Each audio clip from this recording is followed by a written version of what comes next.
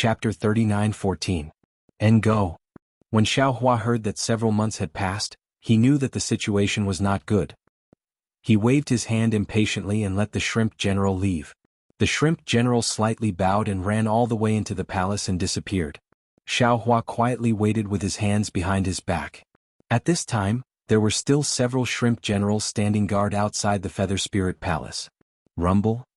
Just when Xiao Jiang had entered for less than half a cup of tea's time, suddenly, the sound of thunder resounded from the horizon. Then a loud and clear dragon roar came from the thunder.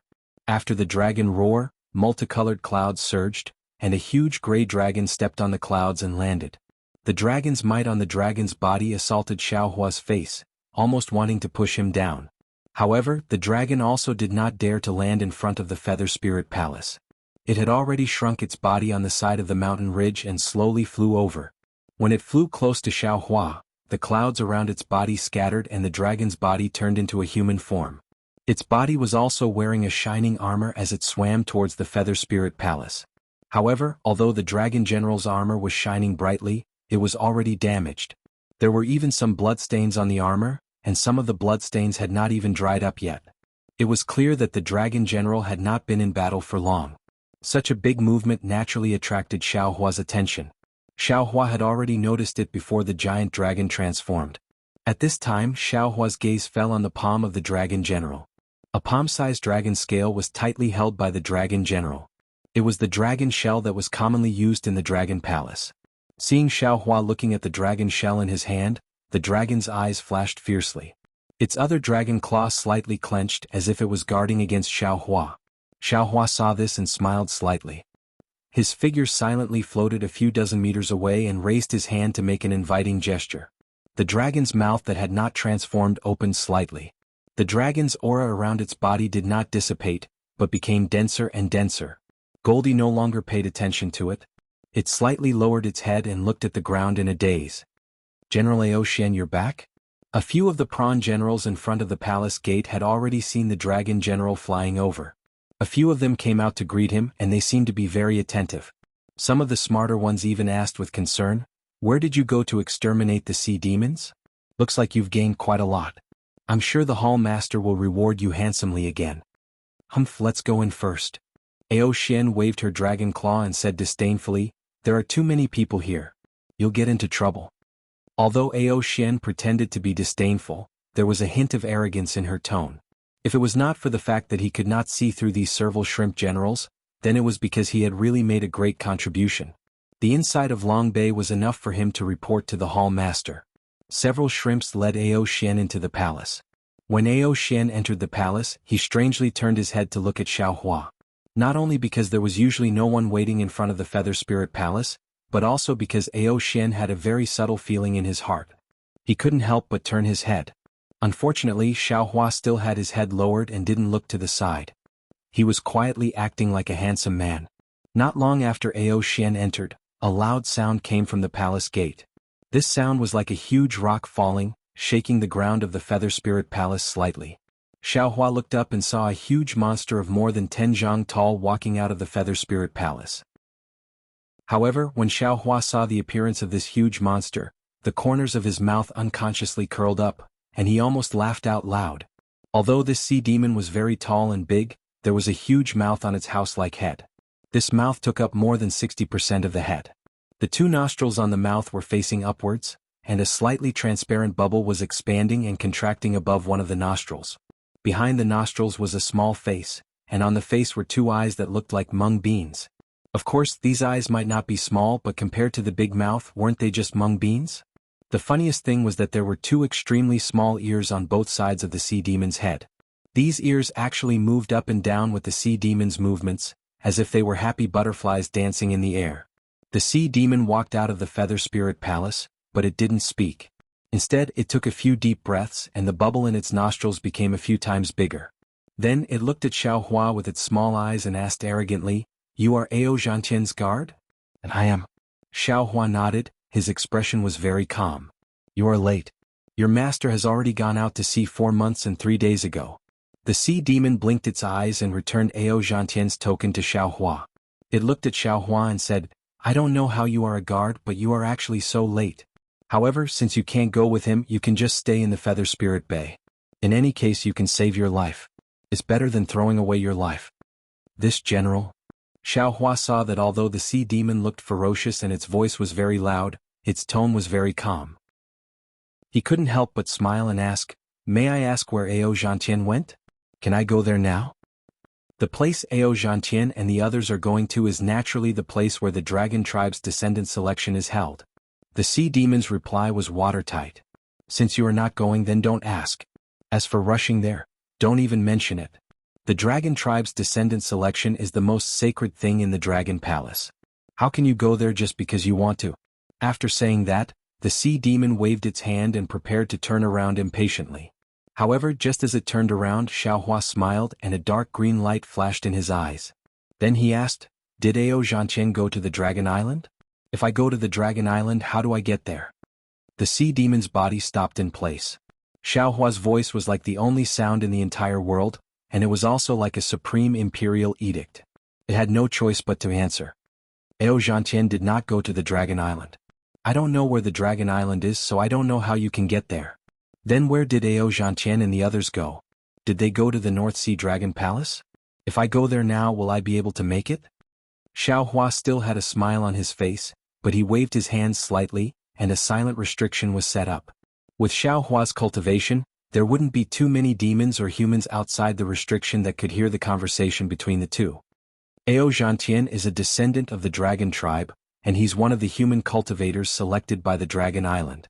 As such, he and the other human cultivators will be heading to the North Sea Dragon Palace first. There, they'll be heading to the Dragon Island with the demons of the Thousand Demon Holy Realm and the dragons of the North Sea Dragon Palace. The time to go to the Dragon Island has not been set. The humans of the Feather Spirit Bay left 3 months ago, and it is said that the humans of the Feather Spirit Bay left 10 days ago.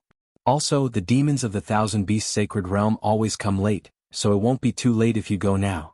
"I see." Xiaohua understood. He thought for a moment and then asked, "Then, can you send me to the North Sea Dragon Palace?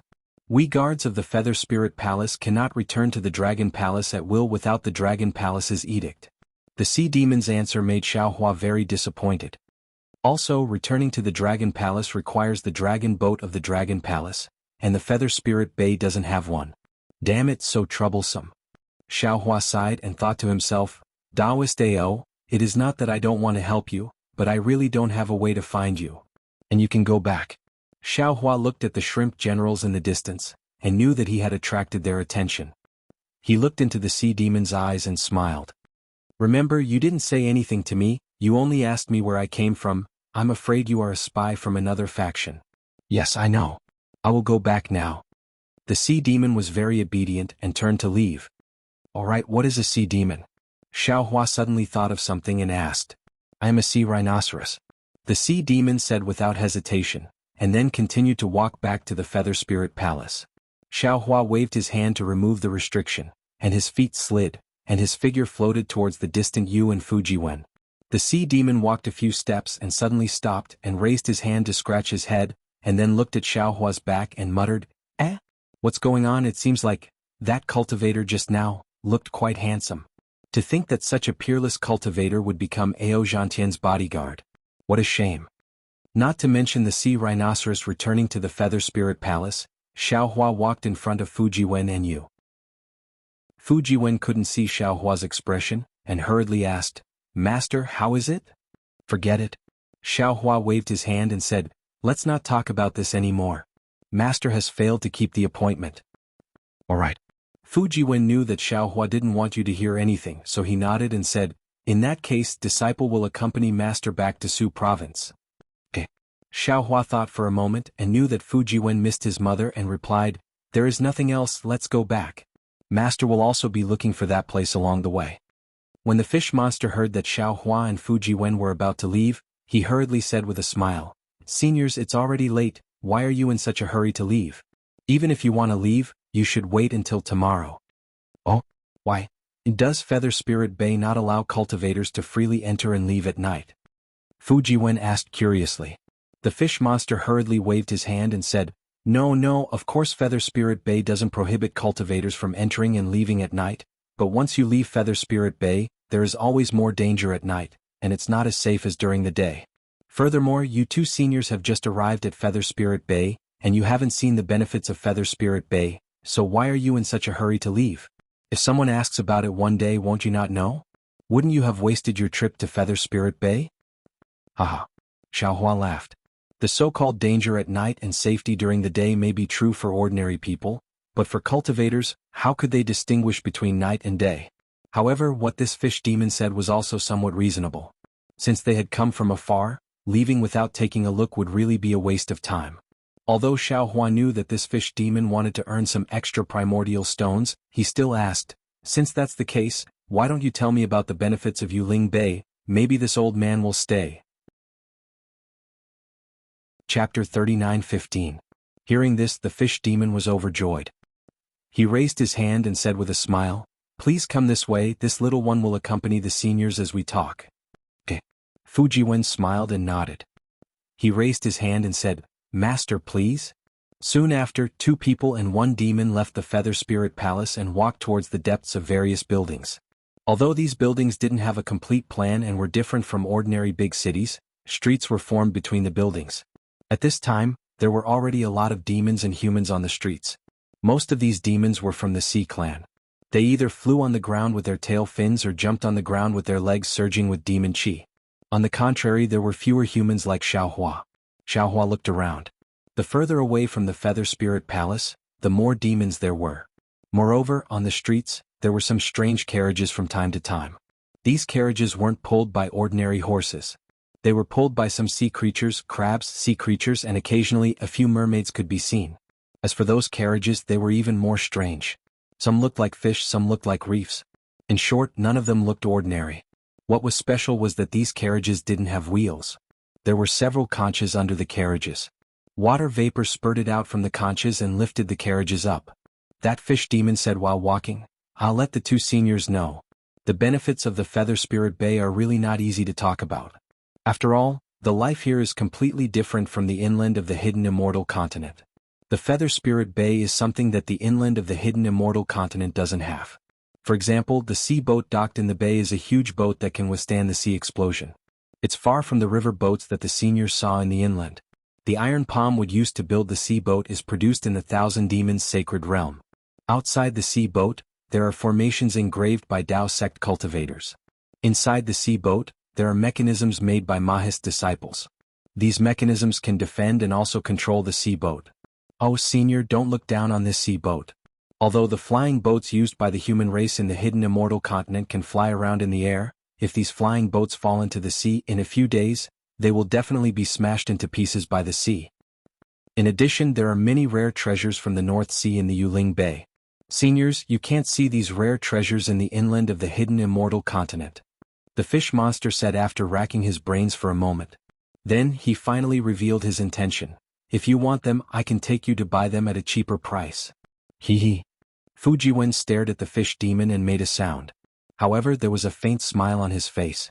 An awkward look appeared on the fish demon's face and he hurriedly added, "Of course, all of you seem to be very powerful, so perhaps you've encountered some bottlenecks in your cultivation. There are also female cultivation furnaces in Feather Spirit Bay for human cultivators. If you need them, I can take you there." Xiaohua shook his head and said, "Let's not talk about anything else. Where can we buy the iron palm wood you mentioned earlier?" The fish demon was overjoyed and he hurriedly pointed to the distance and said, "There. That's the Yazi auction house controlled by the North Sea Dragon Palace. If the 2 seniors are willing, this humble one can bring the 2 seniors over." But after the fish demon finished speaking, he hesitated and said, "However, as far as I know, the iron palm wood in the Yazi auction house is a bit flashy, and the sea crystals required are not cheap. If you want, I can take you to the Luo E Merchant Union. The things there are 30% cheaper than the Yazi auction house." Of course, Xiaohua wouldn't go to the Luo E Merchant Union directly. Instead he asked, "Although the iron palm wood looks very precious, it is common in the Yuling Bay. Tell me, besides the Yazi auction house and the Luo E Merchant Union, where else can we buy the iron palm wood?" "I'll let you know. The Yazi auction house is controlled by the North Sea Dragon Palace, and the Luo E Merchant Union is controlled by the Thousand Devils Sacred Realm. Besides these 2, there are also Zhai Xinglu and Li Lai Trading Company." "Zhai Xinglu?" Xiaohua's heart moved and he asked curiously, Yuling Bay also has a Jiaxing Lu? The fish demon was even more puzzled and asked back. Yes, besides Yuling Bay there are also Jiaxing Lu in Yuxian Bay and other bays. According to the staff of the Luo-Yi Merchant Union, there are also Jiaxing Lu in the Thousand Devils Sacred Realm. It is said that the Star Moon Merchant Union that controls Jiaxing Lu is a very powerful organization. This Jiaxing Lu or Star Moon Merchant Union is so big, why aren't they famous in the hidden immortal continent? Xiaohua was a bit puzzled. After all, he had seen Jiaxing Lu in the Bronze Pillar country decades ago. But after so many years he had traveled to many places and experienced many things, but he had never seen Jiaxing Lu again. As for the so-called Star Moon Organization and the Star Moon Palace that Jiaxing Lu's Zhu Qing had mentioned to him, Xiaohua had never heard of them again.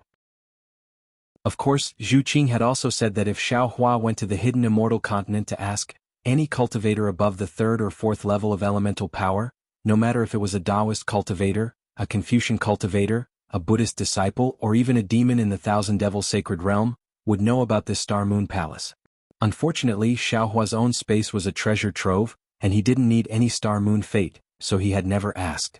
Until now, when he heard the name Jiaxing Lu and Star Moon Merchant Union in the distant North Sea, he realized that maybe Zhu Qing wasn't bragging. Master, Fu Jiwen said with a smile, although your Confucian cultivation is extensive, you are still a Taoist cultivator in your bones. Although you have read many books, scrolls, and teachings of Confucian cultivators, you still have a vague understanding of the structure of Confucian cultivators. Confucian cultivators have always been particular about everything, and only reading is of the highest quality. Scholars who read are the most respected among the people. As the saying goes, the granary knows etiquette and food is the most important thing for the people. This farmer is ranked behind scholar. Without waiting for Fu Jiwen to finish speaking, Xiaohua suddenly understood and nodded. If you want to do a good job, you must first sharpen your tools. If there is no worker, then there is no farmer, and it can't guarantee the benefits of scholar. Therefore, worker is ranked behind the two. As for a merchant, it's not important, and it doesn't matter if there is something or not. This is what scholar, farmer, merchant is. Master, you know everything. That's exactly right. Fu Jiwen said with a smile. When I was at home, I often heard my father talk about the stench of copper coins and disdain to associate with merchants. Therefore, although this Star Moon Merchant Union is rich and imposing, it doesn't fall into the eyes of Confucian cultivator aristocratic families, and it's not often mentioned among the hidden immortal continent's Confucian cultivators. Xiaohua smiled bitterly. Fu Jiwen was right. His Confucian cultivation was even stronger than Taoist cultivation, but he always thought that he was a Taoist cultivator, and his thoughts were incompatible with Confucian cultivators. Of course he wouldn't think of this. At the same time, he also understood why Confucian cultivator Xiaohua insisted on calling him fellow immortal instead of fellow Taoist.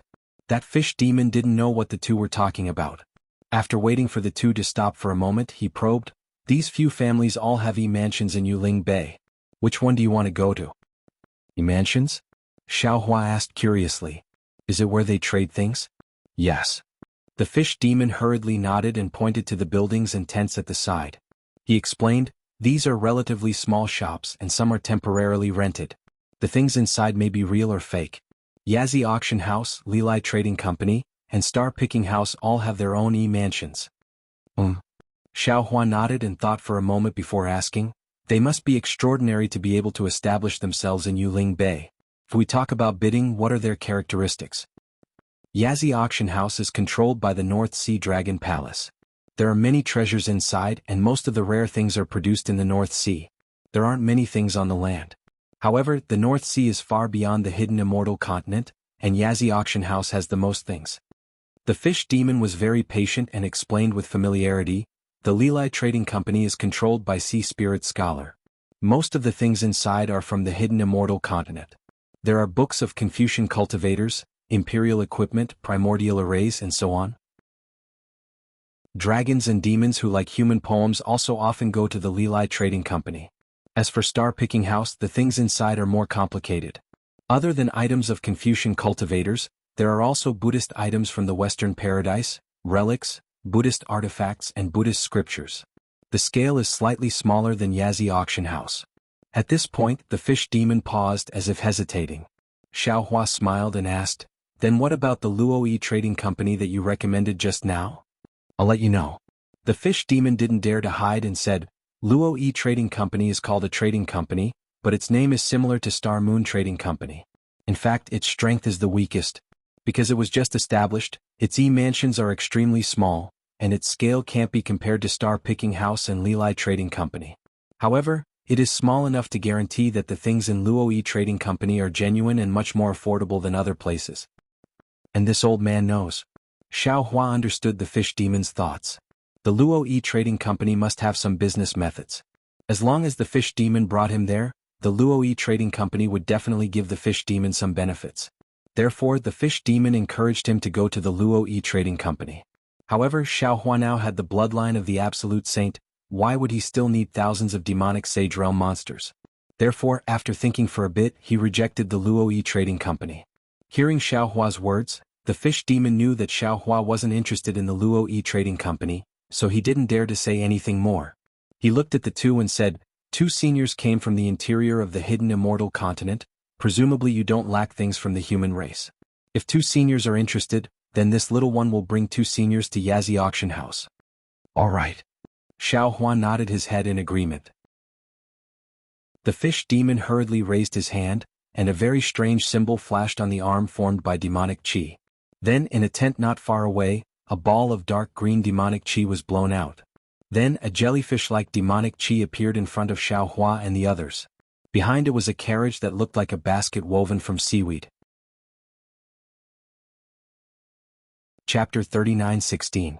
Seniors, please. The fish monster respectfully raised his hand and said, "This is the sea carriage specially used by the Yazi Auction House. All the humans and monsters heading to the auction house can ride it for free." This North Sea Dragon Palace is really good at doing business," Fujiwen said with a smile.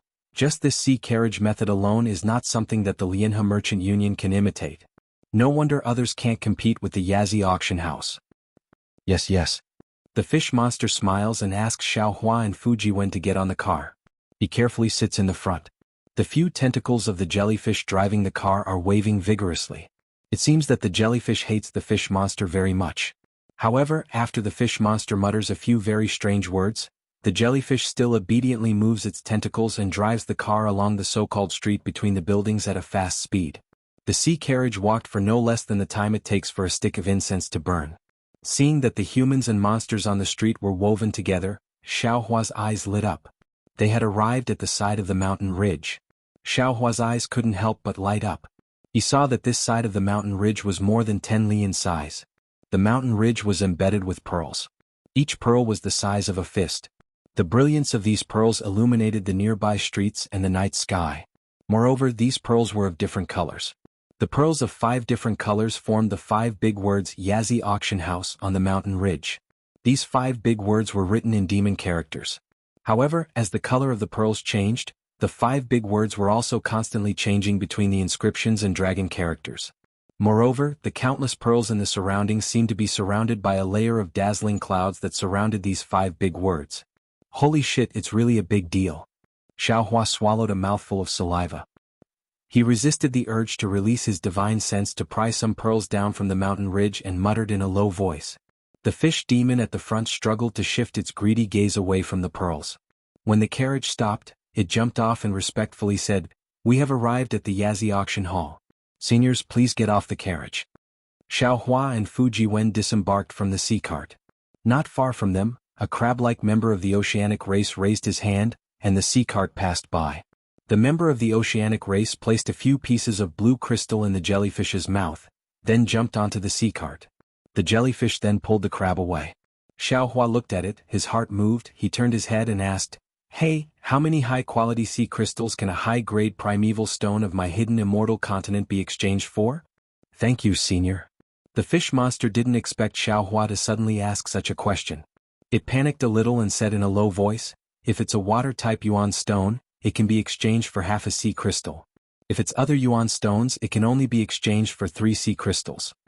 Then, without waiting for Xiao Hua to ask again, the fish monster smiled and said, "May I know if senior needs this little one to accompany you to the Yazi Auction House? If there is a need, I would like to ask senior to give me some primeval stones, and I will go and purchase a certificate to enter the auction." "Oh, this little one doesn't need to buy it, I only need to buy it for the 2 seniors." The entrance to the auction house is in front, right? Xiaohua looked at the place where the flow of people was and asked. Yes, it is in front. The fish monster hurriedly replied, there was still some expectation in its eyes. Xiaohua pondered for a moment, took out some primeval stones and said, I will have to trouble you to buy 2 certificates to enter the auction house. Yes, senior. The fish monster took the primeval stones and hurriedly left. Xiaohua's gaze fell on the bottom of the mountain ridge that was inlaid with pearls. The bottom of the mountain ridge had already been hollowed out, there was a storefront. Outside the storefront there were some stalls. On top of the stalls, there was a dazzling lineup of exotic treasures from overseas. There were pearls, corals, rusty antiques or strangely shaped seaweed and so on. At this moment, in front of every stall, there were some sea race people with dull faces, trying their best to pile up a very fake smile to deal with some cultivators in Yao race. All kinds of noisy words drifted along with the wind. The world is bustling for profit, the world is bustling for profit. Xiaohua looked at this messy area and didn't feel uncomfortable. Instead, a kind of familiar feeling arose. He said with a smile, the ancients really didn't deceive me. No matter if it's a human or a Yao, as long as they fall into the eyes of money, they are all the same. Yes. Fu Jiwen also sighed with emotion. Why didn't my Confucian ancestor demote this Shang to below the 4th rank? Because of this stink of money, humans are also Yao, and Yao are also humans. Boom. Although it was unintentional, the listener was interested. Fu Jiwen only casually said a sentence, but it was like a sudden clap of thunder that woke Xiaohua up. Xiaohua's heart was like a raging sea as he pondered. Yes, the reason humans are humans is because they have human nature. The reason demons are demons is because they have a demon form. But there is cruelty in human nature and there is also benevolence in the hearts of demons. Perhaps humans and demons can be distinguished by appearance, but what about the roots? What should be used to distinguish them? Bloodline inheritance? Or, just like the pride of the 1,000 demons' sacred realm, they are the masters of the world? Humans like us are nothing but food for them. Then what about us humans? In the eyes of humans, aren't demons also inferior? Vulgar? Then at the beginning of ancient times, what were humans and demons like? It had to be said that as Xiaohua's cultivation gradually deepened, the hand of karma, the comprehension of the heavenly Tao, and so on allowed Xiaohua to gradually step into a mysterious cultivation realm, gradually allowing him to break away from the righteous path of ordinary cultivators. At the same time, it also allowed him to unconsciously start to have a completely new understanding of the entire world. Master, look over there. Fu Jiwen didn't realize the consequences of his words. He looked straight at a shop and said in a low voice, it seems to be the relics of some Buddhist sons of paradise. Relics? Fu Jiwen's words once again interrupted Xiaohua's train of thought. With a wry smile, Xiaohua withdrew his train of thought. He squinted his eyes and saw a bald sea demon in a shop about 1,000 feet away from him. He was talking to a few demon beasts. On the shop in front of the sea demon were some sariras of different sizes with faint Buddhist light. Xiaohua frowned slightly. He looked around and didn't see any Buddhist sons of Buddhists. He released his Buddhist sense and looked around. The doubt in his eyes grew stronger. Master, what's wrong? Fu Jiwen saw the doubt in Xiaohua's eyes and asked curiously, are these Buddhist sons' relics fake? They are indeed fake. Xiaohua was a little surprised and shook his head slightly, but I keep feeling that something is wrong. Hee. Fu Jiwen transmitted his voice, Master's Buddhist cultivation seems to be very powerful. Let's go over and take a look? Xiaohua nodded. At this moment, the fish demon turned around and handed 2 thumb-sized fish rings to Xiaohua and Fu Jiwen.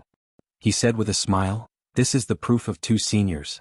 However, because my status in Yuling Bay is low and it's the first time 2 seniors have come to Yazi auction house, you can only wait for the outer sea fish rings.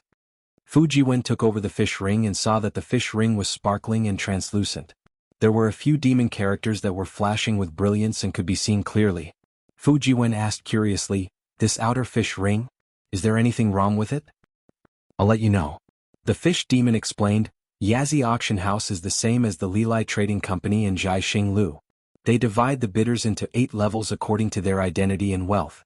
The proof of each level is different. They can be dragons, phoenixes, whales and other foreign objects are all fish. However, according to what I know, the proof of the 8 levels is not much. They only take up 20% of the total. The foreign objects take up 80% of the total. Jianghu and the Lilai Trading Company have restrictions on the qualifications of the 8-level bidders. They are afraid that some bidders do not have enough sea crystals after bidding for extremely expensive items. The North Sea Dragon Palace is not afraid of this. The Yazi auction house does not have any restrictions. It's just that the seats of the foreign objects are different from the 8 levels. I remember that Zhai Xinglu can give a higher level after verifying the buyer's primordial stones. Can't Yazi auction house be rare? Xiao Hua asked with interest. The fish demon shook his head. The North Sea Dragon Palace does not look at the buyer's sea crystals. Even if you take out a mountain of sea crystals, if the North Sea Dragon Palace feels that you do not have a reputation, they will not give you such proof. The North Sea Dragon Palace is indeed tyrannical. Xiao Hua took the proof and looked at the remaining primordial stones in the fish demon's hand. He waved his hand and said, "You can keep the rest of the primordial stones for yourself. Thank you for your guidance. I will return to the mainland after bidding. You do not need to follow me." The fish demon hesitated. He was indeed overjoyed, but he was also a bit reluctant. After all, there were not many humans who could take out a few high-grade primordial stones as a reward. Xiao Hua's cultivation was unfathomable, but his attitude was especially amiable. This made the fish demon feel especially close to him. Therefore, the fish demon smiled and said, "I thank Senior for your generous gift. Although Senior does not need me to serve you inside, I will wait here. If Senior has any other requests in the auction, please do not hesitate to find me." "And okay." Xiao Hua smiled and nodded. He did not say anything else. He turned and led Fuji Wen to the shop not far away. Seeing that Xiao Hua and Fuji Wen did not enter the Yazi auction house, the fish demon raised his leg as if he wanted to follow them. However, thinking of Xiao Hua's previous words, he could only wait. Xiao Hua walked to the front of the shop. A few of the demonic beasts who were whispering to the bald man looked at Xiao Hua with some astonishment. Although they were still talking, they didn't pay attention to Xiao Hua.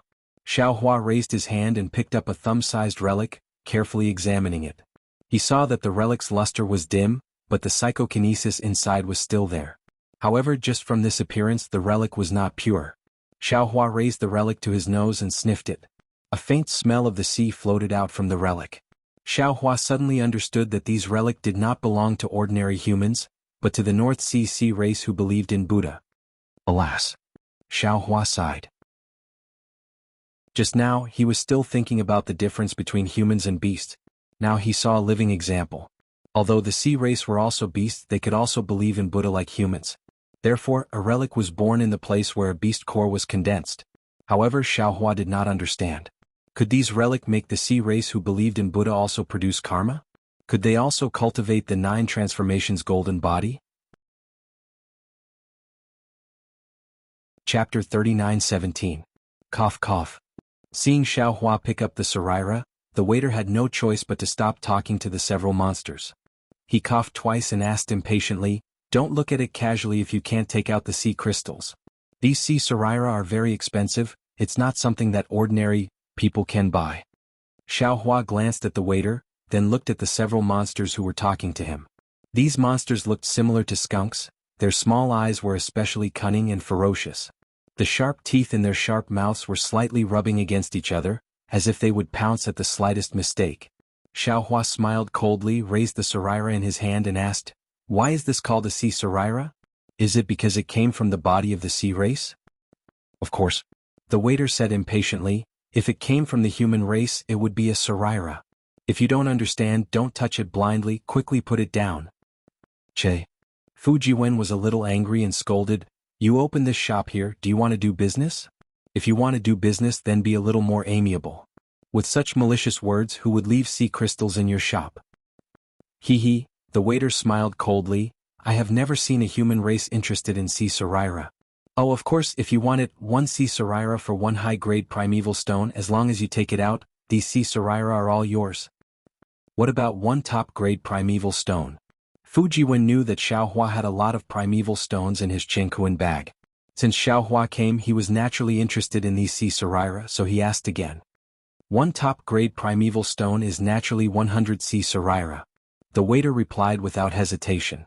"Okay, how many sea Saraira do you have here?" Xiao Hua smiled and asked. The shop assistant frowned and looked at Xiao Hua. He scanned Xiao Hua's body with his Yuan Shun, but he couldn't sense Xiao Hua's cultivation level. He thought for a moment and said, "There are about 2,000 of them here." Give me 20 top-grade yuan stones and you can take them all. So it's like this. Xiaohua nodded his head and took out 20 top-grade primeval stones. The primeval stones floated in the air, causing the sea monster's eyes to light up.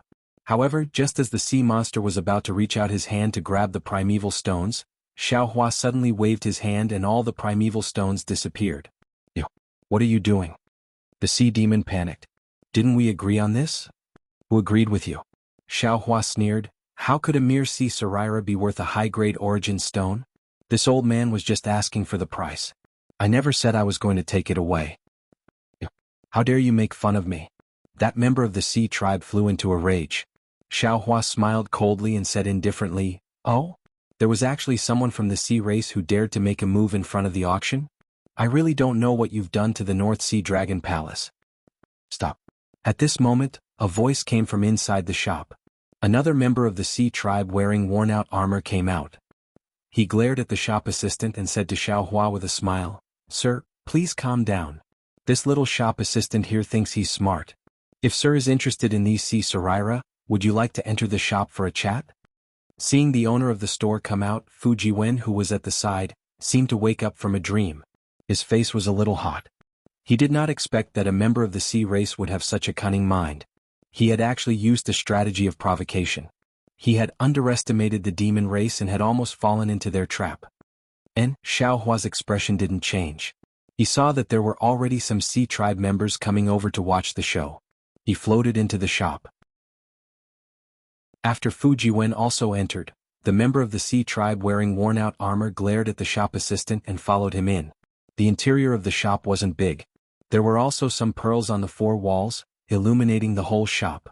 Under the brilliance of the pearls, there were some sea Saraira of even better quality displayed all around the shop. Other than these sea Saraira, the shop also had some Buddhist tools. However, these Buddhist tools were different from the 18 objects of Buddha. Some were knives and forks, some were corals, and some were in strange shapes. Xiaohua looked around and then looked at the owner of the shop. This member of the sea tribe was tall and sturdy, like a shrimp general. However, he didn't have any hair on his head. The shell on his body had some cloud-like patterns. Although the armor of this member of the sea tribe was worn out, the worn-out parts still flickered with a dark gold color. Obviously, the quality of the armor wasn't bad.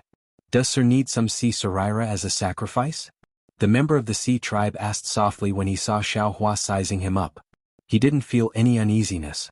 His fist-like eyes stared at Xiaohua. When Xiaohua heard this, he asked curiously, could it be that those who come here to buy sea Saraira are all used as sacrifices? No. The member of the sea tribe shook his head. The majority of those who come here to buy sea Saraira are from the sea tribe. They use these sea Saraira to heal. The art of alchemy of you human cultivators isn't something that the sea tribe can compare with. Presumably, you wouldn't use such low-quality sea Saraira to heal. Other than offering sacrifices. I can't think of any other reason. Xiaohua raised the sea Saraira in his hand and asked again, How did you get this sea Saraira? The two protruding eyes of the member of the sea tribe trembled slightly. He seemed to frown and said coldly, Sir, you're being nosy. My shop assistant offended you earlier. The sea Saraira outside is 5 high-grade vitality stones. If Sir needs them, you can buy them with vitality stones. If you don't like them, you can leave. How you got this sea Saraira has nothing to do with Sir. Xiaohua also snorted coldly. The whole shop suddenly turned cold. What's there to not talk about? Since you can commit murder, why don't you dare to talk about it? If it weren't for the soldiers coming from overseas, where would these sea tribe Buddhas fall into the cycle of reincarnation? These members of the sea tribe who wholeheartedly follow Buddhism probably never thought that after thousands of years of bitter cultivation, in the end, they would actually become medicine for the sea tribe to heal their soul injuries. Xiaohua was wrong. The sea tribe didn't fear this cold at all. Although they sensed Xiaohua's malice, the member of the sea tribe still sneered and said, That's right, it's a massacre. The sea tribe is the sea tribe, not the human race. It's fine if you live the life of the sea tribe in the North Sea, but you want to be a merciful member of the sea tribe? You want to imitate the bald monk and chant Buddhist scriptures? Of course, if it weren't for their bitter cultivation of Buddhism, how would the sea tribe know that the sea Saraira has a miraculous effect on healing soul injuries? Isn't this the karma that the Buddhist sect's Vairocana Buddha spoke of? Besides, although Sir is a human, what qualifications do you have to say that we are sea tribe? Don't human cultivators also use the sea tribe Buddha's Saraira as tonics? Sir, don't tell me you came to my shop to reincarnate these sea Saraira? Alas, Amipa. Xiaohua sighed. This old man originally had this idea. I wanted to buy all these sea Saraira and reincarnate them one by one. However, if I didn't buy them, I wouldn't kill them. The more I buy, the more sea tribe Buddhas you will kill. How can I still buy them? Sir, you can choose not to buy them, but you can't make all the sea tribe members not buy them. The eyes of the sea tribe member trembled again, as if he was thinking intensely. He then said, as long as one sea tribe member buys them, these sea Saraira will exist in this world for a day. Xiaohua looked at the sea tribe member and asked indifferently, you seem to be from the North Sea Dragon Palace's army? The sea tribe member waved his arms that were like pliers and answered, that's right. If I wasn't a general in the army, how could I find so many sea Saraira? No wonder. If you didn't do so many things that damaged your virtue, you wouldn't be punished by the heavens. Xiaohua's eyes were like lightning. He looked at the shell inside the sea tribe member's armor and nodded, with the big hole in your abdomen, even the North Sea Dragon Palace would be helpless, right? Whether it damaged my virtue or not, this general doesn't know. The sea tribe member seemed to be somewhat agitated by Xiaohua's words. He waved his pliers and shouted, this general only knows that when a military order is given, even if this general's body is smashed to pieces, I will still charge forward. What a loyal general. Xiaohua's words were incomparably sarcastic. This has nothing to do with you, sir. At this moment, the sea tribe general finally understood that Xiaohua wasn't here to do business. He was more like a nitpicker. If you have no interest in these sea Saraira, please leave. Third master, third master. At this moment, an urgent voice came from outside. Then a small sea shrimp rushed in from outside. Seeing that there was someone else in the shop, the small sea shrimp shut his mouth and stood to the side, not daring to say anything. Chill, what's the matter? But your grandfather. The sea tribe member ignored Xiaohua and asked hurriedly. Yes, Grandpa's stomach hurts again. I want to go to the apricot forest medicine shop to buy medicine for Grandpa. The small sea shrimp was somewhat embarrassed to speak in front of strangers. The sea tribe general didn't say anything and walked to the corner of the shop. He took out a few sea crystals and handed them to the small sea shrimp. He said, take these sea crystals first. It's better to buy medicine first. Yes, third master. The small sea shrimp took the sea crystals and looked at them. He said embarrassedly, but the medicinal liquid of the apricot forest medicine shop has increased in price again. Damn it. The sea tribe general cursed and said somewhat helplessly, wait a moment. Grandpa will go and borrow some. Xiaohua's heart was moved. He asked, Chiu, did your grandfather fight together with your third master? Yes. The small sea shrimp said shyly, my grandfather and third master fought across the 4 seas and made illustrious military achievements. However, after retiring from the army, why are you telling this to the human race? The sea tribe general berated, these humans are the most cunning. When they buy things they keep lowering the price. When they sell things they use flowery words to raise the price. The medicinal liquid of the apricot forest medicine shop has been increasing in price every year for the past few years. Yes, third master. The small sea shrimp shrunk his neck and replied in a low voice. Ai, this old man understands. Xiaohua took out a few top-grade primeval stones and said, old sea shrimp, this old man wants the sea relics in your shop. These are primeval stones paid in advance. You can take them. But the sea tribe general stared blankly. He then waved his hand and said, this general doesn't need any charity. Furthermore, even if you buy these sea relics, this general will still hunt down the sea clans who have relics. Aren't your actions aiding the evildoer in his evil deeds? Chapter 39:18. Take it. Xiaohua passed the vitality stone to the small shrimp and sighed, didn't you say it before? Even if I don't buy it, other demon clans will buy it and you will still go to the North Sea to hunt. Even if you don't go, other sea clans will go. In this world, as long as there are benefits, there will always be people who will do it unless. Speaking of this, Xiaohua's eyes lit up again. That's right, the sea clans used the sea Saraira to heal because they didn't have Taoist alchemy techniques. They had no choice but to rely on the sea Saraira. However, when it came to alchemy, even Confucian cultivators didn't have the qualifications to speak. As long as Xiaohua could refine a spiritual pill to heal the soul, Wouldn't he be able to take drastic measures and cut off the demon clan's dependence on the sea Saraira?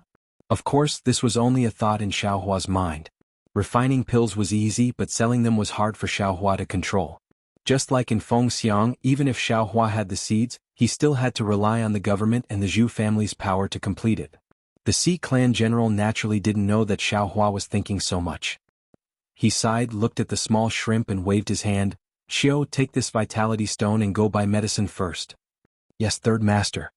Little sea shrimp took the primordial stones and responded. Then he bowed respectfully to Xiaohua and said, "Thank you, immortal elder." Go. Xiaohua waved his hand and said, "I can only help you up to this point. If you have the prescription of Xinglin drugstore, I can help you take a look and see what's wrong with the medicinal liquid." This. The small shrimp shook his head and said, "Xinglin drugstore only gives medicinal liquid, they never give any prescription."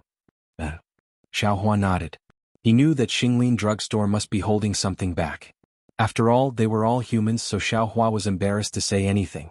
However, the eyes of the sea species general at the side lit up as he thoughtfully looked at Xiaohua. After the little shrimp left, the sea species general's voice trembled as he said, Immortal elder, you know how to treat injuries?" "Yes, this old man can treat the injuries of the human race, but I have no interest in the demon race." Xiaohua didn't hide anything and explained, "However, this old man does have some soul-nourishing and soul-nourishing pills here, which have some effect on the soul damage of the human race. It should also be useful for the monster race. That's why I wanted to leave some for the general." Immortal elder. The sea species general's body trembled slightly. He stretched out his pincers, wanting to grab Xiaohua's arm. However, after stretching out his pincers, he felt that it was inappropriate. The pincers made a kabie sound in midair, as if he was extremely excited. "Since Senior Immortal has such an immortal pill, then treating our broken limbs will definitely be a piece of cake." "That's not true." Xiaohua waved his hand. "Humans are humans, monsters are monsters, especially you see races. This old man doesn't know what's inside your shells, and those pill recipes can't be used carelessly." This. The sea species general hesitated for a moment as if thinking about something. Xiaohua took out a jade bottle and handed it to him, saying, "This is a bottle of pills. If there are some people who come to your shop to buy sea relics and want to relieve the pain of their souls, you can give them some to try. If it works..." Speaking up to here, Xiaohua hesitated. If this pill was effective, what could Xiaohua do? This was also his previous misgivings. He wanted to, but he was powerless. "You can try it first." Xiaohua stuffed the jade bottle back to the sea species general and said, "We'll talk about it later." The sea species general understood Xiaohua's intention as soon as he heard this. He once again pondered over Xiaohua's words and actions when he entered the shop. How could he not know what Xiaohua was thinking? He was a person who was used to commanding troops, so he immediately made a decision. In an instant, he blocked Xiaohua's figure and said anxiously, "Immortal elder, this humble one operates this shop purely for the sake of my old subordinates who are unable to survive after returning from war. This humble one doesn't understand other ways of doing business. These past few years, this shop has been barely holding on. If this shop wasn't bestowed by the Dragon Palace, this humble one would have been unable to hold on long ago. Just as Immortal Elder said, this humble one also doesn't want to kill too many sea species. Therefore, if Immortal Elder is willing, this humble one is willing to close this shop. Fellow Immortal Elder is thinking too much." Xiaohua waved his hand and said, "It's not that this old man doesn't want to help you, but there are too many people interfering in this matter. This old man only came to participate in the auction and then will have to return to the mainland. How can this old man concoct pills for you here?" "Immortal Elder, don't be anxious." The sea species general hurriedly shouted, "There's still an hour before the auction at Yazi Auction House. Immortal Elder, please wait a moment. This humble one will be back soon." After saying this, without waiting for Xiaohua to say anything else, the general rushed out of the shop. "Master." Fujiwen, who was watching from the side, said in a low voice, "Can your pills cure the illness of these sea species?" "How would I know?" Xiaohua said helplessly, "Usually when I see sea creatures it's on a plate. When have I seen so many sea species? Our human race's pills definitely can't be given to the sea species. Who knows what kind of medicine might poison them? If it's something that nourishes the soul, it's probably the same." Fujiwen said again, "But the problem is the demonic beast race. After all, they're not humans. Those who aren't of our race are bound to have different intentions. This old man can't be at ease. It's indeed a little difficult, Xiao Hua said with a smile, but what if my fortune gate can refine these pills? Master, who do you plan to pass on your alchemy skills to? Fu Jiwen immediately understood Xiao Hua's plan. He narrowed his eyes as if he could see a mountain of origin stones. I can't see it for the time being. Xiao Hua sighed and said, you can inherit Master's array formation skills. With this array formation skill alone, it shouldn't be a problem for you to cultivate to the Literature Saint realm. As for the Literature Star realm, it depends on your luck. Yuanya's temperament is simple, and he cultivates Master's secret art. This secret art leans towards body cultivation. Asking this guy to refine pills is probably harder than picking up an embroidery needle.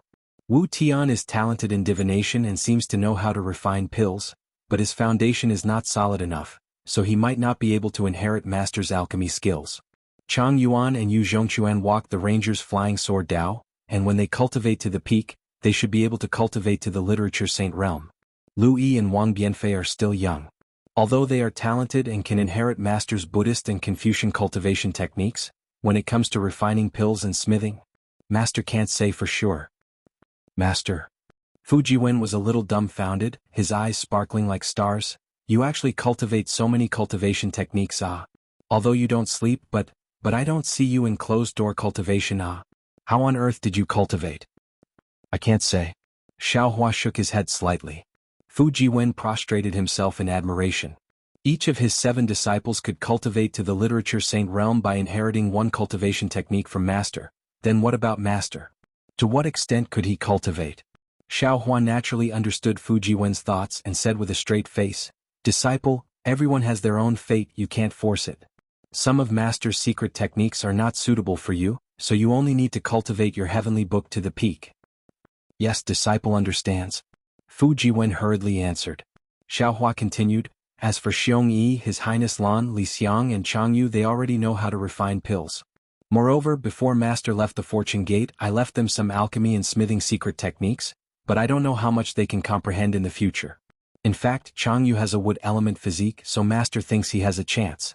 Of course, if possible, the 4 of them will each take charge of a sect, one for smithing, one for alchemy, and the other 2 will be gatekeepers for Master. Haha, Master, gatekeepers are He Xiong's job, others can't snatch it away. Fu Jiwen laughed. But 3 senior brothers' array formation skills are really not that good. How about this disciple also take charge of one sect in the future? And sooner or later, each of the inner disciples will take charge of one sect. Xiao Hua nodded. If you have this idea, then it's best.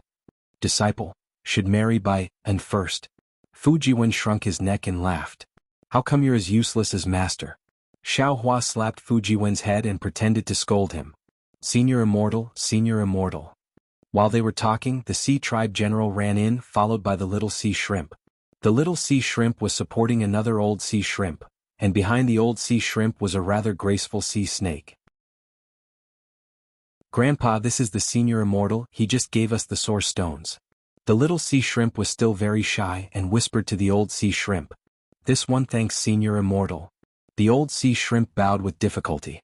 His body was wrapped in dried seaweed, and that seaweed was like a piece of hard paper covering his abdomen. You're welcome. Xiao Hua waved his hand. Those source stones were used to purchase this place's sea relics. After the Sea Tribe General shouted and entered, he hurriedly raised his hand and pressed it against the wall. The light in front of the shop surged, and the previously open shop door gradually disappeared. What are you doing, fellow immortal? Xiao Hua was not afraid and asked indifferently. Senior immortal. The little sea shrimp could not help but fall on the ground and kowtow. Third Master said that senior immortal can cure this one's grandpa. This one kowtows to senior immortal, hoping that senior immortal can save grandpa. Every month, he is in so much pain that he hovers between life and death. If senior immortal can cure grandpa, this one? Get up. Fu Jiwen watched from the side, and stole a glance at Xiao Hua's expression. He helped the little sea shrimp up and said, My master is the most benevolent. If he didn't want to help, he would have already left. Since he is here, of course he is willing to help. However, my master has already said, did you bring the medicinal liquid from the apricot forest medicine shop? This one hasn't had the time to go yet. The little sea shrimp replied somewhat embarrassedly. May I ask for Senior Immortal's name and Dharma name? The sea snake in the distance looked at Xiaohua and asked with some hostility. This one is Xiaohua, Dharma name is Taoist Xiao. Xiaohua replied. Taoist Xiao. The sea snake stared blankly, thought for a moment and shook his head slightly. Senior Immortal is wearing a Taoist robe, you should be a Taoist cultivator, but this one seems to have never heard of a Taoist Xiao with great magical powers in the hidden immortal continent. Click on the Chinese network's public account, WeChat friend, add public account, enter Kdred, and participate immediately. Everyone has a prize, immediately follow Kdred's WeChat public account. Chapter 39:19. Xiaohua did not mind at all. He looked at the Sea Race General and said, I'm afraid that fellow Taoist will be disappointed when you look for this person to test the medicine. The Sea Race General glared at the sea snake and said rather sternly, she dares. General Liu, the sea snake was helpless. You trust humans too easily. No wonder you have to live a miserable life while guarding this shop. If you listen to me, change. Are you going to eat it or not? The Sea Race General took out the pill that Xiaohua gave him and said, if you don't eat it, don't come and see me in the future. All right. The sea snake was helpless. He took the pill and threw it into his mouth without even looking at it. Then he stared at Xiaohua's small eyes with his big eyes. It seemed that the soul-nurturing pill did not have any reaction at all. Taoist Master Xiao? The Sea Race General said in a low voice, don't think that Qi's words are unpleasant to hear. Back then, when she was under my command, she was resourceful and resourceful. It was only because of her that I was able to protect the brothers under my command and achieve many military exploits.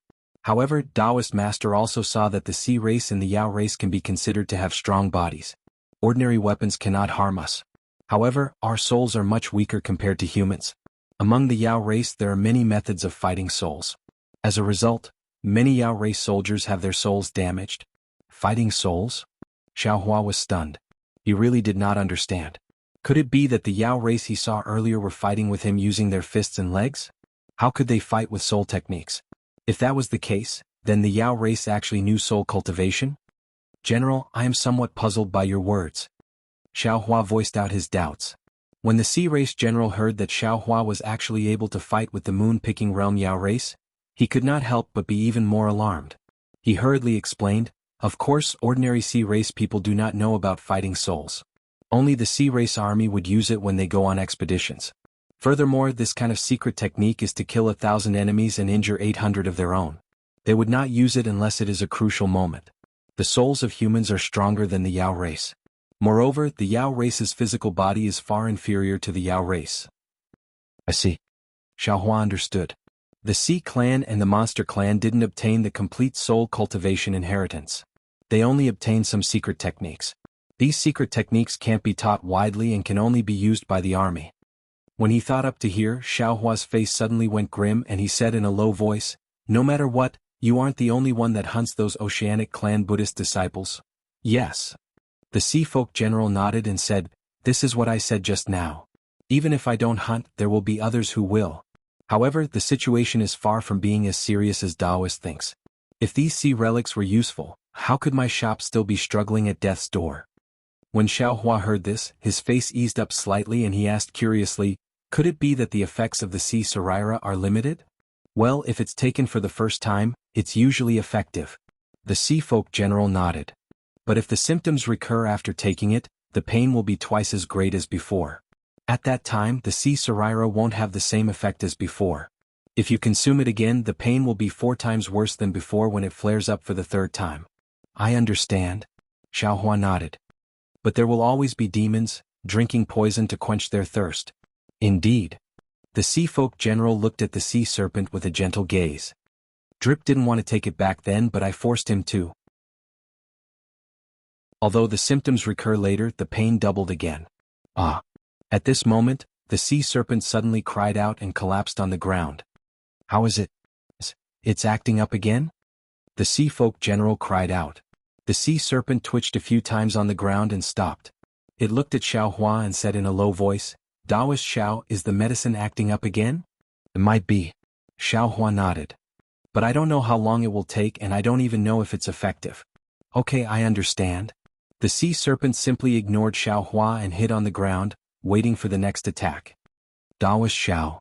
The sea folk general looked at the sea serpent worriedly, then shifted his gaze away and said to Xiao Hua, "Let's put the matter of drip aside first. I believe in Daoist Xiao's pill, let's see how effective it is. Now I would like Daoist Xiao to take a look at Qiu's grandfather. His injury. Sai Daoist Xiao, our sea folk shell is 100 times stronger than that of the human race. Our shell can even heal itself. However, it can't withstand our repeated battles.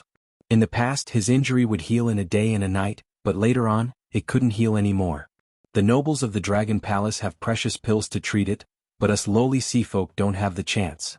Daoist Xiao, if you have the slightest chance, you can give it a try." Ah! Not far away the sea serpent cried out again and rolled on the ground. "Come, let me take a look first." Xiao Hua indicated to the old sea serpent to lift the seaweed. "Yes, Daoist Xiao." The old sea serpent trembled as it lifted the seaweed. A strong fishy smell mixed with a stench was emitted from the old sea serpent's body. Under the seaweed there was a dark green pus. A hole the size of a human's head almost pierced through the old sea serpent's shell. "Cover it up." Xiao Hua looked and frowned as he indicated. "Daoist Xiao, how is it?" The sea folk general's heart seemed to be seized as he hurriedly asked. Xiao Hua shook his head. "I also know the Qi Huang technique, but that's only for the human race. I really don't understand the demon race, especially the sea folk's shell. I can't prescribe the right medicine." The sea folk general's face was very disappointed, but he still said, What if I find Bei Wen in this field? Would Daoist Xiao be able to help?" "I can't guarantee this." Xiao Hua still shook his head. "However, since the apricot forest medicine shop can refine the medicine, I shouldn't have any problems." "Good." The sea folk general nodded. "The time for the auction is coming. Daoist Xiao, you should go and participate in the auction first. I will go and look for Bei Wen who has some pill recipes. If I can find him, I ask Daoist Xiao to take pity on us." "Okay." Xiao Hua nodded and said, "I will go and participate in the auction first. Everything can wait until I come out. Daoist Xiao, take away all the sea serpents in my shop." The sea folk general said, "If Daoist Xiao's pill is useful, I won't need to hunt these sea serpents in the future." "General, you're giving me too big of a hat. Xiao Hua wouldn't easily fall for it." He said with a smile, "My head isn't that big." It was unknown whether this sea folk general understood the illusion of succor. However, from Xiao Hua's evasiveness, the sea folk general didn't want to force him. He could only say regretfully, "If that's the case, Daoist Xiao, take away all the sea serpents in front of the shop. I will wait here for Daoist Xiao to return." "Okay." Xiao Hua nodded. He waited for the sea folk general to open the shop door again. He looked at the shop assistant standing respectfully at the door. With a wave of his big sleeve, those dim sea serpents all fell into Xiao Hua's big sleeve. He then led Fu Jiwen towards the entrance of the Yazi auction house. The sea folk general sent them to the door. Seeing the two of them leave, he hurriedly returned to the shop. Not long after, he hurriedly came out again and went to another place. In the distance, the sea folk general watched Xiao Hua walk out of the shop. He then watched Xiao Hua follow a group of beasts and humans into the auction house. He hesitated for a moment before walking towards the shop. At this moment, it was already time for the Yazi auction house to start bidding. Therefore, many beasts and sea folk wore all kinds of clothes and armor and rushed towards one direction. Similarly, among the beasts, there were also many humans who, like Xiao Hua, followed the beasts and walked towards the entrance of the auction house. When Xiao Hua and Fu Jiwen arrived at the entrance of the Yazi auction house, they looked up and couldn't help but inwardly sigh in admiration. The stone wall in Xiao Hua's eyes was a huge portrait of the Yazi. This portrait was engraved in the mountain ridge. Similarly, there were thousands of pearls embedded in various parts of this portrait. Even though it was already late at night, all the beasts and humans could still see the ferocious and mighty aura of the Yazi. This Yazi's eyes coldly looked forward. His big mouth was wide open. The entrance of the auction house was this big mouth. Damn it, isn't this the legendary walking into a trap? Xiao Hua smiled bitterly. If this Yazi was alive, wouldn't the entire auction house be in its stomach? Master Nine Heavens had already used this trick in the past. Well, Master Nine Heavens must have seen this Yazi auction house before. That's why he thought of turning Master Clear Rain into a cave and trapping us cultivators. While Xiao Hua was thinking, he had already followed the beasts to the entrance. The entrance was not guarded by the beasts of the Dragon Palace. However, there was a thin layer of water curtain blocking the entrance. As long as a beast walked under the water curtain would produce a faint beast chi. When the beast chi landed on the certificate in the beast race's hand, the certificate would emit a thin layer of water vapor to cover the beast race. When the water vapor and the water curtain were close to each other, the beast race would enter through this connection without any abnormality. Xiaohua also entered through the water curtain with the certificate. When he saw what was before him, Xiaohua could not help but feel stupefied. This was because behind the water curtain was a huge domed hall. At the top of the hall were 9 beasts. They were the 9 dragon sons on the 9 dragon steel. The Yazi was surrounded by the other 8 dragon sons. Aside from the Yazi, the other 8 dragon sons also looked extremely vicious. The 9 dragon sons looked fiercely at the hall. An indescribable pressure came from above the heads of the beasts. Not only that, under the dome, the seats around the hall were like blooming flowers. These flowers were divided into 9 layers. Each layer was more gorgeous and noble than the last. In the center of these flowers was a huge coral-paved area that took up about 40% of the hall. The corals on the field were colorful, and the light slowly changed with the flow of people. Occasionally, the images of the 9 suns would be projected onto the corals, and the living demonic beasts seemed to be about to escape from the light. This is a good event where a pie falls from the sky. Cool phones are waiting for you. Click on the Chinese network's official account, WeChat friend, add official account, type Kdred, and participate immediately. Everyone has a prize. Follow Kdred's official account on WeChat.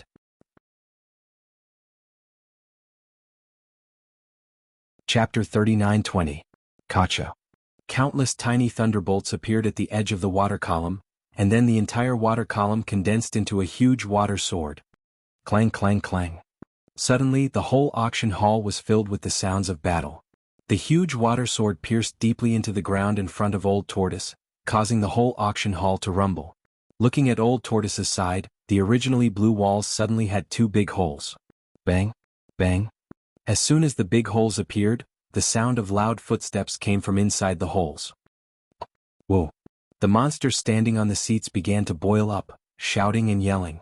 Xiaohua was baffled, but there was a strange demon formation restriction in the auction hall, and Xiaohua was too lazy to use his divine sense to probe. He just waited for the things inside the holes to appear. In just a few breaths, 2 demon beasts rushed out from each of the 2 holes. The demon beast on the left was 100 zhang in size, and its body was tall and sturdy like a rhinoceros. It had a single sharp horn on its nose, and a pair of big ears on both sides of its head. Occasionally, wind blades would appear in a flash. The demon beast on the right was a size smaller than the rhinoceros, but its body was more vigorous. In this demon beast's big mouth, 2 sharp teeth were sticking out of its mouth, and the mane all over its body was erect, with some multicolored stripes on it. Especially this demon beast's 4 feet, there were sharp blades more than a foot long sticking out, and each blade was suffused with a dark green color. Xiaohua glanced at them, and knew that these 2 demon beasts were called the male rhinoceros and Kuan Lai. They were extremely ferocious and fierce demon beasts in the 1,000-demon sacred realm. Ordinary people would have a hard time encountering them, but he didn't expect to encounter 2 at once. The 2 demonic beasts ran out from their respective caves and immediately saw each other.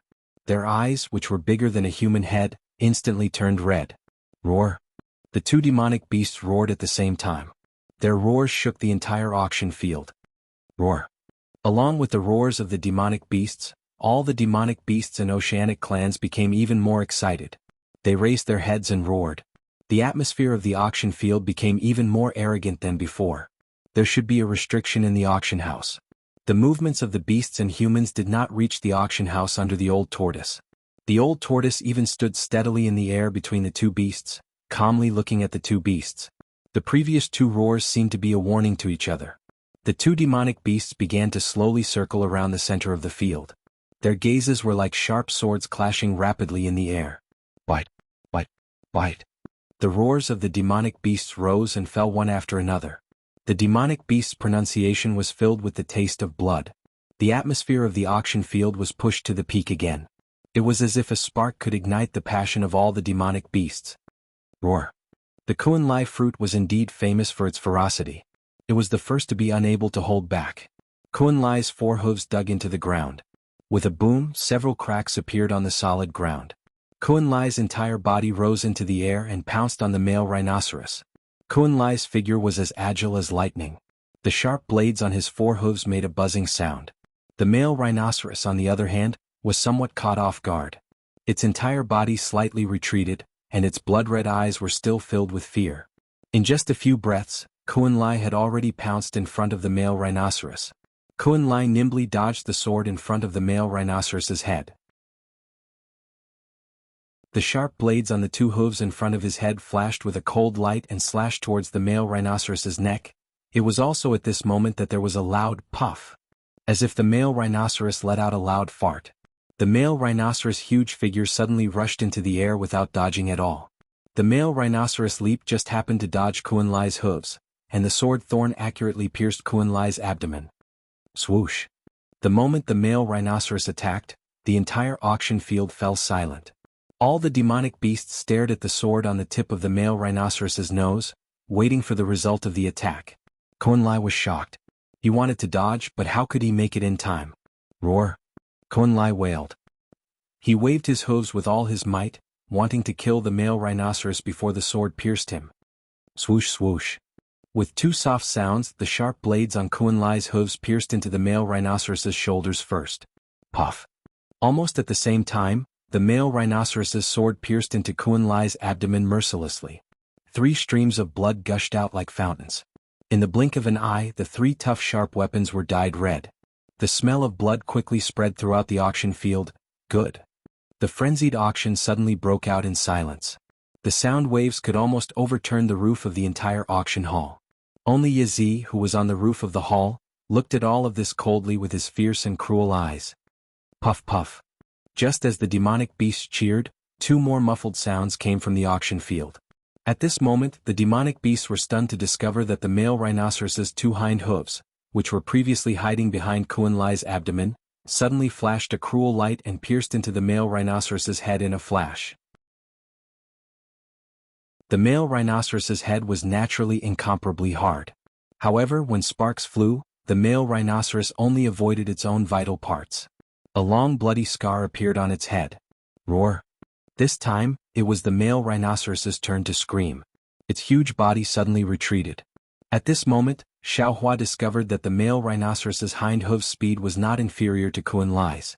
In other words, everything the male rhinoceros did before was to confuse Kuan Lai. Although the 2 vicious beasts were fighting a battle of wits and courage, they were actually evenly matched. However, the moment they came into contact, both beasts were injured. On the male rhinoceros's back, there were 2 bloody holes that were bigger than fists gushing out blood. On the male rhinoceros's head, there were 2 bloody scars that were similarly bleeding. Within the bloodstains, the eerie white bones could be seen with the naked eye. Kuan Lai stood there. Although he didn't seem to have any abnormalities, his abdomen was dripping with blood like a small stream flowing happily. Roar! Roar! Several dozen wolves opened their mouths and roared towards the auction sky. All of the demonic beast's eyes were blood red. A strange, tyrannical atmosphere instantly spread throughout the entire auction. Even the majority of the humans stood up from their seats and shouted crazily. Crazy? Beside Xiaohua, Fujiwen sighed slightly. This Yazi auction house is indeed formidable. Xiaohua smiled bitterly. First it was the beauty. Soon after there was blood. Everyone and demonic beasts were dizzy from the rush of blood. When the bidding started, they became the male rhinoceros and Kuan Lai. In the end, only the Northern Sea Dragon Palace profited. As Xiaohua spoke, that Kuan Lai launched another attack. The male rhinoceros also calmly faced the battle. Those 2 large ears were actually sharp weapons. From time to time, they would land on Kuan Lai's body and slice off pieces of flesh. Kuan Lai was even more formidable. His 4 hooves danced as he stabbed again and again. Every time he stabbed, he would leave behind a bloody hole on the male rhinoceros's body. Although the male rhinoceros's skin was tough and thick, in merely the time it took for a stick of incense to burn, the male rhinoceros's body was full of bloody holes. Moreover, although these bloody holes constantly flickered with faint star energy, they did not heal. Clearly, Kuan Lai's sharp blades were highly toxic. From the scene, it looked like Kuan Lai had the upper hand. The male rhinoceros did not counterattack much. However, the male rhinoceros's counterattack was extremely powerful. After stabbing into Kuan Lai's abdomen for the first time, the male rhinoceros's sword stabbed into other parts of Kuan Lai's body 5 times. Blood gushed out from Kuan Lai's body, and the entire auction house was covered in blood. Oh! Kuan-Lai howled in grief. He suddenly broke away from the battle and ran towards the hole he previously ran out of. The male rhinoceros had obviously won. It roared and brandished its sword to show off. However, at this moment, the four walls of the auction house had already closed up. Where was the hole to be seen? Kuan-Lai ran one round and appeared in front of the male rhinoceros again. While showing off, the male rhinoceros roared again. It was like a huge mountain as it advanced towards Kuan-Lai. Seeing this, although Kuan-Lai howled in grief, he still pounced over. Not only did he desperately open his mouth to bite the male rhinoceros's flesh, he even used the sharp blades on his forehoofs to stab the male rhinoceros. The fight between the two demonic beasts was extremely cruel. Flesh and blood flew everywhere. After a while, there was not a single piece of intact flesh on the two demonic beasts' bodies. Even their bones were exposed. The two demonic beasts were even somewhat weak. However, they still fought for their survival. In the auction house, the cheers from the surroundings did not stop. Xiaohua could even hear the voices of a few humans beside him were somewhat hoarse. "AI, let's go." Xiaohua stood up from his seat and whispered, "It's fine if we don't participate in this auction." It was also at this moment, "Good?" There was another thunderous cheer. The male rhinoceros's sword stabbed deeply into Kuan-Lai's abdomen again, and Kuan-Lai accurately stabbed the sharp blades on his two hind hooves into the male rhinoceros's eyes. Ao. The male rhinoceros struggled like crazy and ran again. Kuan-Lai's body clung to the male rhinoceros's body with all his strength, and his hind hooves stabbed into the male rhinoceros's brain. Blood flowed out, and a white substance also seeped out from Kuan-Lai's hind hooves. In the end, the male rhinoceros fell to the ground like a mountain. Kuan-Lai also fell to the ground of the auction house on the verge of death. Blood kept gushing out from his abdomen, forming a river of blood. Boom! There was a loud sound. Before the demonic beasts could rejoice, a huge wave of water fell from the center of the auction house and smashed into the two demonic beasts' bodies that were still breathing. The strength of the wave was so great that it instantly smashed the two demonic beasts into meat paste. Then, the wave of water rolled up a blood-colored spray and suddenly disappeared in mid-air.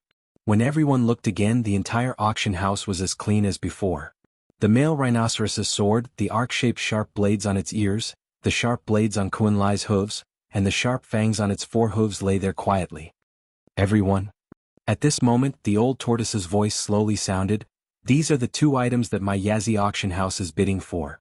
These two items can only belong to the experts of my demonic beast clan, the victors of the future world. The starting price is 10,000 sea crystals. 11,000. 12,000. Without waiting for Xiaohua to move his feet, the sound of bidding rose one after another. Moreover, all kinds of brilliance continuously flickered above the seats. Author's note: a good activity where meat pies fall from the sky. Cool phones are waiting for you. Click on the Chinese website's official account, add a friend on WeChat, add a public account, enter Kdred, and participate immediately. Everyone has a prize. Immediately follow Kdred's official account on WeChat.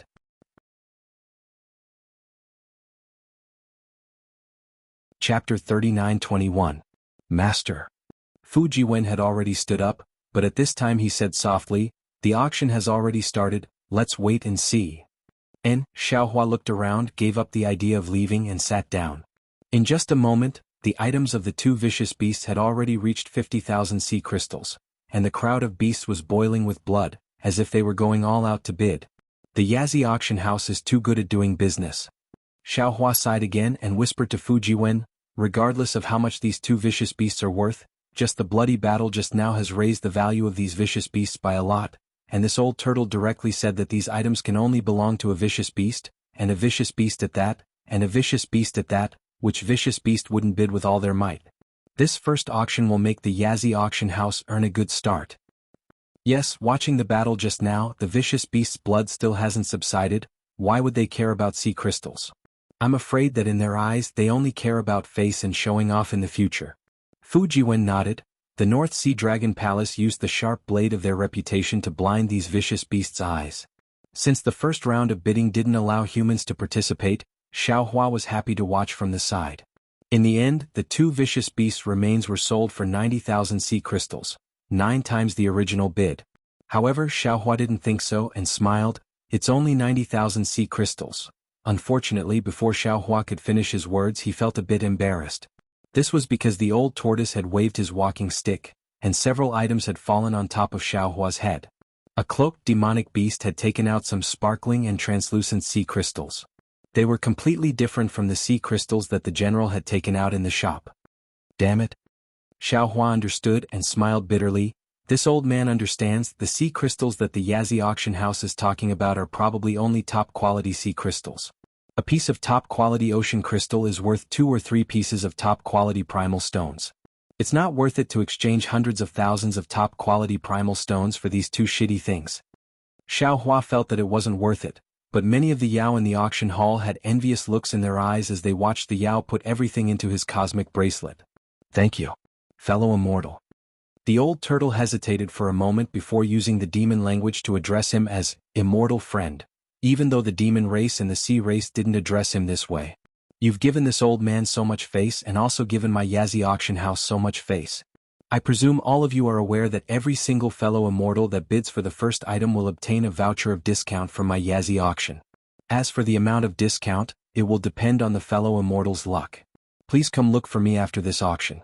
The voucher of discount will take effect after this auction. This certificate can be used in the auction hall or in all the properties of the North Sea Dragon Palace. Whoa. Some exclamations sounding very regretful. Obviously, these were all first-time buyers of the Yazi auction house, so they didn't know about this. Hee, it seems that there are many first-time fellow immortals in my Yazi auction house. The old turtle said with a smile, I have to introduce myself again. My name is Xian Kong. This name sounds similar to the Buddhist name of the Arhat of the Buddhist sect, but I'm a genuine Yao. I have nothing to do with the Arhat of the human race. Of course, if my Yao race doesn't need any ocean relics in the future, I can consider abstaining from meat and chanting Buddhist scriptures. Boom. Some Yao began to roar with laughter, and the smell of blood in the auction hall gradually faded. Alright, the rules of my Yazi auction house are similar to those of other auction houses. Xian Kong began to slowly explain the rules of the auction house according to the practice of ordinary auction houses. Fortunately, there weren't many rules in the Yazi auction house, so he finished explaining a few of them.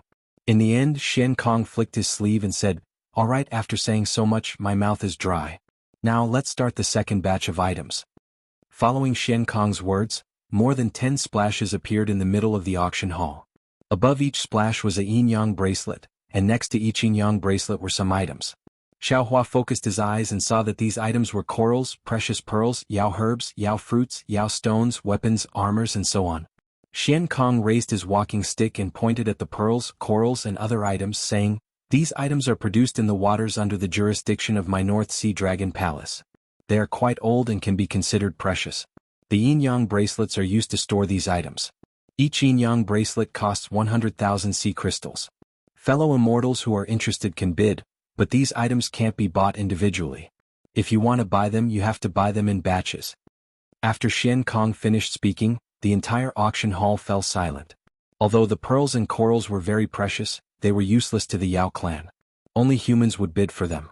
Seeing the awkward situation, Xian Kong smiled and said, Fellow immortals who want to bid for these items can rest assured.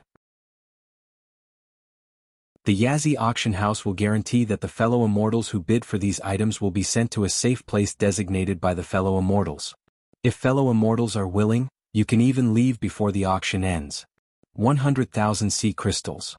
As soon as Xian Kong finished speaking, someone immediately spoke up.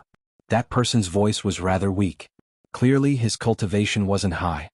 Does anyone else want to bid? Xian Kong smiled and said, Every bid is 1,000 sea crystals. Xian Kong asked a few times but no one answered. Xian Kong shook his head helplessly and said, Fellow immortals of the human race are really smart. I presume this fellow immortal has already discussed with the other fellow immortals before coming to the auction? This old man knows that there are more than 100,000 sea crystals in this yin-yang bracelet, but there's nothing I can do. This yin-yang bracelet now belongs to this fellow immortal.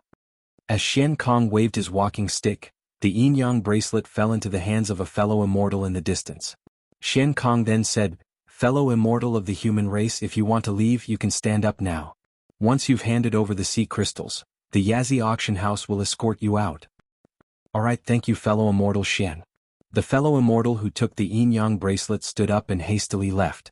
Xian Kong glanced at the back of the fellow immortal, raised his walking stick and said, "All right, the next item, the coral, will be 100,000 sea crystals." Not long after, the pearls, corals, armors and other items were all bought. Xiaohua understood that it was just as Xian Kong said. They were all bought by humans and they all chose to leave immediately. Xiaohua understood that these items of the sea race were extremely precious in the eyes of the mortals of the hidden immortal continent. Most of the bidders should be merchants of the mortal world. They would benefit from this. Of course, everyone knew the dangers involved. They didn't have the ability to protect themselves. Even if they had some bodyguards, they probably wouldn't be able to deal with the cultivators who coveted these items. They could only place their hopes on the credibility of the Yazi auction house. Next is the herbs picked in the Thousand Demons Sacred Realm. The starting price for each yin-yang bracelet is 50,000 sea crystals. As soon as Xian Kong spoke, a voice filled with doubt sounded, "Senior Xian, I have a question to ask. Is it possible?" "Oh, fellow immortal, please go ahead." Xian Kong naturally wasn't afraid that someone would ask, he was afraid that the auction house would be quiet. These items are commonly seen in the Thousand Demons Sacred Realm. I usually don't even look at them. Why are they being sold for so many sea crystals? Hee, fellow immortal, you don't know. Xian Kong said with a smile, the humans of the hidden immortal continent are good at making elixirs. All herbs and spiritual fruits can be used as medicines. Most of the medicines that the monster race needs the most are made by the humans. These herbs from the Thousand Demons Sacred Realm may also be part of the ingredients they need to make elixirs. Therefore, these herbs can also be sold for auction. Damn it, I see. The monster race was shocked. Then won't the humans make a fortune? These ordinary plants are worthless to begin with, but after passing through their hands, they can actually produce such precious medicinal pills. Yes, there's nothing we can do about it. Xian Kong shrugged his shoulder outside the turtle shell and said, "We monster race don't understand these things, so we can only rely on the humans. That's why the North Sea Dragon Palace got these herbs from the Thousand Demons Sacred Realm. On one hand we can provide them with elixirs and on the other hand we can earn some sea crystals from them. Alas, Senior Xian, you've worked hard." The monster race sighed with emotion at the hardships of the North Sea Dragon Palace. However, he didn't understand. If these monster fruits and monster herbs were sold for a high price, then wouldn't the medicine made from these monster fruits and monster herbs be even more valuable? 50,000 sea crystals. A voice called out. 51,000 sea crystals. Xiaohua thought for a moment and also called out. Fu Jiwen wasn't surprised by Xiaohua's bid. After all, Xiaohua had already said that he wanted to cure the old shrimp, so these monster herbs should be useful. Xiaohua's bid made Xian Kong slightly surprised, and he unconsciously looked in Xiaohua's direction. At the same time, the human who was the first to bid also stopped. Okay, 51,000 sea crystals. Xian Kong took the opportunity to ask, "Fellow immortal, do you have any other bids?" 52,000. The man called out again. Xiaohua thought for a moment and called out, 55,000. 56,000. The man didn't show any weakness, as if he was determined to get this monster herb. Xiaohua pinched his chin and looked into the distance. He could almost guess who was bidding. Fellow immortal Xian. Xiaohua said, "Can I take a look at this universe bracelet first?" "Of course you can." Xian Kong said nimbly. He raised his hand and the water under the universe bracelet rushed out, sending the universe bracelet to Xiaohua. Xiaohua took the universe bracelet and scanned it with his divine sense. He then put the universe bracelet back on the water and said with a smile, "I give up." Okay. Xian Kong nodded, then looked around and said, "Is there any other fellow immortal who wants to bid?" "Master, why aren't you bidding?" Fu Jiwen whispered. Xiaohua laughed and said, "There are a lot of things inside, but they are all very high-level demonic grasses. They might not be effective in treating the injuries of the old sea shrimps and the other sea race, so why would I bid for it?"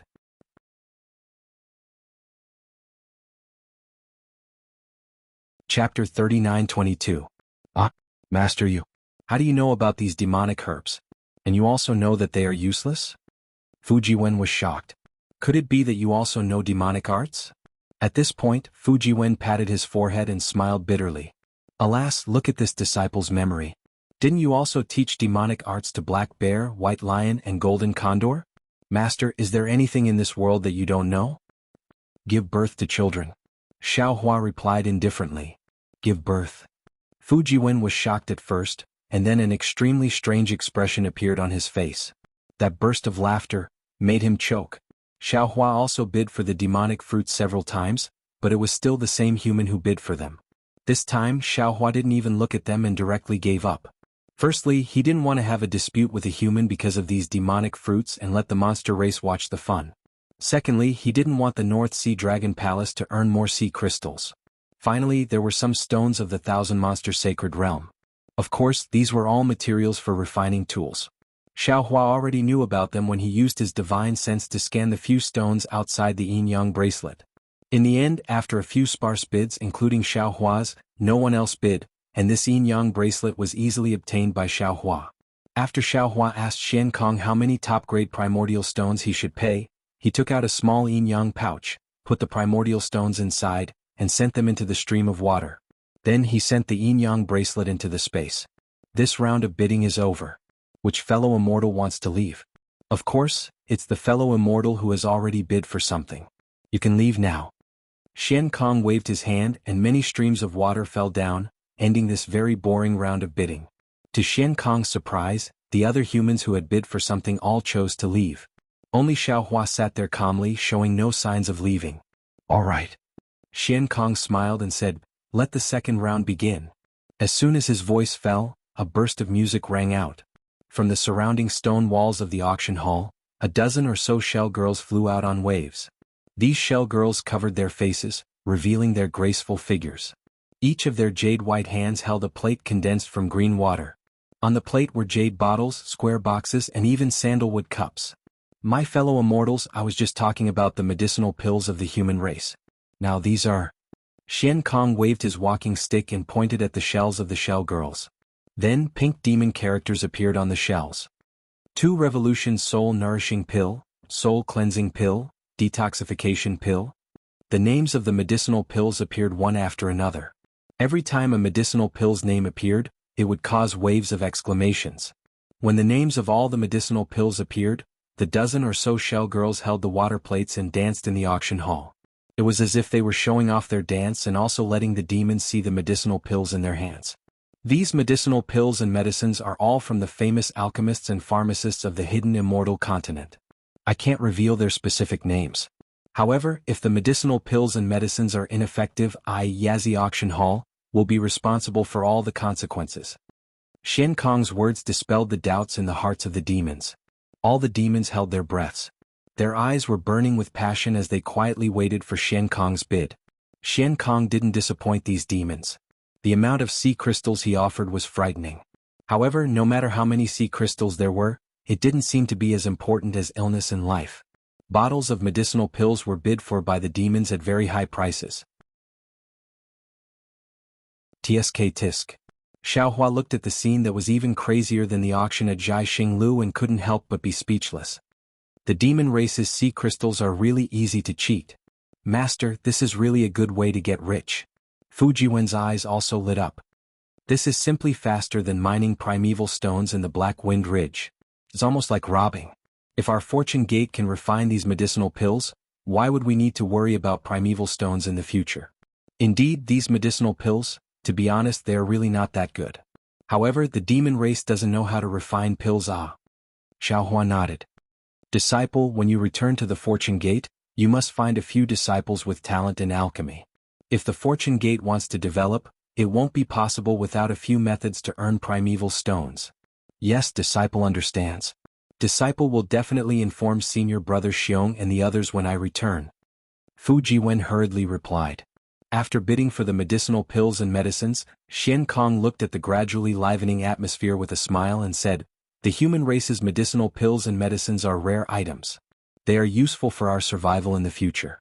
The next item to be auctioned is something useful for the cultivation of fellow immortals." Old Ghost Shen, hurry up, this old man can't wait any longer. A rather arrogant voice sounded from above. It was obviously a distinguished guest of the Yazi auction hall. Right away, right away. Xian Kong didn't get angry and shouted, "You just need to prepare the sea crystals." As he spoke, a loud bugle horn sounded from the walls where the dozen or so shell girls had flown out. Then hundreds of shrimp and crab soldiers clad in battle armor rushed out from the walls. These sea tribe members were all holding weapons in their hands. Hanging from these weapons was a pouch made of golden thread. There were actually things in those pouches. When Xiaohua saw the things in those pouches, his eyes unconsciously flashed with ruthlessness. Because the things in those pouches were dozens of nascent souls, dozens of gold cores, dozens of fist-sized relics, and hundreds of demonic cores. There were even a few jade bottles in those pouches. Inside those jade bottles, there were traces of green light. If he wasn't mistaken, those were some living souls. Those dozens of nascent souls had their eyes tightly closed. Xiaohua used his divine sense to scan them and knew that the primordial spirits inside the nascent souls had been wiped out. Only their spiritual shells were left. Kaka. This is what this old man likes the most. The arrogant voice said, and there was actually a hint of hunger in it. It was obviously a demonic beast that was used to devouring. Fellow immortals, according to the usual rules, starting from the demonic cores, each demonic core is 500,000 sea crystals. Xian Kong smiled faintly and said. But before he could finish, another voice called out, 510,000, 520,000, 530,000. In just a short moment, the first demonic core was called for 620,000 sea crystals. At this time, the bidding finally began to calm down. Several powerful demonic beasts slowly increased the price. Xiaohua didn't pay attention to these bids. He narrowed his eyes and looked at the dozens of nascent souls. He was secretly thinking about how to bid. He had a lot of top-grade primordial stones in his space, but if he were to bid for all these nascent souls, it would be somewhat beyond his ability. However, if he didn't bid, not only would Xiaohua feel uncomfortable watching these nascent souls without primordial souls being devoured by the demonic beasts, but if these nascent souls were refined into scattered souls, they would be far more useful to Xiaohua than hundreds of thousands of top-grade primordial stones. The first demonic core was finally sold for 800,000 sea crystals. The prices of the following demonic cores varied, but they were all around 700,000 sea crystals. The hundreds of demonic cores brought the Yazi auction house over 100 million sea crystals. Xian Kong smiled so widely that his small eyes were almost invisible. The Buddhist sect Saraira that followed shocked Xiaohua. Each Saraira was actually worth more than the demonic core, almost 1 million sea crystals. However, when he thought about how the mottled sea Saraira made the demonic beasts scramble for them, these authentic Buddhist light were very strong. These Saraira would be even more useful for the cultivation of the demonic beasts. Fellow immortals, let's start the bidding for the Taoist sect's nascent souls. Xian Kong's tone was somewhat excited. Clearly, the harvest of the demonic cores and Saraira greatly exceeded his expectations. Xiaohua could also hear a trace of coldness in Xian Kong's tone. In his eyes, these Taoist sect's nascent souls were nothing but items to be bid for. 400,000 sea crystals for each nascent soul. Regardless of size. Xian Kong casually waved his hand, and many nascent souls flew up and landed in the air for the demonic beast to see. It was as if these nascent souls were fruits. Looking at these nascent souls, Xiaohua's heart was pierced deeply. Nascent souls were different from golden cores, demonic cores, and Saraira. Nascent souls were in human form, and at this moment, they were imprisoned by demonic arts. The clothes that ordinary nascent souls transformed into were nowhere to be seen. They were naked in the golden silk. There were even a few female nascent souls among these dozen or so nascent souls. Perhaps in the eyes of the demonic beasts, regardless of gender, they were the same. It was just like how humans looked at bulls and cows. However, in Xiaohua's eyes, it didn't feel good. 2 million sea crystals. Xiaohua didn't even think about it and was about to bid. However, just as he spoke, a voice came from the side of the auction house in the distance at the same time as Xiaohua. 2 million sea crystals, this old man wants them all. Oh. Not only was Xian Kong slightly stunned, but some of the demonic beasts who wanted to bid were also surprised. A wave of exclamations came from all over the auction house. These demonic beasts were very strange. Why was it that the first person to bid for nascent souls wasn't a demonic beast, but a human? Moreover, it was two humans. While Xian Kong and the demonic beasts were in a daze, Xiaohua stroked his chin and thought to himself. Nascent souls were somewhat useful for the demonic beast's cultivation, but they were definitely not as useful as demonic cores. The price of 400,000 sea crystals also proved this point. Even if the demonic beasts who wanted to bid for nascent souls wanted to bid, they definitely wouldn't bid so much at once. Therefore, Xiaohua wanted to take advantage of the demonic beast's inability to react and use a large number to scare them, then easily obtain these nascent souls. Unfortunately, the human cultivator on the other side obviously had the same plan as Xiaohua. His bid immediately destroyed Xiaohua's wishful thinking. However, Xiaohua was puzzled. Who was the other party? Why was he as interested in nascent souls as he was? After all, ordinary Taoist cultivators took nascent souls because they were interested in the primordial spirit within them. They could be used to refine magic treasures and array diagrams. The pure nascent soul's spiritual shell was not very useful. This fellow immortal's suggestion is not bad. Xian Kong pondered for a moment and nodded. The quality of these nascent souls is different. If we all bid at 400,000 sea crystals, I'm afraid many fellow immortals won't be willing. Why don't we just bid together? Old Turtle Xian. Some demonic beasts were unhappy and shouted, I just want to get a nascent soul to taste. If you do this, won't I be unable to satisfy my cravings? No, definitely not.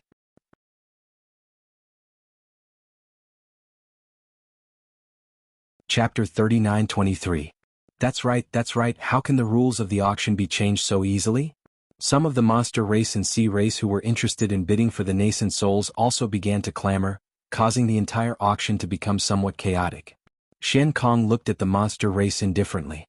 After a while, he casually waved the cane in his hand and said with a smile, the host of this auction is this old man. Everything this old man says, as long as it doesn't go against the rules of my auction, then my words will be the rules today. All right. A few of the noisy monster race looked at Xian Kong's serious expression and then looked at the 13 nascent souls that had just condensed their nascent souls. After weighing the pros and cons, they replied in a low voice. This immortal friend has bid for 2 million sea crystals. Are there any other immortal friends who want to bid? Xian Kong looked in Xiaohua's direction and seemed to be hoping that Xiaohua would make a bid.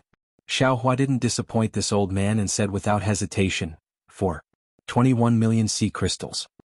For 3 million. The other party didn't wait for Xiaohua's voice to fall and immediately bid. Xiaohua was helpless. The other party had already expressed their attitude and was even more determined to win than Xiaohua. Xiaohua rubbed his nose and was about to speak when Fujiwen said in a low voice, Master, what do we want these nascent souls for? If we want to spend origin stones on them, we might as well bid for the monster fruits earlier. Fujiwen knew that his master was kind. He reminded him like this because he was afraid that his master would be moved by these nascent souls and desperately bid for the nascent souls that he didn't have. Hee. Xiaohua naturally understood Fujiwen's meaning and said in a low voice, Master isn't that kind of person. Don't worry, Master has use for these nascent souls. Perhaps when you reach your cultivation level. Forget it, I'm afraid you won't be able to cultivate these secret techniques. Fujiwen majored in Confucian arts and cultivated Dao magic on the side, but he had the opportunity to use the 5 Chi's righteous thunder to temper his yuanying like Xiaohua. Xiaohua originally wanted to reveal some secrets to Fujiwen to encourage him, but when he thought about how Fujiwen's heavenly book was still sealed, he simply gave up on this idea. It wouldn't be too late to tell him when the conditions were right. 31 million sea crystals. Xiaohua ignored Fujiwen and bid. All right. Hearing Xiaohua's words, Fujiwen knew that his master was truly mysterious and unfathomable. Presumably, it was some kind of extraordinary secret technique. He could only mutter to himself and watch the show from the side. 5 million. The other party was rather impatient and directly called out a high price. Xiaohua leisurely sat on the chair and unhurriedly opened his mouth. 501 million. 8 million. The other party was straightforward and directly increased the price by 3 million. It seemed that he was not short of money. See? Xiaohua was stunned once again. He had seen people who didn't lack money, but he had never seen someone who didn't lack money like this. This was 3 million sea crystals, which was equivalent to nearly 7 million top-grade source stones. Although Xiaohua had moved away the source stone mine in the Black Wind Ridge, he could be considered a person who didn't care about source stones. However, this was the first time he had encountered such a strong opponent as a rich cultivator. This really made him feel ashamed and angry. Xiaohua was stunned, yet Xian Kong was overjoyed instead. Never in his dreams had he imagined that a nascent soul-stage cultivator that he didn't think highly of would actually be able to bid for such a high price. The group of monster race cultivators who didn't feel any pain in their backs began to clamor, pushing the atmosphere of the auction to a new height. Xiaohua hesitated for a moment before opening his mouth. 801 million sea crystals. Boom. The entire auction seemed to explode as all the monster race cultivators exclaimed, but in an instant, all the monster race cultivators fell silent and waited for the other human to bid. Of course, these monster race cultivators weren't waiting for the human to bid, but to see how high the human would push the price. 10 million. The other party really didn't disappoint the monster race cultivators and threw out 2 million sea crystals in one go. Boom. Although the monster race cultivators wanted to suppress their excitement and wait for Xiaohua to bid, they couldn't suppress their surprise at all. One by one they stood up from their seats and looked at Xiaohua and the other human. Whispers converged into a wave of sound that drowned out the previous silence. Xian Kong had a smile on his face and wasn't in a hurry to speak. 10 million sea crystals divided among the 13 nascent soul stage cultivators was nearly a million, more than double the previous 400,000. Moreover, Xian Kong was very clear in his heart. Although he didn't know what these two humans wanted the nascent soul stage cultivators for, he was sure that they wouldn't give it up so easily. Especially the one who had just bid. Hearing such a high bid, Xiaohua calmed down instead. Just as he was about to bid again, a thought suddenly flashed through his mind. Xiaohua suddenly quivered and a chill rose from the bottom of his heart, causing all the hairs on his body to stand on end. No, this person definitely isn't a Taoist cultivator. An inconceivable but very natural thought appeared in his mind. This person should be an immortal emissary from the Immortal Palace. That's right, he really is an immortal emissary from the Immortal Palace. He can only be an immortal emissary from the Immortal Palace. The more Xiaohua thought about it, the more he felt that it made sense. In order to collect enough nascent souls, this guy was able to set up the sun, moon and star formations on Yaotai Mountain. He spent so much effort but it was ruined by me and he only collected a few nascent souls. Now these 10 nascent souls are only worth 10 million sea crystals. Isn't it much easier than before? Moreover, if he isn't an immortal emissary from the Immortal Palace, how could he not put the sea crystals in his eyes?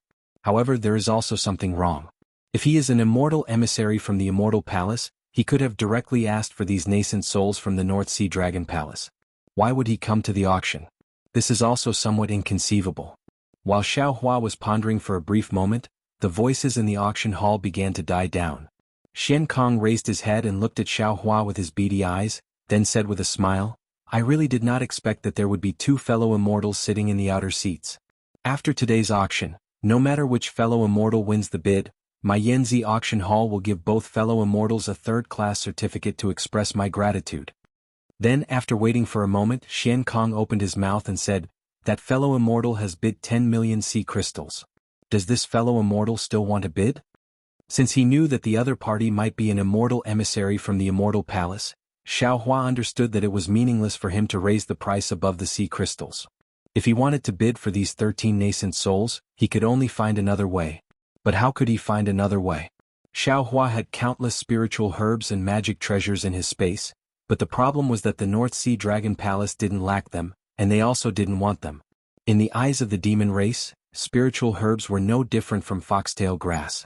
Xiaohua thought for a moment and said, fellow immortal Xian, this one wants to ask, are these nascent souls consigned by others in the Yanzi auction hall, or do they belong to the Yanzi auction hall? This fellow immortal often bids, and this is the first time you've come to my Yanzi auction hall. Xian Kong's attitude towards a big customer like Xiaohua was very amiable, and he said with a smile, everything in my Yanzi auction hall belongs to my Yanzi auction hall. My Yanzi auction hall is different from Star Picking Tower and Lilai Trading Company. We never consign things for others. Oh, that's good. Xiaohua smiled and took out a jade bottle from his space and said, this one has some things here. Would fellow immortal Xian take a look first? What does this fellow immortal mean? Xian Kong stared blankly and looked at Xiaohua's jade bottle in confusion. He didn't want to make a move.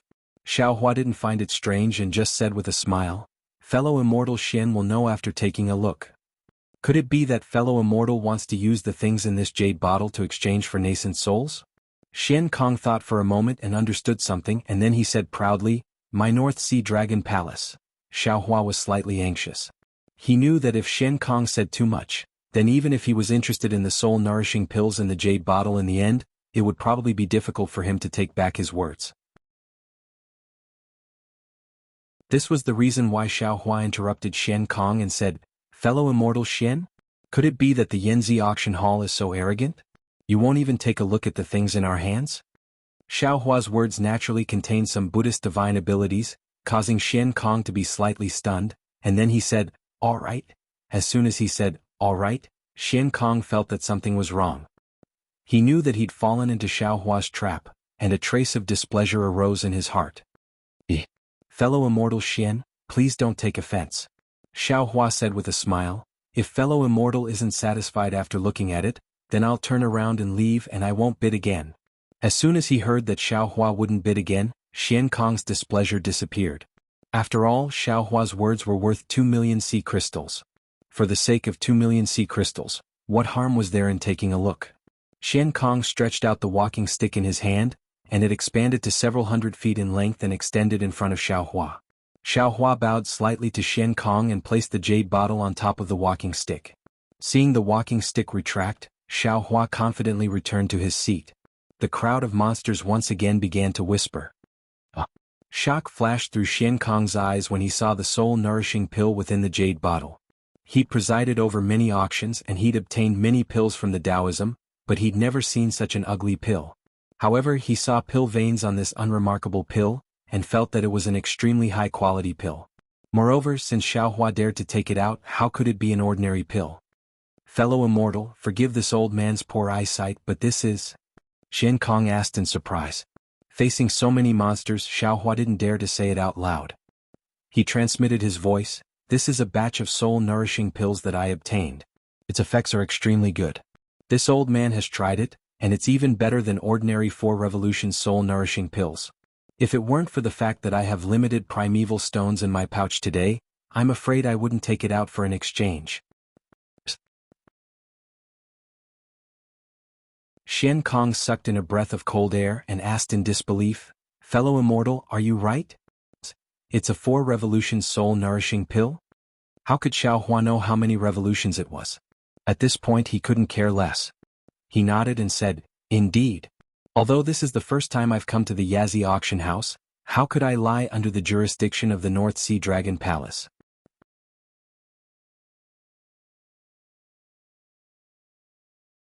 Chapter 39-24.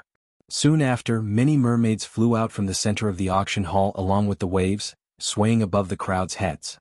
The light of the magical artifacts overflowed, and the mermaids' beautiful light also shone in all directions. The entire auction hall was filled with the sound of gulping. Damn it! A rude voice shouted, Old Tortoise, when are we bidding for the fish slaves? Hee fellow immortal, haste makes waste. Let's do it step by step. As long as you come to my Yazi auction hall, your wish will definitely come true. Xian Kong said with a faint smile. After the time it takes to drink a cup of tea, the mermaids returned to Xian Kong's side. Xian Kong raised his hand and pointed at an imperial artifact. This imperial artifact is called the Heaven-Attacking Imperial Artifact. It was refined by a famous artificer from the Immortal Palace. The starting price is 1 million sea crystals. Fellow immortal Xian. Xiao Hua was the first to speak. This heaven-attacking imperial artifact is just an imperial artifact. Why is the starting price so high? Let's not talk about the demonic herbs from before. They were only a few tens of thousands of sea crystals. The pills that came after were only a few 100,000 sea crystals. This heaven-attacking imperial artifact's starting price is so high. Isn't it a bit inappropriate? Xian Kong smiled. He naturally thought that Xiao Hua wanted to raise the price of the soul-nourishing pill. Thus he replied, fellow immortal, you're wrong. Refining materials are everywhere, but refining great artificers are rare. Not to mention the great artificer from the Immortal Palace. This great artificer refined countless materials, spent a lot of time, and spent a lot of effort to refine this imperial artifact of such high quality. To be honest, if it wasn't for the fact that my Dragon Palace doesn't need imperial artifacts, this old man definitely wouldn't be bidding for this item. 1 million sea crystals is definitely worth it. 1,100,000. As soon as Xian Kong finished speaking, there were already Confucian cultivators who were impatient and started bidding. This was an imperial artificer from the Immortal Palace. How could they see it in an ordinary auction? Even if someone obtained it, they wouldn't dare to bid in public. Only the Dragon Palace of the Four Seas and other special auctions would have such an item appear. 1,200,000. Xiao Hua shouted without hesitation. Since Xiao Hua had opened his mouth, he naturally wouldn't let go of the person who opposed him. He hurriedly said, 2 million. 2,100,000. Another person shouted. Xiao Hua coldly smiled, 5 million. 3 million. The competition between the human race far exceeded that of the demon race. The competition between the three of them was much more intelligent than the competition between the hundreds of demon race. 3,200,000. Xiao Hua indifferently called out. 300. Just as the other person called out 300, Xiao Hua's opponent immediately countered, 4 million. Without waiting for Xiao Hua to speak, the other person increased the price once again. In just a few moments, the price of this sky attack had reached 7 million sea crystals. Facing such a high price, the other person hesitated for a moment and didn't say anything. Xiao Hua touched his nose and smiled, "Fellow immortal, it's time for you and me to decide on this imperial equipment. Like I said before, this old man will increase the price by 1 million. If you increase the price, this old man will be yours. This old man will fulfill your wish." At this moment, that person had almost figured out Xiao Hua's tricks. He really didn't believe that Xiao Hua would give up on this imperial artifact from the immortal palace. Thus, that person coldly smiled and said, 8 million sea crystals. See. Xiao Hua sucked in a breath of cold air. He seemed to be a bit surprised. After pausing for a moment, he asked tentatively, "This immortal friend, this old man wants to ask you. You used 8 million sea crystals to bid for this sky attack. Do you still want to bid for those yuaning?" Ha ha ha. Without waiting for that person to speak, all the demon race in the auction hall laughed. They deeply felt the cunning of the human race during the auction. They really didn't expect that Xiao Hua's bid was actually to consume this human sea crystals. Xiao Hua's goal was still those yuaning. "You don't need to worry about this old man's matters," that person said indifferently. "You just need to take care of your own origin stones." "All right." Xiao Hua slightly shook his head and said, "This old man will keep his word. This item belongs to a mortal friend." Xiao Hua's words almost choked the other party to death. This was the Immortal Palace's imperial artifact that all Confucian cultivators coveted. 8 million sea crystals was admittedly a bit high, but it was definitely within the acceptable range of the Confucian cultivator who used the sky attack. If this wasn't the Yazi auction hall, and if it wasn't for the fact that there weren't many Confucian cultivators here, that person was almost certain that the price of this sky attack would be even higher. However, this Confucian cultivator really didn't expect that Xiao Hua would put it down so easily. It was just like what he said just now, he was a person who kept his word. Peh. That person secretly spat in his heart. He really wanted to crush Xiao Hua to death in his hands. 8 million sea crystals. Is there anyone else who wants to bid? Xian Kong's heart was already blooming with joy as he loudly shouted. When no one answered, Xian Kong didn't hesitate in the slightest to wave his walking stick. The mermaid descended before that person, and then he very elegantly presented Si Tianyu to that person. After that person took out a cosmos pouch to exchange for Si Tianyu, the mermaid returned, and Xiao Hua immediately cried out. "Fellow Taoist Xian, in my opinion there's probably no need to test anything now, right? This old man will use sea crystals to bid for the nascent soul." You. That person still hadn't put away the sky attack and pointed in Xiao Hua's direction. He was so angry that his voice was trembling. Fortunately, Xian Kong indifferently replied, "Since Immortal Friend has already given up on sea crystals to bid for the nascent soul, then we can only not use sea crystals. Immortal Friend, please wait for a moment." "All right." Xiao Hua's tone was extremely helpless. There was both the joy of victory and the reluctance to pay. The next few imperial tools were of good quality, but Xiao Hua didn't bid and that person naturally didn't say anything. Therefore, the final price of these imperial tools was only about 2 million sea crystals, far less than the sky attack. After the imperial tools, it was naturally the Taoist magic treasures. No one bid for the first few magic treasures, but when it came to the last pagoda-like magic treasure, Xiao Hua suddenly opened his mouth. However, the price wasn't high, only 500,000 sea crystals. When Xiao Hua opened his mouth, all the beasts were silent. They didn't dare to look at Xiao Hua and directly stared at the person opposing Xiao Hua. 600,000. Under the gaze of all the beasts, that person didn't hesitate to bid. 700,000. 800,000. Xiao Hua called out 1 million sea crystals in a short while, so that person hesitated again. He didn't know whether Xiao Hua was a Confucian cultivator or a Taoist cultivator. However, his hesitation only lasted for a moment. He seemed to have understood something. Xiao Hua bid for the nascent soul, gave up on the imperial tools and now bid for magic treasures. The possibility of him being a Taoist cultivator was quite high. Of course, Confucian cultivators also had secret techniques that could use the nascent soul. Xiaohua could also be a Confucian cultivator. That person thought for a moment and probed, 2 million sea crystals. Boom. The crowd of beasts clamored again. Today's Yazzie auction house was really a one-man show between two humans. The other beasts all became spectators. On the other hand, Xian Kong curled his lips and complained in his heart about why Xiaohua didn't open his mouth earlier. 2 million sea crystals, fellow immortals, is there anyone else bidding? Xian Kong began to squeeze Xiaohua. 2,100,000. 3 million. 3,100,000. 4 million. When it was Xiaohua's turn, Xiaohua smacked his lips and smiled. This Taoist magic treasure isn't worth so many sea crystals. This old man also doesn't want to bid more. If fellow immortals are interested, feel free to bid more. As long as fellow immortals bid more, this old man will definitely help you. Bid more, bid more. Seeing Xiaohua's old trick, that person sneered. Before he could open his mouth, the crowd of beasts cheered him on. Humph, this old man doesn't believe it. That person definitely saw through Xiaohua's trick, and was certain that Xiaohua was a Taoist cultivator. He coldly snorted and said, 5 million sea crystals. That's not right, that's not right. Xiaohua curiously said, fellow immortal, do you have that many sea crystals? You must not be angry. What if you want to use sea crystals to bid for the nascent soul? Wouldn't you not be able to take it out? This old man is willing. That person didn't lack sea crystals and coldly said, fellow immortal, if you have the ability, then use other methods to bid for the sea crystals. This old man doesn't believe that this old man can't beat you. Alright. This old man admires you. This magic treasure is yours. Xiaohua helplessly conceded. That person was once again in a predicament. He was really confused, he couldn't figure out Xiaohua's identity. He had already seen this magic treasure. It was definitely a top-grade item used by Taoist cultivators of the upper 4th grade and lower 5th grade.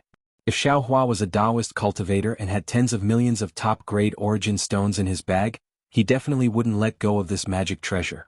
Moreover, Xiaohua didn't bid for the previous few magic treasures. Wasn't it because he was thinking about this last magic treasure? How could Xiaohua give up like this? However, reality was cruel. Xiaohua really retreated. That magic treasure that was almost useless to him was really delivered to him by the alluring mermaid. He helplessly took out his Chengkuan bag and handed over the sea crystals again. The next items to bid were naturally Buddhist treasures. Although there weren't many Buddhist treasures, the quality was really good. Moreover, Buddhist treasures were also Buddhist treasures. For the monster race, they had some use like relics, so the bidding was very intense. That person was constantly paying attention to Xiaohua, and Xiaohua also didn't stand up to bid. When it was the last Buddhist treasure, Xian Kong said, this Buddhist treasure is the reincarnation drum. It is said that it was refined from the trunk of the Bodhi tree where Mahavairocana revered Buddha meditated when he became a Buddha. It contains the Buddhist light and karma of the mortal world when Mahavairocana revered Buddha became a Buddha. As for its specific power, this old man also doesn't know. For 1 million. Once they heard that it was the Buddhist light of Mahavairocana revered Buddha, all the monster race were happy. Buddhism was about delivering all living beings from suffering. That Buddhist light could be used by both monster race and human race. Of course, the monster race who wanted a Buddhist treasure wouldn't let it go. However, all the monster race also knew that the so-called Buddhist treasure of Mahavairocana revered Buddha was just a gimmick. If that was really the case, why would the North Sea Dragon Palace take it out to bid?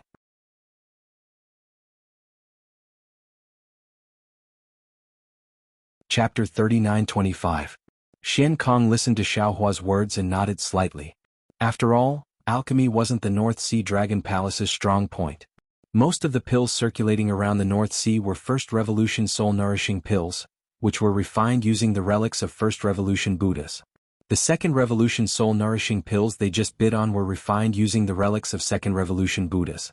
Of course, not only were the quality of the First Revolution and Second Revolution completely different, but the same Second Revolution was also related to the cultivation level of the Buddhas during each reincarnation. The Second Revolution soul-nourishing pills that the North Sea Dragon Palace bid on definitely wouldn't be particularly good. As for the Third Revolution soul-nourishing pills, it wasn't that the North Sea Dragon Palace didn't have them, but they were very few in number. This was because the Buddhas who could cultivate to the Third Revolution were all very powerful. How could they casually let others take away their relics? Moreover, even if the North Sea Dragon Palace obtained the relics of the Buddhas of the Third Revolution Buddhas, the negative karma within was far from something that the monster race could refine. Therefore, there was no need to mention the Fourth Revolution soul-nourishing pills. That was purely a legendary item. Xiaohua suddenly said that he had a batch of pills comparable to the Fourth Revolution soul-nourishing pills, and not just one. How could Xian Kong not be shocked? Fellow immortals. Xian Kong made up his mind and said, "These Taoist nascent soul cultivators will stop bidding for the time being." Before Xian Kong could finish speaking, the human cultivator who bid on Xiaohua was unhappy and sneered, "Xian Kong, is this how the North Sea Dragon Palace does things? Didn't you agree to use sea crystals to bid? How could someone take out a jade bottle and force you to change the rules?" Xian Kong frowned slightly. Although he was unhappy, he still smiled and said, "This old man also said before that this old man will make the rules of this auction.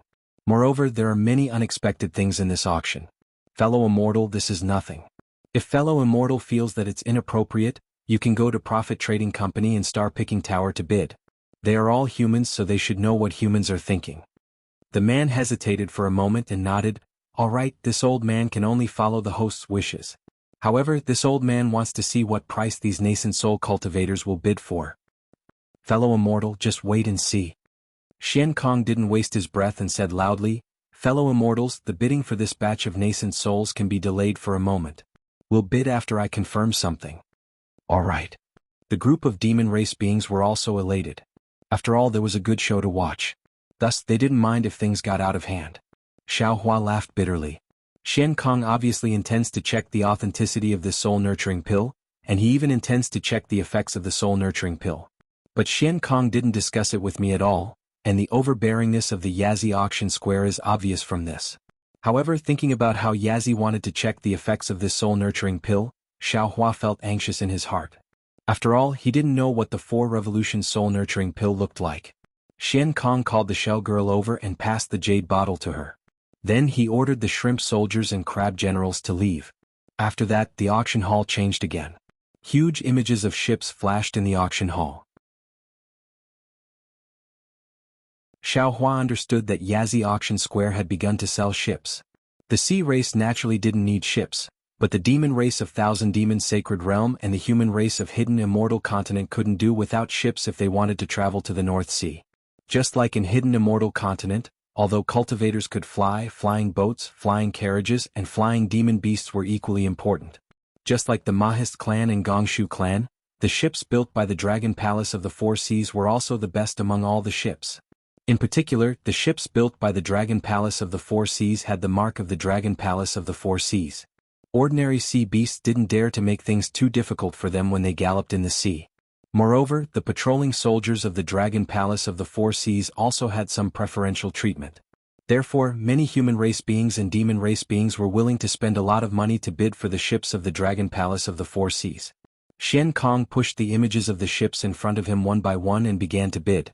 The price of this ship was not the slightest bit cheaper than the previous demon core. However, looking at the crowd of demon race beings rushing like ducks, Xiaohua's heart was moved, and he opened his mouth to bid. Sure enough, as Xiaohua expected, once he opened his mouth, the immortal emissary who was suspected to be from the Immortal Palace immediately bid. Every time he bid, his price would always be higher than Xiaohua's. Damn it! Xiaohua cursed in his heart. This was clearly a troublemaker. Moreover, this immortal emissary had countless primordial stones in his pouch. If he wanted to bid for something in the future, it would be even more difficult. However, Xiaohua was not inexperienced in facing this kind of trouble. He slowly increased the price bit by bit. In the end, he actually increased the price of the ship to a level that even the demon race beings were shocked. All the demon race beings shut their mouths, waiting to see how the two would end this. This old man bids 6,300,000 sea crystals for this ship. Xiaohua said with a smile, "If this immortal friend really wants it, then add a bit more. This old man won't lower himself to the same level as others. Don't you even know the basic etiquette of Confucian cultivators? You're the one who doesn't know etiquette." That person was obviously so angry that he jumped up and shouted, "I bid 6,310,000 sea crystals. This old man means what he says. A gentleman doesn't take what others like. The ship is yours." Xiaohua very indifferently flicked his sleeves and replied casually, You. That person obviously didn't expect Xiaohua to really retreat. He shouted a few times helplessly. However, when the demon race beings saw the internal strife of the human race beings, they all cheered and watched the show. Xian Kong also laughed in the distance. After all, with such an episode happening, the atmosphere of the entire auction house became even better. Xiaohua didn't bid for the following ships. The demon race beings and the human race beings already understood that Xiaohua didn't plan to bid for the ship. After bidding for the ship, it was the materials to build the ship. Xiaohua heard that the iron palm wood was among them. However, what surprised Xiaohua was that in addition to the iron palm wood, many of the materials to build the ship could be used to build the thunderbolt. Xiaohua almost didn't even think about it and started bidding. As soon as Xiaohua opened his mouth, Xian Kong laughed. Other demon race beings might not care, but Xian Kong knew that Xiaohua had already bid for a cosmos ring containing refining materials. The materials inside that cosmos ring were completely different from the materials used to build the ship. Since Xiaohua liked the previous materials, he might not care about the current ones. Now that Xiaohua started bidding again, it was obvious that he wanted to provoke the other human race being. Sure enough, following the laughter of the demon race beings, the human race cultivator also started to take it seriously. Even when the two were bidding, a few demon race beings also took the opportunity to add a few words, as if they were joining in the fun. After a few rounds of bidding, Xiaohua seemed to have some misgivings. After thinking for a bit, he said, "Fellow immortal, please? Just like before, this old man has to tell you that this is the last time this old man will bid. If you like it, you can increase the price. This old man is a gentleman and will only do things that help others achieve their goals." This. Xiaohua's words made the human race cultivator hesitate. He had just been cheated by Xiaohua. This time, he originally wanted to make a comeback, but the price of the sea crystals clearly wasn't enough to satisfy him. If Xiaohua wanted to bid for these materials, he shouldn't have stopped at this time. However, if Xiaohua didn't want to bid for these materials, Xiaohua shouldn't have said anything. The human race cultivator thought for a moment and raised his hand to bid again. However, just as he opened his mouth, he was suddenly startled. At this crucial moment, the human race cultivator suddenly remembered the first thing Xiaohua bid for. Like Xian Kong, the human race cultivator also thought of the cosmos ring that Xiaohua bid for. However, his thoughts were different from Xian Kong's. It seems that this guy wants to build a ship? In other words, the ship he bid for just now wasn't necessarily fake. It's just that I obstructed him and he didn't succeed. Perhaps he wants to build a ship to go out to sea, or perhaps he wants to sell it. How can this ship be built with the strength of a single person? It's hard for me to find this guy's origin, but if it's someone who can build a ship, there really aren't many in the hidden immortal continent. As long as he really wants to bid for the materials of the ship, I will naturally know his origin. Even if he doesn't want to build a ship to go out to sea but wants to sell it, who can build a ship that can compare with the Dragon Palace of the Four Seas? What's the value of the ship he builds? After he finished thinking, the human race cultivator smiled and said, "Since it's like this, a gentleman doesn't snatch what others like. I'll give this thing to fellow immortal." Seeing the human race cultivator raise his hand, Xiaohua's heart thumped. He cursed inwardly. However, after hearing the human race cultivator's words, Xiaohua was very happy. However, he pretended to jump up and shouted, "What? You really don't want to bid? You won't regret it?" Ha ha ha. All the demon race cultivators laughed loudly. It was all because Xiaohua tried to steal a chicken but ended up losing the rice used to lure it. He was teased by another human. Only the human race cultivator sneered and said, "I've already been fooled once, how can I be fooled again?" "Alright." Xiaohua was overjoyed. He said helplessly, These materials, I want them." Xian Kong sent the materials over with a smile. Xiaohua bitterly took the corresponding origin stones and placed them on the water pillar. He sat down on the chair somewhat dejectedly. Others naturally couldn't see Xiaohua's appearance, but they could still hear Xiaohua's voice. That voice of regret was also very obvious. Keep pretending." The human race cultivator sneered. After a few more rounds of bidding, Xiaohua also opened his mouth. He didn't relax, and the human race cultivator followed suit. However, Xiaohua didn't bid too much, and the human race cultivator also stopped when they were ahead. The two of them seemed to have a tacit understanding. They only made use of the gaps in the demon race's bidding, and neither of them revealed any flaws. After bidding for the materials, Xian Kong clapped his hands, and all the lights and shadows disappeared. Then dozens of beautiful women dressed in light muslin swam out from the walls. These beauties all had the body of a human and the tail of a fish. Their pure white breasts were covered by palm-sized shells. That touch of darkness was reflected in the pure white curves, and it really attracted the gazes of countless male demon race cultivators. Thank you for your support, fellow immortals. A cunning light appeared in Xian Kong's eyes. He chuckled and said, right now we're bidding for the magic treasures used by Taoist cultivators, the imperial artifacts used by Confucian cultivators, the Buddhist artifacts used by arhats of the Buddhist sects, and the demonic artifacts used by demon experts. Ladies and gentlemen, please take a look at the quality of these magic tools first. After that, this old man will begin to bid for them one by one.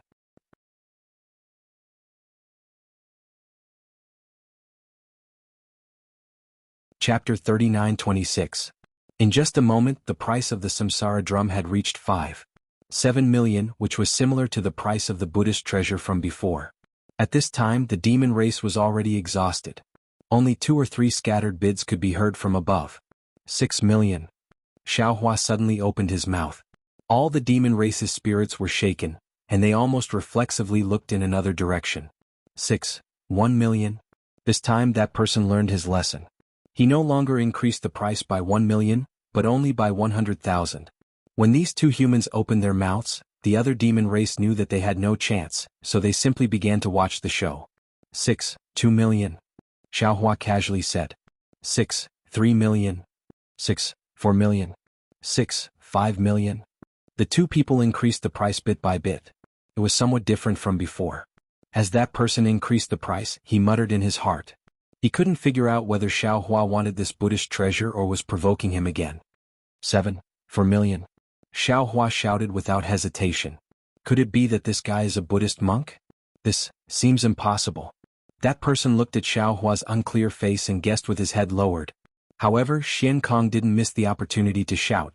4 million. Is there anyone else who wants to bid? 8 million. That person hurriedly said. However, just as he opened his mouth, he regretted it. This time he increased the price a bit too much.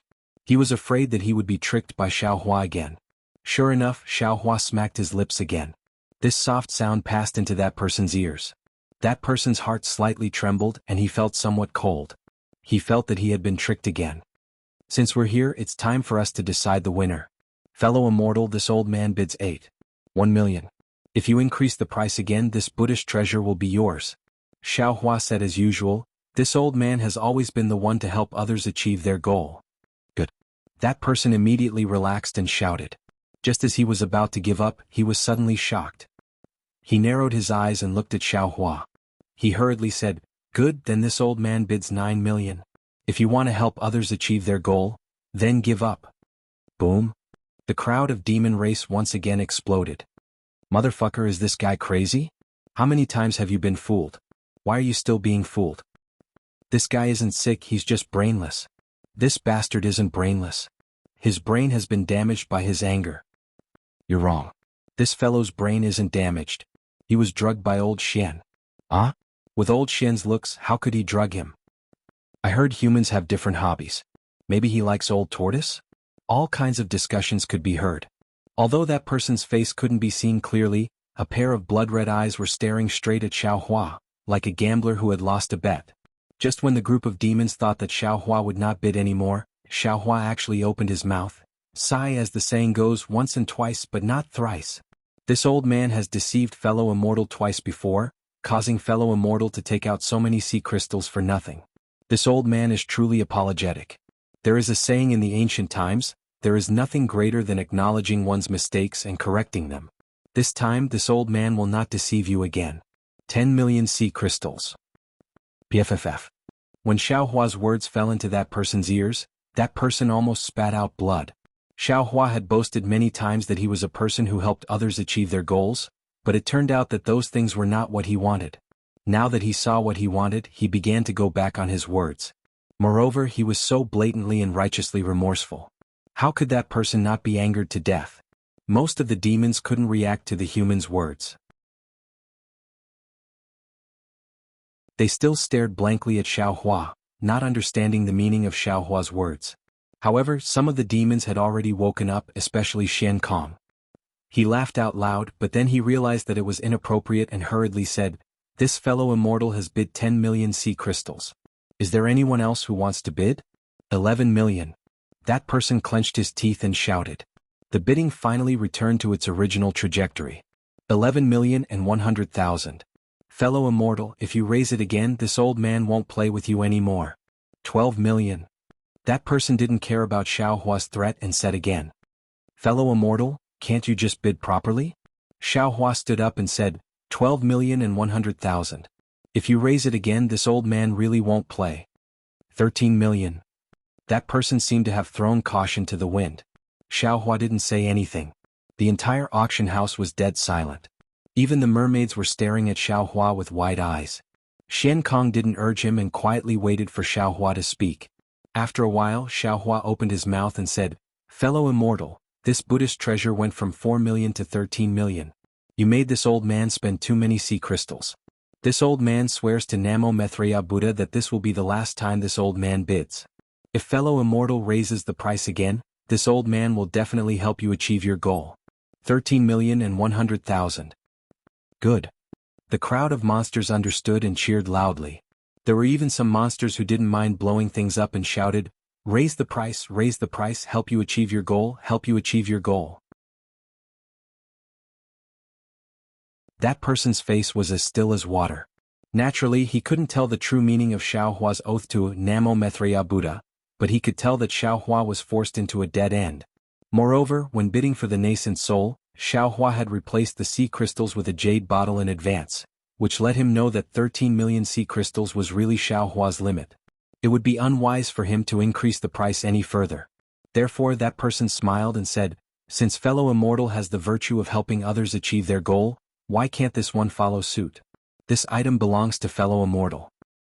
AI fellow immortal Xian. Xiao Hua complained. This time your North Sea Dragon Palace really made a fortune. You let me win, you let me win. This is all thanks to fellow immortal's support. Xian Kong couldn't stop smiling. Even he didn't expect that today's auction would be so exciting. Moreover, this was under the condition that the group of nascent soul cultivators didn't win the bid. However, this one has a presumptuous request. Xiao Hua said again. Can this one bid for the nascent soul? Fellow immortal, I'm sorry. Xian Kong immediately understood Xiao Hua's meaning and immediately interrupted him. Fellow immortal could have mentioned it before the auction ended, but now that the auction has ended, forgive this old man for not being able to change his mind. Fellow immortal, please take out enough origin stones. All right. Xiao Hua hesitated for a moment, but still gave enough origin stones to the mermaid. However, when he took the Buddhist treasure, the reincarnation drum, the corners of his mouth curled up into a sneer. When the mermaid brought this Buddhist treasure over, he had already released a strand of Buddhist awareness to investigate it. This thing's appearance was that of a Buddhist treasure with Buddhist light, but in fact, it wasn't a Buddhist treasure at all. Under his heaven's eye, Xiao Hua discovered that there were traces of green patterns inside the Buddhist treasure. When he used his soul awareness to investigate, Xiao Hua was shocked to discover that this was a strange soul tool. It was also because of this soul tool that the North Sea Dragon Palace treated it as a Buddhist treasure. 13 million sea crystals in exchange for a soul tool, in Xiao Hua's eyes, it was absolutely worth it. Next was the main event of the auction, the demonic treasure. Xiao Hua naturally wouldn't get involved with these monsters. Today the monster race was definitely Xiao Hua's friendly neighbor. If it weren't for these monsters' clamor and instigation, if there weren't these monsters shouting from the side, the person bidding with Xiao Hua might not have fallen into Xiao Hua's trap again and again. Sometimes, it wasn't that there weren't any smart people in this world but that no one was stupid. The so-called times create bears was perhaps the same as today's situation. Xiao Hua seemed to be meditating with his eyes closed. His mind had already entered the space. After all, this was an item exchanged for tens of millions of top-grade origin stones. How could Xiao Hua not care? In particular, this soul tool was the item that Xiao Hua had spent the most money on in history. Looking at Xiao Hua's previous auction history, when he obtained a good item, he had never been so serious about bidding like today. If Xiao Hua really made a mistake, Xiao Hua would want to cry. Xiao Hua took out the soul tool. It was very similar to the one used by the Buddhist sect's law protector Heavenly King in the blood pool of gods and demons. However, this will lack the same thing-killing weapon. On the wheel, there was a pattern of 6 axes engraved on it. Xiao Hua was very familiar with this pattern. He saw that the innermost axes of the wheel were engraved with the sun and moon revolving around the summit of Mount Meru. On the top of the axes there was a palace. It was clean, bright, and magnificent. In the Buddhist light there was a celestial sitting around the mountain. Their faces were filled with peace and benevolence. This was one of the Buddhist sect's 6 axes, the heavenly Tao. Next to the heavenly Tao's axes were engraved with 4 people wearing crowns and robes. They were standing while holding an object. Under the feet of these 4 people, there were mountains, rivers, and all kinds of people clearly visible. This was one of the Buddhist sect's 6 axes, the Tao of Heaven. Next to the Tao of Heaven's axes were engraved with a 3-headed, 6-armed figure holding various kinds of weapons. This figure was like a human but not a human, like a god but not a god. Under this figure, there was a monstrous wave of blood, boundless slaughter everywhere. This was one of the Buddhist sect's 6 axes, the Asura Path. Next to the Asura Path's axes were engraved with the pitch-black gate of hell. A horse-faced jailer was about to throw a sinner into a pot of boiling oil. In addition to the horse-faced jailer and the frying pan, there were 18 layers of hell, where all the sufferings gathered. It was the hell path of the Buddhist sect's 6 paths. In the axle of the hell path, there was an engraving of a hungry ghost holding a person and biting the person's head. The person's head was burned by fierce fire and was about to be burned to ashes. It was the hungry ghost path of the Buddhist sect's 6 paths. And in the outermost axle of the wheel, there was an engraving of a lion, an ox, and a horse that were being driven by people and eating each other. Under these eye-catching diagrams, there were many animals either biting, paralyzed, or dying. It was the animal path of the Buddhist sect's 6 paths. Well, it really looks like the Buddhist sect's 6 paths of reincarnation.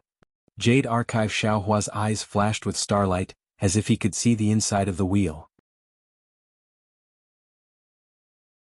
He smiled and said, "Unfortunately, the Buddhist sect's 6 paths of reincarnation is not so simple. The 6 paths should be intertwined with each other and have their own reincarnation. I'm afraid that when the North Sea Dragon Palace saw the appearance of this Buddhist artifact, they would understand that the Buddhist artifact's 6 paths of reincarnation diagram is known but not the reason. It's impossible for it to be contaminated with the Bodhi Buddha's light of Mahavarakana world venerable who became a Buddha."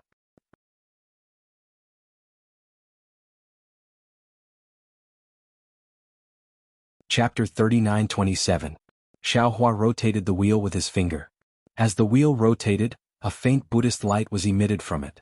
At the same time, a faint sound of chanting could be heard. It was even more Buddhist than an ordinary Buddhist instrument. Xiaohua looked at the Buddhist instrument and secretly laughed. "I have already succeeded in soul cultivation, but I don't have any suitable soul instrument or soul technique to use. If these tens of millions of top-grade primordial stones can be exchanged for a soul instrument that can kill people, that would be great. However, since it's a soul instrument, it should still be wielded by a soul cultivator friend." After saying that, Xiaohua's figure flashed and he was already outside the mysterious cloud. At this time, the mysterious cloud was different from the previous one. Although the previous mysterious cloud had begun to condense and the cloud threads began to stabilize, in the end, it didn't take shape. Last time, under the attack of the Hell Judge's soul chain, it even showed signs of collapse. But at this time, the mysterious cloud could no longer be called a cloud. The whole cloud had completely condensed, and the whole body was sparkling and translucent. However, within this sparkling and translucent cloud, there were layers of cloud-shaped crystals in a scattered state. The heavenly patterns and earth deeds that were previously engraved outside the mysterious cloud had deeply integrated into the crystal. Moreover, where Xiaohua's gaze fell on the crystal of the mysterious cloud, there was a colorful brilliance outside the crystal like a small world. He almost felt like he couldn't take his eyes away from it. The soul cultivation realm is unpredictable. It's just the wizard realm, and the mysterious cloud has such changes. Even I can't see through it. If it's cultivated to the extreme, what will it be like? Xiaohua sighed and stepped on the mysterious cloud. Kacha. A dense layer of 3 corpses in thunder was produced from the surface of the crystal like a violent storm. Xiaohua didn't see how the 3 corpses in thunder moved. When the 3 corpses in thunder fell 3 inches away from Xiaohua, it turned into a circle of whirlpools. In this whirlpool, a cloud-shaped passage was born. "Ah, fellow Taoist has come? Please."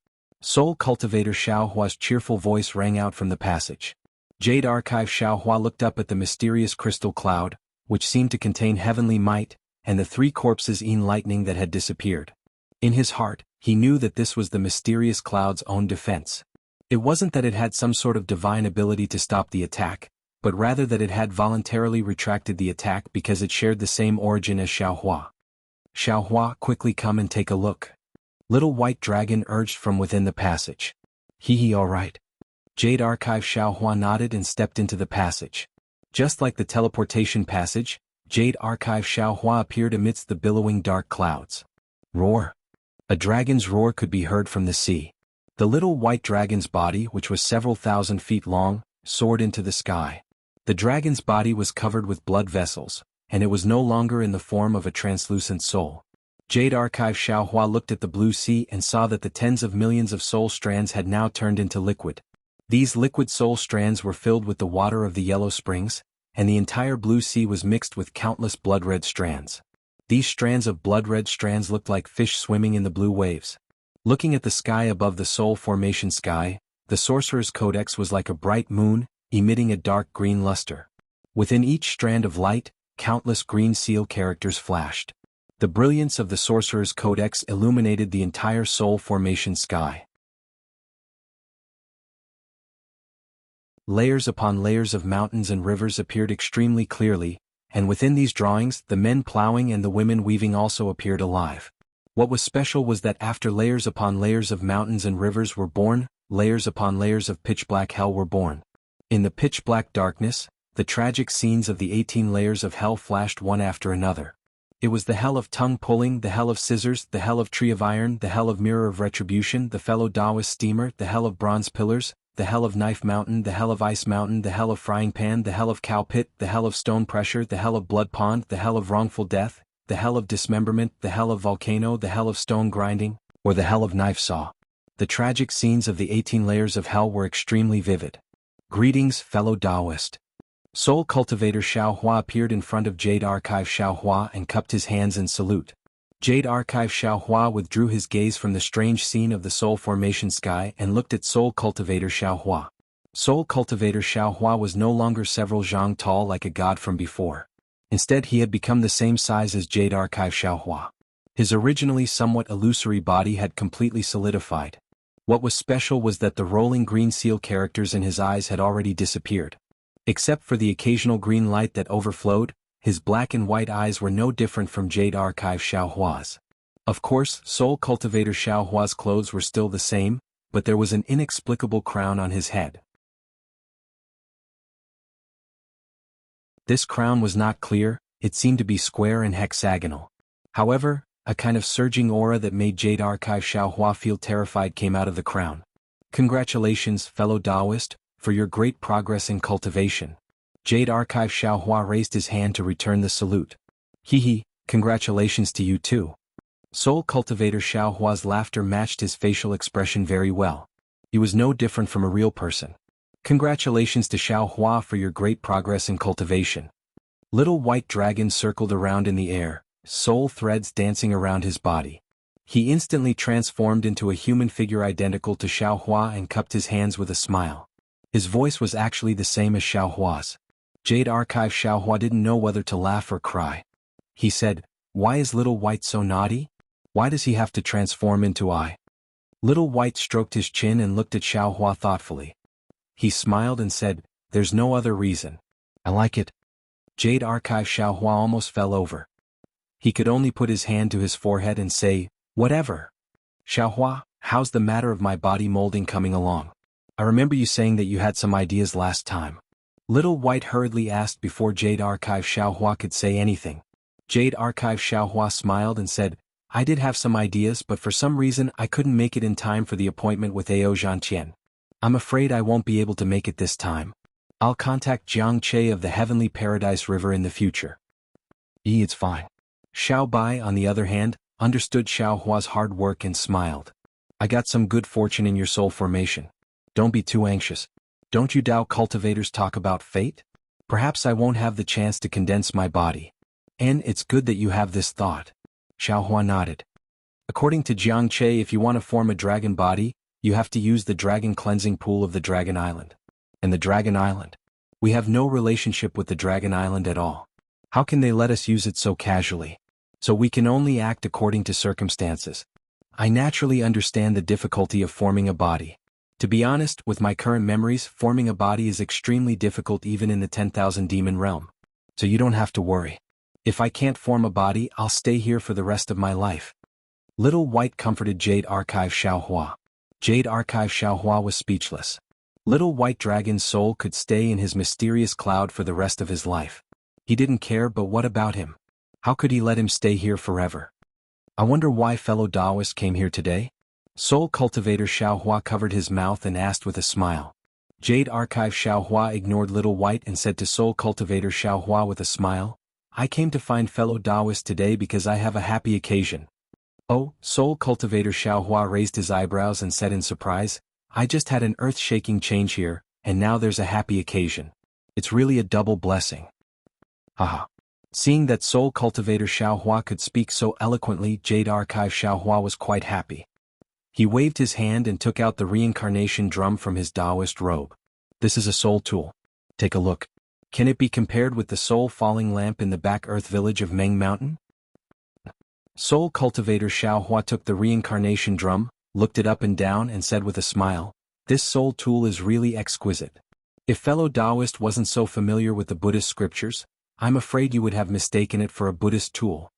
After saying that, Soul Cultivator Xiaohua opened his mouth and several green seal characters flew out. These green seal characters caused a strange sound and then fell in one place, forming an even bigger green seal character. The space around this green seal character was distorted abnormally, and a soul-shaking sound was heard as the green seal character fell on the soul tool. Swoosh! Like a wind blowing on dust, the surface of the soul tool was shaved off layer by layer. The 6 paths of reincarnation quickly shrank, and the Buddhist light and the sound of chanting turned into specks of light and disappeared in the air. In front of Xiaohua and Jade Archive Xiaohua, a 3-foot-long writing brush appeared in the air. Jade Archive Xiaohua's eyes fell on the shaft of the brush. This shaft was as thick as a fist and had the same 6 paths engraved on it. However, this 6 paths of reincarnation diagram was very strange and different from the previous one. The lines of the diagram were so thin that they were almost invisible to the naked eye. Furthermore, these diagrams were simple and cold to the extreme. Even Jade Archive Xiaohua felt a chill run down his spine when he looked at them. However, there was something different about this brush shaft. The tip of the brush was a bright green color that was so dazzling that it looked like a budding flower. Wait.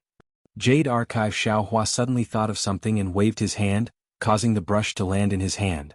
Fellow Taoist Soul Cultivator, please come with me. However, Xiaohua had just moved the Jade Archive when he stopped and laughed bitterly. I forgot that fellow Immortal Confucian Cultivator is in closed-door cultivation right now. Why is fellow Taoist looking for fellow Taoist Confucian? Soul Cultivator Xiaohua asked curiously, this is clearly a soul tool. Haha, fellow Taoist Soul Cultivator. Jade Archive Xiaohua rubbed his nose and smiled. Have you ever heard fellow Taoist Confucian talk about the story of painting sage Maoliang? Of course I have. Soul Cultivator Xiaohua laughed. That guy is always bored when he's not cultivating.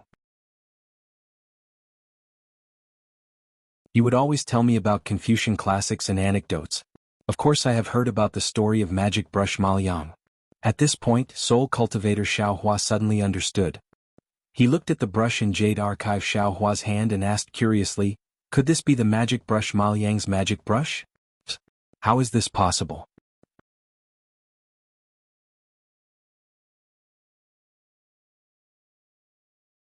Chapter 39-28. That's right. If I guessed correctly, this is the brush used by the divine brush Maoliang. Jade Archive Xiaohua nodded thoughtfully. Brush. Soul Cultivator Xiaohua frowned slightly. If this brush was used by the painting Saint Maoliang, it should be an imperial item. The problem is, the reason why the painting sage Maoliang is known as the divine brush is because the paintings he makes can become real, alive. Can an imperial item have such an effect? Jade Archive Xiaohua explained. Also, fellow Taoist must have heard of the story of the finishing touch, right? Of course, it's the story of Zhang Xingyao painting 4 dragons on the wall of the Annal Temple in Jinling, but he didn't add the finishing touch. Every day, touch it and it will fly away. People thought it was absurd, so they insisted on adding the finishing touch. In a flash, thunder and lightning broke the wall, and the 2 dragons soared into the sky on clouds. The The two dragons that didn't add the finishing touch were all there. Soul Cultivator Xiaohua said. Jade Archive Xiaohua nodded. That's right. Zhang Senjio's dragon painting brush was ordinary, but the finishing touch was the Ya brush. So Ma Liang and Zhang Xingyao should also know about soul cultivation. Soul Cultivator Xiaohua realized something. Jade Archive Xiaohua looked at the Ya brush in his hand and smiled bitterly. If I guessed correctly, Xiaoyu continent is originally together with the other three continents. Since Xiaoyu continent has millions of soul cultivators in Ming Mountain, it's not strange that the other three continents also know about soul cultivation. But, speaking up to here, Jade Archive Xiaohua was extremely distressed. But I spent tens of millions of supreme-grade vitality stones to buy a soul tool that can kill people. But for no reason he bought a Ya brush that can add the finishing touch. What's the use of that? Wouldn't I lose a lot of money? Fellow Taoist, you're wrong. Heaven and earth have spirits. Life is the right path, but life is limited. That is death. Therefore, the Tao of life and death is the head of the 3,000 Taos. In this world there must be life before death. Death is something cultivators can control, but life is controlled by the great Tao. Now that we have the chance to control the origin of life, this is truly a joyous occasion. Fellow Taoist, why are you so dejected that you have one less way to die? Isn't this buying the casket and returning the pearl? Isn't this neglecting the essentials? Soul Cultivator Xiaohua smiled and raised his hand. Jade Archive Xiaohua looked at Soul Cultivator Xiaohua and placed the subbrush in his hand. Soul Cultivator Xiaohua waved the subbrush and strange sounds were heard. Strands of dark green light flashed from the subbrush, and at the same time, vivid images of birds and beasts were born under the subbrush. However, as soon as these images appeared, they disappeared. They didn't become real creatures as Jade Archive Xiaohua had expected. Sigh. The Jade Archive Xiaohua sighed. Who in this world would still think about these things? Which one of them didn't want to improve their cultivation so that they could have another way to kill? Who would still think about the source of the great Tao? The Confucian cultivators had been passed down for billions of years, but now they had even lost the true essence of their cultivation. I just want to have one more life-saving method. It's not wrong. It doesn't matter if it's wrong or right. Left and right, he had already obtained them. Fellow Taoist, you don't need to think too much. Soul Cultivator Xiaohua raised the subbrush in his hand and smiled. The Underworld Magistrate has a soul-hooking brush, and I have a subbrush in my hand. One dies and one lives. It's really interesting. Oh, right, fellow Taoist, you trapped the Underworld Magistrate's clone in the inside of space. Did you get anything? Hee hee. Jade Archive Xiaohua smiled and said, the mystery of the Underworld is unspeakable. If one day we have a trip to the Underworld, fellow Taoist subbrush will still have to contribute. Fellow Taoist, cultivate well. Good. Soul Cultivator Xiaohua opened his mouth and spat out a mouthful of green light. The subbrush returned to his body and nodded. I'm afraid that only a late-stage wizard can activate the subbrush. I will do my best. Good, fellow Taoist, thank you for your hard work. Goodbye. Jade Archive Xiaohua cupped his hands toward Soul Cultivator Xiaohua, then looked at the little white dragon and left. Xiaohua's mind left the space. The Yazi auction house's demonic weapon auction had already ended. Now they were bidding for some cultivation methods of Confucian cultivators, Taoist sects, Buddhist sects, and demonic beasts. The demonic beasts' cultivation mainly depended on inheritance. The cultivation methods recorded were all low-level, suitable for those demonic beasts who didn't get the inheritance to shed their hair and open their wisdom. Therefore there were many demonic beasts bidding around Xiaohua. The human race didn't have as many cultivation methods as the demonic beasts, but there were all kinds of cultivation methods from low level to high level. Moreover, many of them were relatively rare. Therefore, when Xiaohua opened his eyes, many human cultivators had already begun to bid. Xiaohua listened for a while. Although these cultivation methods were good, they were useless to him. He thought a little and casually bid for a few cultivation methods. The strange thing was, even if the demonic beasts were very cooperative and looked at the human cultivator who had been singing a show with Xiaohua, that human cultivator didn't say anything. Xiaohua also didn't waste any effort and took a few cultivation methods of Confucian cultivators, including the high-level water escape technique of Confucian cultivators. After probing, Xiaohua's heart was also relieved. Just now, tens of millions of top-grade primordial stones let that human cultivator vent his anger. Presumably, the future bidding wouldn't be particularly difficult, so Xiaohua put his attention on the following Taoist cultivation methods. Sure enough, in the following Taoist cultivation methods, not only were there cultivation methods for yuanying and out-of-body cultivators, but there were also some secret techniques and magical abilities. After these, there was actually a rare gold escape technique and a high-level cultivation method. After Xiao Hua pretended to bid for a secret technique, he quietly waited for the gold escape technique. What Xiao Hua thought was that this gold escape technique actually didn't have anyone bidding for it. Helpless, Xiao Hua opened his mouth.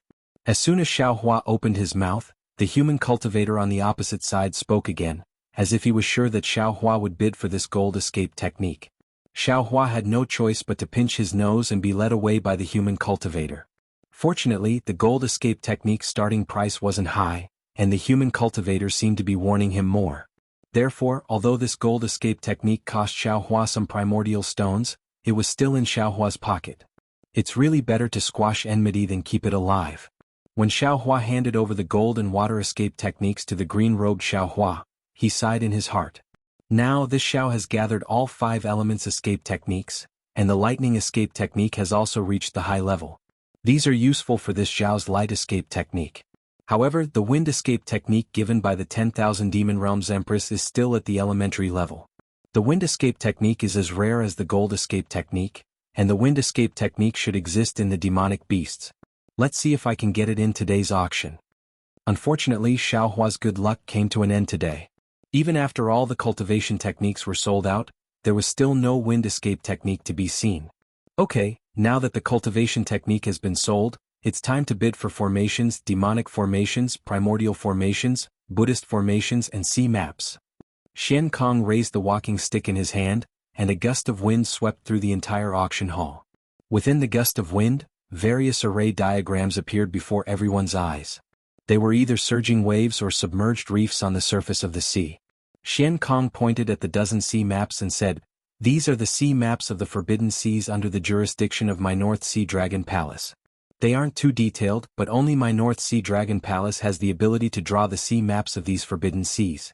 Especially the 4 Forbidden Seas: Umo Forbidden Sea, Chunche Forbidden Sea, Fini Forbidden Sea, and Jingqing Forbidden Sea. For many years there hasn't been any sea maps. Now fellow immortals are lucky. My North Sea Patrol envoy has the opportunity to enter one of these Forbidden Seas and draw the sea maps. If any fellow immortals are interested, you can bid. The sea maps of the 4 Forbidden Seas are 800,000 sea crystals each, and the other sea maps are 300,000 sea crystals each." Old Xian. A demonic beast laughed. "What do we need these sea maps for?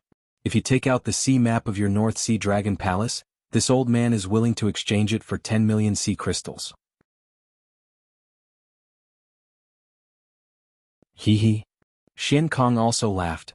"My North Sea Dragon Palace's sea map can be exchanged for 10 million sea crystals? Fellow immortal, you're joking too much. This sea map, I'll pay 300,000 sea crystals." Since the Yazi auction house was willing to take out sea maps, naturally there would be demonic beasts who needed them. As soon as Xian Kong's sea map appeared, there were demonic beasts bidding for it. Moreover, there seemed to be quite a number of demonic beasts bidding for it. After the normal sea maps were auctioned, it was time for the sea maps of the 4 Forbidden Seas. Umo Forbidden Sea, Fini Forbidden Sea, and Jingqing Forbidden Sea were all auctioned by demonic beasts. However, no one was interested in the sea map of the Chunche Forbidden Sea. Alright, fellow immortal Xian. The Chunche Forbidden Sea is filled with ghostly whales and howls all year round. Whenever a ship or a member of the sea accidentally passes by, it will trigger a lightning bolt. If they're lucky, even if their ship is destroyed and they're heavily injured, they can still appear from other places. If they're unlucky, they won't even be able to find a piece of their wreckage. Who would go there? Who knows if your sea map of the Chunche Forbidden Sea is real or fake? Xian Kong laughed. Of course this sea map of the Chunche Forbidden Sea is real. However, there's no detailed information on it. It's just a map drawn by the North Sea Dragon Palace's patrol envoy recently. How about this? This sea map costs 500,000 sea crystals. However, even if it was 500,000 sea crystals, none of the demonic beasts would waste it. This old man bids 500,000 sea crystals. Xiao Hua suddenly opened his mouth, causing the crowd of demonic beasts to laugh. They couldn't help but look at the person opposite Xiao Hua. Although that person's lungs were about to explode from anger, he couldn't say anything. He could only squint his eyes as he looked at the sea map and ponder over Xiaohua's intentions. It seems like this guy is preparing to bid for the formation map. He's trying to tempt me into making a move, and then he'll withdraw as soon as I open my mouth. Damn it, but what if he really wants the sea map? After thinking about it for a while, facing the gazes of countless demonic beasts, that person clenched his teeth and said, 510,000 sea crystals. Alright. Xiaohua clapped his hands and said, this old man bids 600,000 sea crystals. If you raise the price again, then this old man will fulfill your wish. Haha. The crowd of demonic beasts laughed as usual, waiting for Xiaohua to say, there's only one more time, there's no third or fourth time. Unfortunately, faced with Xiaohua's repeated bluffs, that person really couldn't figure out what Xiaohua was trying to do.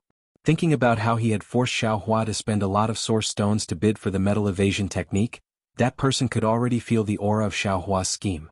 Thus, that person laughed and said, this old man will fulfill your wish, there's no need for you to think too highly of yourself. Haha. Xiaohua laughed and said, then this old man thanks fellow immortal. The sea map is something this old man must obtain. After saying that, Xiaohua immediately took out some source stones and handed it over to Xian Kong. Unfortunately, no matter how happy Xiaohua was, in the eyes of that person Xiaohua was just putting on an act. He was just trying to act as a cover for bidding for the formation map in the future. A good activity like a pie falling from the sky. Cool phones are waiting for you. Click on the Chinese network's official account, WeChat friend, add official account, type Kdred, and participate immediately. Everyone has a prize. Immediately follow Kdred's official account on WeChat.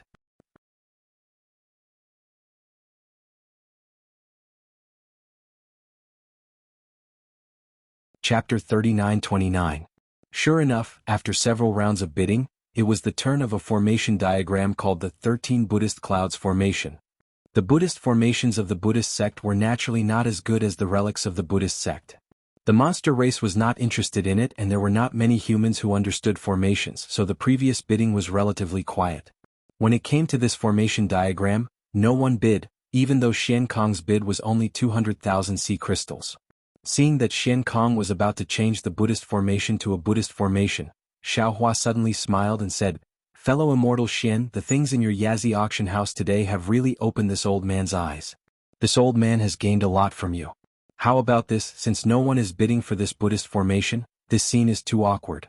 This old man will join in the fun and bid for this Buddhist formation. Thank you, fellow immortal. Xian Kong was stunned for a moment, then he smiled and the strange expression in his eyes became even stronger.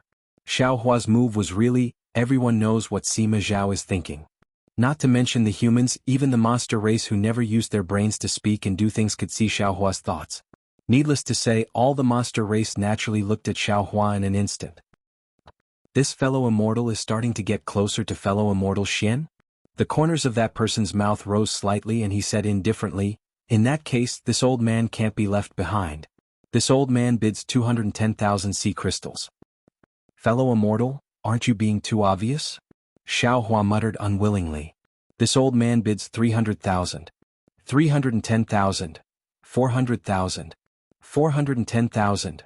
500,000. As Xiaohua and that person bid one price after another, the heads of all the monster race and human race in the entire auction field nodded left and right like little chicks. The rhythm was uniform and quite orderly. 510,000. 600, 000. 610,000. Seeing that person being so aggressive, Xiaohua was also very anxious. His tone was very angry and his whole body stood up from the chair. The speed of his bidding also increased. 900,000. 910,000. 1 million. 1,010,000. After that person finished announcing the price, all the humans and demons looked at Xiaohua's figure. Then as usual they paused at Xiaohua's position and turned to look at that person. That person also shouted, 11 million. However, just as everyone and the demons turned to look at Xiaohua again, they suddenly came to a realization. Xiaohua wasn't bidding. The crowd of demons and humans came to their senses, and so did the man himself. An extremely bad feeling rose from the bottom of the man's heart. He almost said angrily, why didn't you bid? Why should this old man bid? Xiaohua replied casually, this old man can't outbid you, so I can only give you this incomparably precious Buddha array. Why aren't you? That person was at a loss for words. He almost stuttered as he asked, but he couldn't finish his sentence. Xiao Hua said with a smile, "What? Are you still waiting for this old man to say something?" And without waiting for that person to speak, the nearby demons all nodded, agreeing with Xiao Hua's opinion. Didn't this old man say it already? There can only be 1 and 2 times but not 3 and 4 times. Xiao Hua said very innocently, "This old man has said so many times, how can I say it again?" That person almost vomited blood when he heard this, because Xiao Hua had to say, "How many millions of sea crystals is this old man going to bid at the end? If you raise the price again, then this old man will have to fulfill your wish." In order to end it, he took it for granted that Xiao Hua would say it this time, so he didn't even consider bidding with Xiao Hua. Of course, Xiao Hua's bidding speed was also extremely fast. Even if he sensed it in his heart, he didn't react. Who would have thought that Xiao Hua would suddenly stop bidding? Not to mention him, even the crowd of demons who were watching the show didn't have any reaction. They even used their gazes to urge him to bid. The demons understood and they all laughed loudly. The atmosphere of the entire Yazi auction house suddenly reached its peak. Unfortunately, this peak wasn't brought to them by bidding. It was purely formed by the invisible battle between the bidders. Xian Kong also couldn't help but cover his mouth and laugh. A Buddhist formation of 200,000 sea crystals was bid for 1,010,000, which was 5 times the previous price.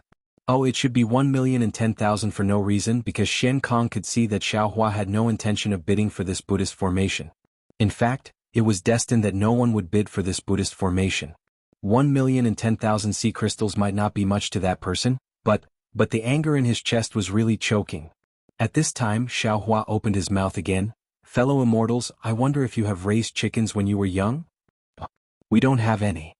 Some of the more outspoken demons were puzzled. "What's a chicken?" 2 of the humans asked. "Fellow Taoist, we did eat chicken when we were young, but we've never raised a chicken before." Xiao Hua nodded and said with a very serious expression, "And when this old man was young, he lived in a village and raised a few chickens at home. This old man was responsible for feeding them grass." When the demons heard Xiao Hua's serious tone, they naturally listened attentively. Every time this old man fed the chickens, he would use chopsticks to knock on the broken bowl, and then sprinkle the grass around the broken bowl. After feeding them a few times, as long as the chickens heard the sound of this old man knocking on the bowl, they would run over. This old man didn't even need to call them. Xiao Hua said, however, once this old man was lazy and didn't gather grass. When it was time to feed the chickens, this old man was afraid of being spanked by my parents, so as long as I knocked on the bowl again, there was no grass around the broken bowl. However, those chickens still ran over. Fellow immortals, what breed of chickens do you think this old man raised at home? The demons were dumbfounded. Xiao Hua's question clearly had nothing to do with this story. They really didn't know how to answer. Several human cultivators also asked curiously, "Fellow immortal, what breed of chickens do you have?" "Stupid chicken." Xiao Hua replied resolutely and decisively, and then sat down calmly. "Aha." Not to mention the others and the demons, even Fujiwen, who was beside Xiao Hua, laughed so hard that he held his stomach and said, "Master, you old man are really too funny." "Is that so?" Xiao Hua shrugged. "This old man doesn't think so. This old man is just putting some jokes on other people's pain.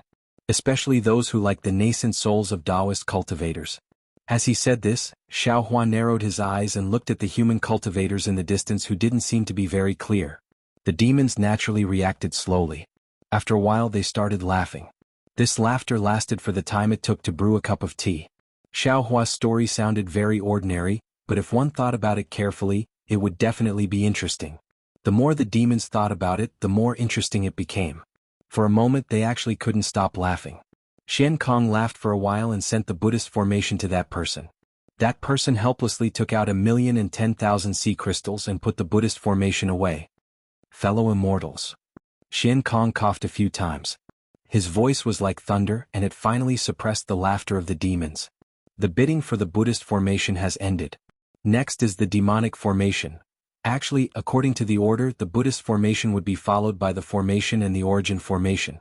This Xian Kong was also a clever person. How could he not know how to take advantage of the situation? He hurriedly placed the demonic formation in front of him. Needless to say, the bidding that followed was very intense.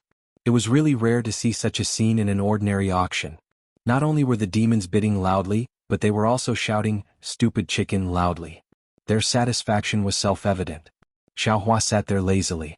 What formation, demonic formation, Buddhist formation, and origin formation? How could they enter his eyes? The innate divine restriction outside his Naiwan palace was enough for him to comprehend for a lifetime. He didn't have any reason to spend origin stones on it. The human cultivator who bid against Xiaohua gritted his teeth and looked at Xiaohua, quietly waiting for him to bid again. Unfortunately, while he was waiting, the bidding for the formation had already ended. Fellow immortals.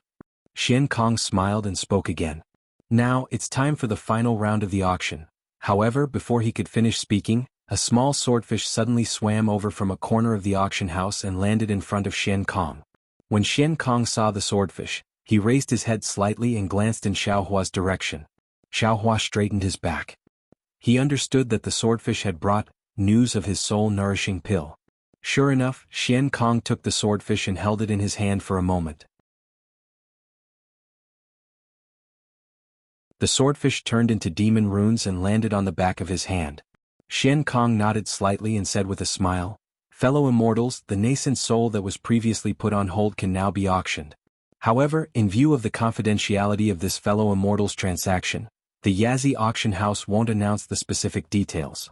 Please understand, fellow immortals." Wait. The demons didn't say anything, but that person stood up and said, "What? Fellow immortal, do you have any objections?" Xian Kong wasn't surprised and asked with a smile. That person said, "No matter what this fellow immortal offers the North Sea Dragon Palace, this old man can also offer it. Moreover, I can offer 10% more to the North Sea Dragon Palace." Boom. The group of demons were elated once more. This human was way too cocky. In fact, some of the demons even laughed out, "Fellow immortal, have you been angered to the point of losing your mind? Why are you so arrogant?" "That's right. Fellow immortal, your words are too arrogant," Xian Kong said disapprovingly. That person took out an item from his bosom and was about to give it to Xian Kong. However, he hesitated slightly and took out a heaven and earth bangle. He put the item into the heaven and earth bangle and smiled as he handed the heaven and earth bangle to Xian Kong. He said, "I'm speaking with this item. I don't know if it's trustworthy." Xian Kong seemed to be lost in thought as he received the world bracelet, and then he glanced at it before a wave of surprise and solemnity appeared on his face. He thought for a moment before he laughed bitterly and said, "Fellow Taoist, please wait for a moment. I'm unable to make the decision in this matter. A good activity where a pie falls from the sky, a cool phone awaits you. Click on the Chinese website's official account, add a friend on WeChat, add a public account, type Kdred, and participate immediately. Everyone has a prize. Follow Kdred's official account immediately."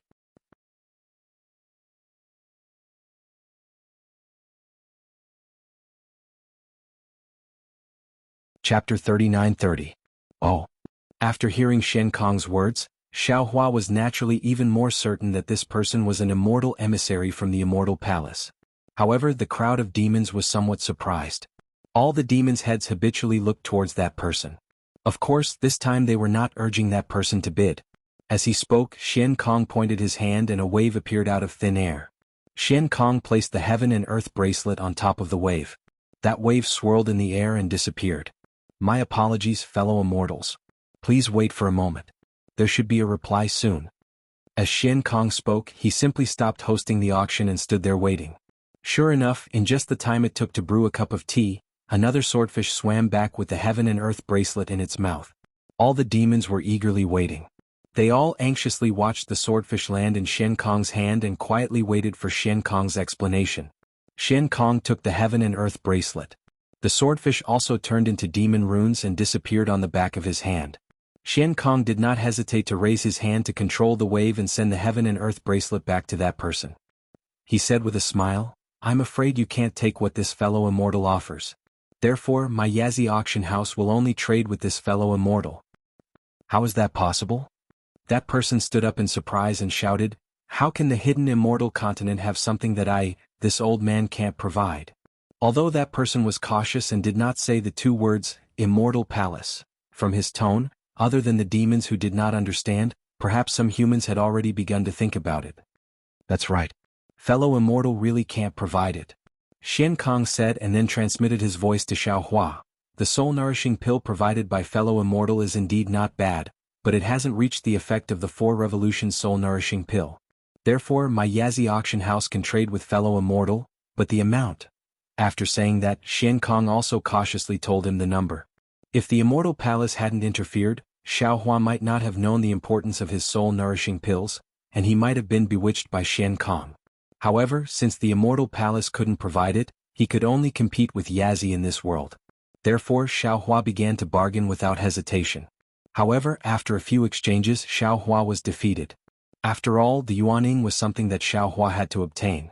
Xian Kong, who had grasped this crucial point, didn't care about Xiaohua's tricks at all. He casually made some concessions and refused to relent. Xiaohua had no choice but to follow Xian Kong's instructions and take out a sufficient amount of soul-nourishing pills. However, when Xiaohua sent the souls of the 13 Yuaning into his lower dantian to nourish them, a smile appeared on his face again. Refining the soul-nourishing pill was as easy as lifting a finger for the green-robed Xiaohua. If not for the lack of time, Xiaohua was prepared to let the soul cultivator Xiaohua refine the soul-nourishing pill. Presumably, the soul-nourishing pill refined by the old man would be even better than this soul-nourishing pill, right?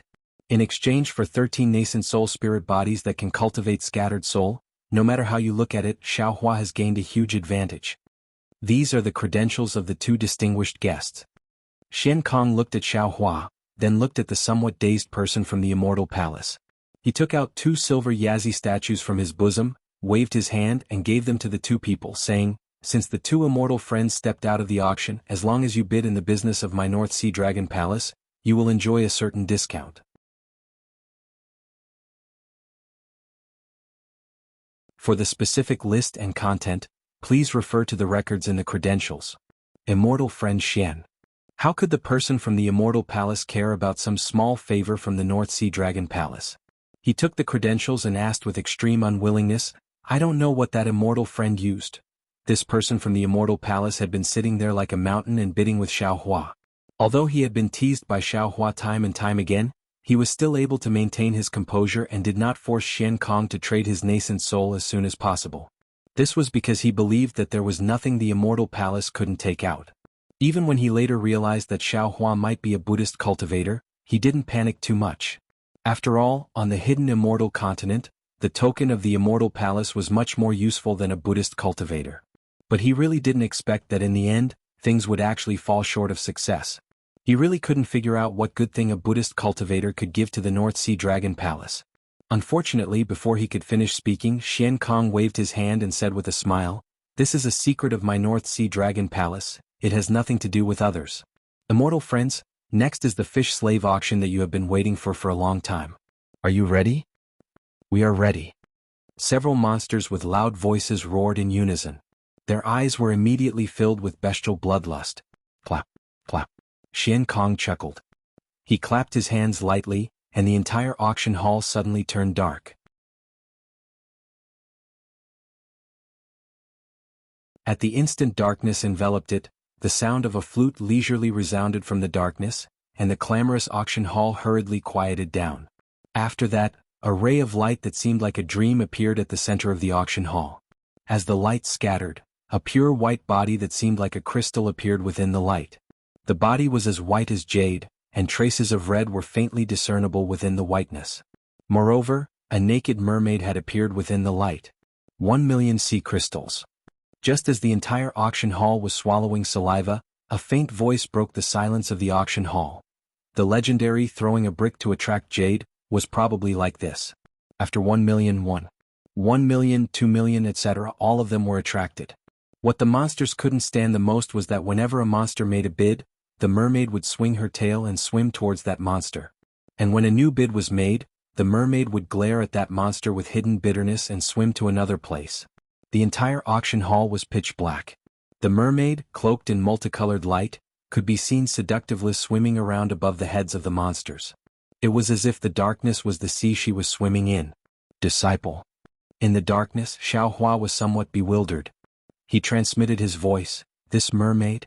What's the use of bidding for it?" "But, master, if you want to know, why don't you bid for one? Disciple doesn't have a master's wife." "Shut up." Xiaohua scolded, "Be careful or I'll buy one for you." Let Mo ignore you again. Yes, master. Fu Jiwen was well behaved, but his eyes were dishonestly sweeping over the mermaid's body. This kind of tofu, any male who had touched meat, would not let it go. In the end, this lovely mermaid was bought by a monster with a price that made Xiaohua's throat dry. Cough cough, actually, the price was not necessarily high. The problem was that Xiaohua's throat had been dry ever since the mermaid came out. Of course, not all monsters and humans were attracted by this extremely tempting mermaid. The immortal envoy from the immortal palace sat on the chair and used his hand to pinch his chin as he secretly pondered. No matter if it was pondering about Xiaohua's origin or how to snatch the nascent soul from Xiaohua's hands. Unfortunately, although the restrictions of the Yazi auction hall looked simple and didn't have any special places to hide the figures of humans or monsters, the key point was that the faces were blurred. Moreover, he also knew that after the auction, the entire auction hall would have more than 10 exits. At that time, the lights and shadows would change and no one would know who left from where. He really wouldn't be able to find where Xiaohua went. Perhaps I can only go out and make arrangements in advance. The immortal envoy from the immortal palace was somewhat helpless.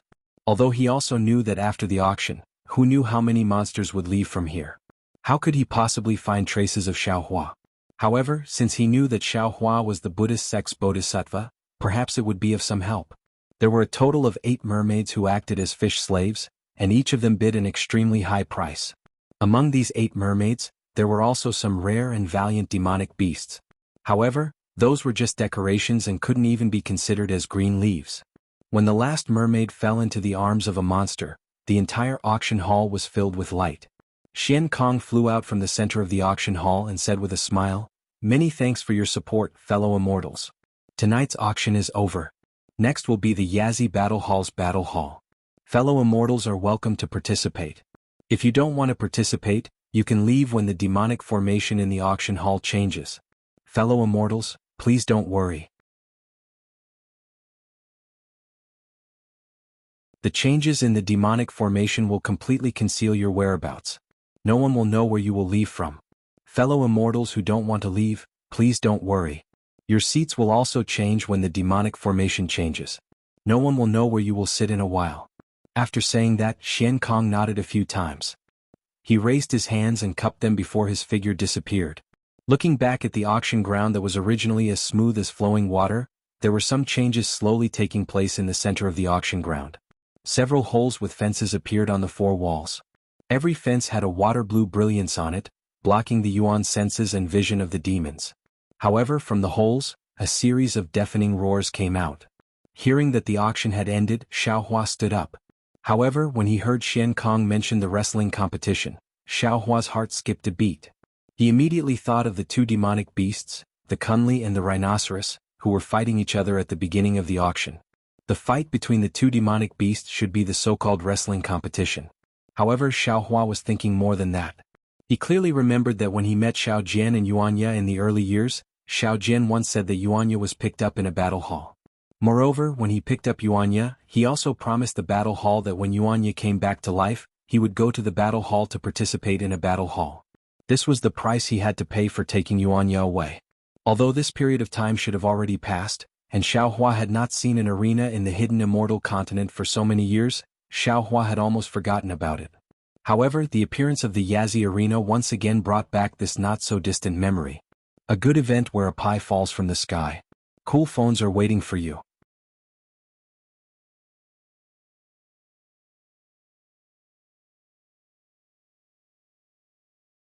Chapter 39-31. Xiaohua thought for a while and said in a low voice, "Disciple, I have some things to ask Yuanya to come out. You go back to the Kunlun Wonderland to cultivate first." "Yes, master." Fu Jiwen looked at the changing scenery around him and knew that the demon formation had been activated. It was a good opportunity for him to leave. Xiaohua released his soul consciousness and formed a seal with his hands. He sent Fu Jiwen back to the space with a wave of his sleeve and then pulled Yuanya out. Xiaohua's actions were very secretive. His current cultivation was high enough. This moment of action did not attract the attention of any demon race or even the North Sea Dragon Palace. "Master." Yuanya was a little stunned when he was suddenly pulled out. When he looked around, he hurriedly bowed. "No need to be so polite," Xiaohua said. His eyes turned slightly. The mana around his body flashed and his face turned into Xiao Jian's appearance. Yuanya was naturally puzzled when he saw Xiao Hua's transformation. However, looking at Xiao Jian's familiar face, Yuanya's eyes were filled with sadness and his heart was filled with mixed feelings. "Disciple, don't be anxious. Wait a while and look around." Xiao Hua said in a low voice, "I remember that you came from the arena. You still owe the arena a fight. This kind of thing is karma. If you don't understand it, it might have nothing to do with your current cultivation. However, who knows what kind of trouble it will cause in the future." Yuanya looked around. The demon matrix was still changing and there were also water ripples beneath him. He couldn't see anything, so he said, "Master told me about this. I had already fainted and didn't know anything. I don't know if what Master said is true." The Master Yuanya mentioned was naturally Xiao Jian. At this time Yuanya still called Xiao Jian Master. This was also his nature. Xiao Hua also sighed slightly when he heard this. Whether Xiao Jian's words were true or false, only he himself knew. The karma between Yuanya and the arena might be made up by Xiao Jian. No matter what, just believe it for now. Xiao Hua sighed. Yuanya nodded. "I will listen to Master's instructions. I will return it to them. I don't want to owe anyone a favor. It's just that, this disciple doesn't know where the gladiator arena is, and I don't know how to return it to him. Take a look over there." Xiao Hua laughed as he raised his hand and pointed at the center of the auction hall. "Yes." Yuanya raised his head to look and unconsciously sucked in a breath of cold air. His hands involuntarily clenched into fists and the veins on his arms bulged like dragons. Even his body was trembling slightly and his teeth were tightly clenched together. Where Yuanya's gaze landed, the originally flat ground was now filled with many stones. The stones were in an irregular shape. There was grass, mud, and even some sharp spikes on the ground between the stones. In addition to the stones, there was some scarlet water around the ground. Some white bones that had not been corroded floated on the water. Some bubbles appeared in the water. It looked extremely poisonous. On the left side of the holes in the walls, there were bloodstains all over. There were even some skeletons and white bones scattered on the ground. It looked very eerie. Seeing Yuanya's strange behavior, Xiao Hua already understood. Even if this gladiator arena was not the gladiator arena that Yuanya used to be in, it must have some connection to that place. "Master." Yuanya calmed down with great difficulty. He looked at Xiao Hua and said, "This gladiator arena is very similar to the gladiator arena that disciple used to be in, but it is not the gladiator arena that disciple used to be in." Xiao Hua nodded and said, "Sit here and take a look."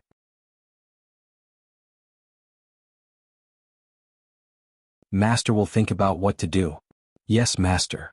Yuanya gently sat down and looked at the gladiator arena that was gradually becoming clear. He gradually became confused, cold, nostalgic, and confused. All kinds of emotions surged out like bubbles. Xiao Hua paid attention to Yuanya's expression and secretly nodded. He understood that this gladiator arena was where Yuanya went after leaving the mystic Jade Dark Forest. Other than Jianghu, this gladiator arena was probably one of Yuanya's worries. Jianghu's worries had already been solved by Jianghu, and the gladiator arena's worries would also be solved today. Calling Yuanya out was definitely the right decision. A moment later, all the seats became clear. The figures of the monster race and human race on the seats also began to appear.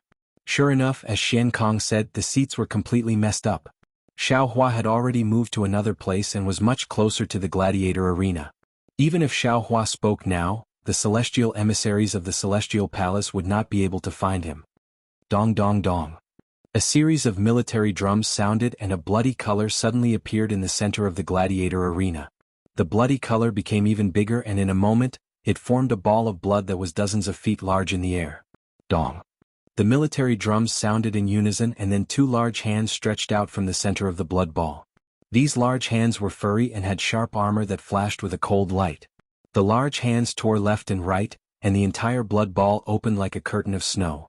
A flood dragon wearing blood armor rushed out from within. This flood dragon's blood armor was engraved with complicated demon characters. The demon characters were covered with thick blood marks and a strong murderous aura was emitted from this blood armor. Not to mention this flood dragon's huge body, on its ferocious flood dragon face, there was a deep blood mark that cut its entire face in half. Its already terrifying face revealed a murderous aura. When the flood dragon walked out of the blood ball, the entire blood ball turned into a blood cloud and landed under the flood dragon's feet. The flood dragon raised its head and swept its cold gaze across the faces of all the monster race. Then it cupped its hands and said, "This old man is Ao Feng from the Yazi Gladiator Arena. Greetings, fellow immortals." However, before the demon race could make a move, Ma Yingfeng said again, "Before the auction, I believe all of you have already seen the battle between Kunli and the rhinoceros. This old man can guarantee that it was merely an appetizer. The following battle will be 100 times more exciting than the previous one." "Good." The monster race loudly shouted. The blood chi that they did not vent on the mermaid rushed to their heads again. "Today's battle will be divided into 10 battles." Ma Yingfeng's expression did not change. He still said coldly, "Every round has 2 demon beasts or many demon beasts fighting. Fellow immortals, you can bet on which demon beast will win based on your own judgment." Ao Feng then said a lot more. It was nothing more than how to bet, how to win, and how to get the sea crystals that you won. However, Xiaohua did not hear any of this. He was thinking about how to negotiate with the Yazi Gladiator Arena about Yuanya. In the end, Ao Feng said, "The corpse of the defeated monster will be the same as the previous auction. Fellow immortals who are interested can bid. As for the winning monster, if any fellow immortals are not satisfied, they can also come out and challenge. However, my Yazi Gladiator Arena will not be responsible for the life and death of the fellow immortals. Of course, if fellow immortals win, then fellow immortals can take away 70% of the bets that fellow immortals have placed on fellow immortals." Damn it, the last time I saw a bear spirit he earned 2 million sea crystals. That bear spirit wasn't beaten down by a demonic beast, but was beaten down by sea crystals. A demonic beast with a loud voice shouted, "Today I want to challenge too." "Good, if fellow immortals are interested you can go to the side door to register now. Because there are only 10 matches, only 10 immortal friends can participate in the matches tonight." Just as Ma Yingfeng finished speaking, several whirlwinds appeared and several demons flew towards the side door that was shining with light. See.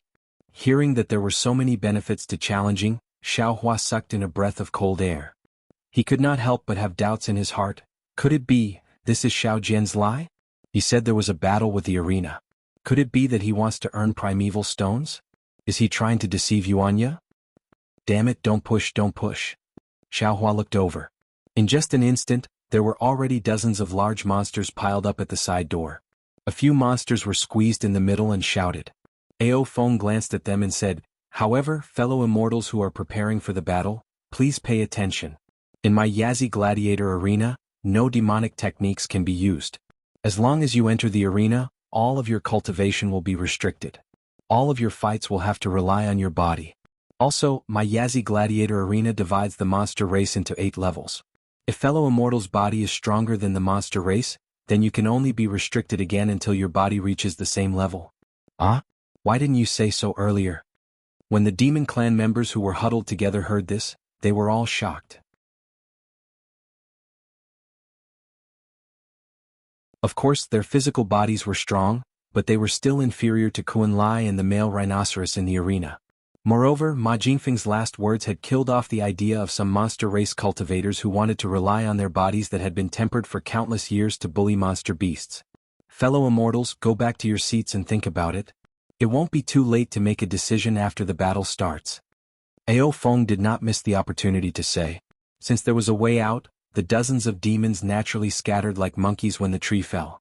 Ao Feng didn't delay and pointed at the bloody walls and said, "Fellow immortals, today's first battle is Ku Pai against Zhan Hong." Dong dong dong. Following the beating of the war drums, dark green demonic clouds emerged from the 2 holes. Furious roars resounded throughout the entire arena. Then 2 huge cages flew out from the holes. The cages were made of thick ice pillars. There was a layer of demonic runes on the pillars. Looking inside the cages, one was the huge Ku Pai and the other was the bad-tempered Zhan Hong. Ku Pai was close to 100 feet in size. Its 4 legs were as solid as stone pillars. On its back there were 4 layers of scales that looked like iron sheets. The edges of each scale were extremely sharp. Ku Pai's head was like a snake's head. On its huge head there was a 1-meter-long spike. At this moment, Ku Pai was lazily standing in the cage. Its snake-like head peeked out of the cage and its dark eyes looked around. Zhan Hong was a square-shaped monster. Its body was covered in scales and its head, which had almost no neck, was hexagonal. There was a sharp mane at the junction of each side, and the mane was flashing with a blue luster. At this moment, Zhan Hong was not as calm as Ku Pai. Instead, It roared and slammed into the ice pillars of the cage. Every time it slammed into the ice pillars, the demonic runes on them flashed rapidly. What a good event for a pie in the sky. Cool phone's waiting for you.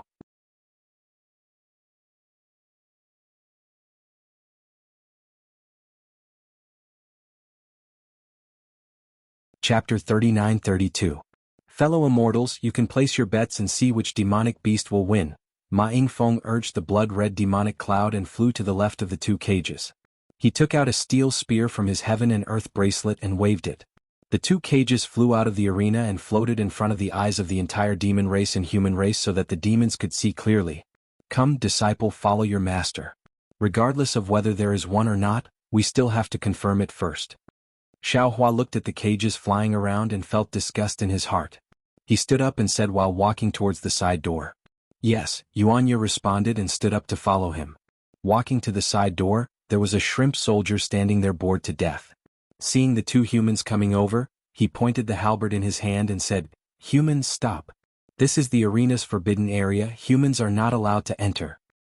This old man's disciple wants to challenge a demonic beast." Xiaohua looked at the halberd and said indifferently without stopping his steps. You want to challenge a demonic beast? That shrimp soldier was stunned. He had never heard of a human challenging a demonic beast in the arena. That's right. Xiaohua nodded. However, the demonic beast my disciple wants to challenge might not be the one in the arena. You may not be able to make the decision on this matter. Call the manager over. Hee. That shrimp soldier laughed nastily and said, "This old man has seen a lot of people, but I have never seen a person who wants to court death so much. This old man is responsible for registering the demonic beasts that want to challenge. If your disciple wants to challenge, he can do so. If he doesn't want to challenge, he can also scram. As for finding a manager, do you humans think you have the qualifications? How dare you?" Xiaohua's eyes flashed with a cold light. That shrimp soldier suddenly felt an aura that was even more vast than the waves coming from Xiaohua's body. Moreover, this aura seemed to have grown sharp teeth and bit out his fear in an instant. The shrimp soldier was horrified, and the halberd in his hand fell to the ground. His body trembled as he quickly retreated. Xiaohua coldly snorted, withdrew his pressure and coldly said, "Damn thing, why aren't you calling out the person in charge?" Yes, I'll go now." That shrimp soldier didn't even care about his halberd as he hurriedly ran over. In just a short moment, Xian Kong actually flew out from inside. He looked at Xiaohua with a frown and said, "Fellow immortal, if you want to fight, you can register. Why do you need me to come out?" "Fellow immortal Xian. I am Xiao Jian." Xiaohua cupped his hands and said with a smile, "This auction allowed me to witness fellow immortal's elegance. Although I didn't bid for anything, fellow immortal left a deep impression on me. As the saying goes, don't slap a smiling person." Even though Xian Kong frowned when he heard Xiaohua speak like this, he couldn't bring himself to flare up, so he could only nod and say, "Fellow immortal, feel free to speak your mind." "Oh, it's like this." Xiaohua told him about Abyss Cliff, and then he said in the end, "Even though I remember this agreement with the arena, I've always been drifting outside all these years and I didn't have the time to return. When I saw the Yazi arena tonight, I thought of this, so I came to look for fellow immortal Xian. Is that arena the North Sea Dragon Palace's arena? If this disciple of mine is at the Yazi arena, can he fulfill the agreement as well?" "I see." Xian Kong nodded when he heard this and said, "My Northern Sea Dragon Palace has the Chionyo Arena, Yenzi Arena by an arena, Paleo Arena, Taotai Arena, Basha Arena by an arena, Fu, an arena, and Qi, an arena within the 9 prefectures of hidden immortal continent."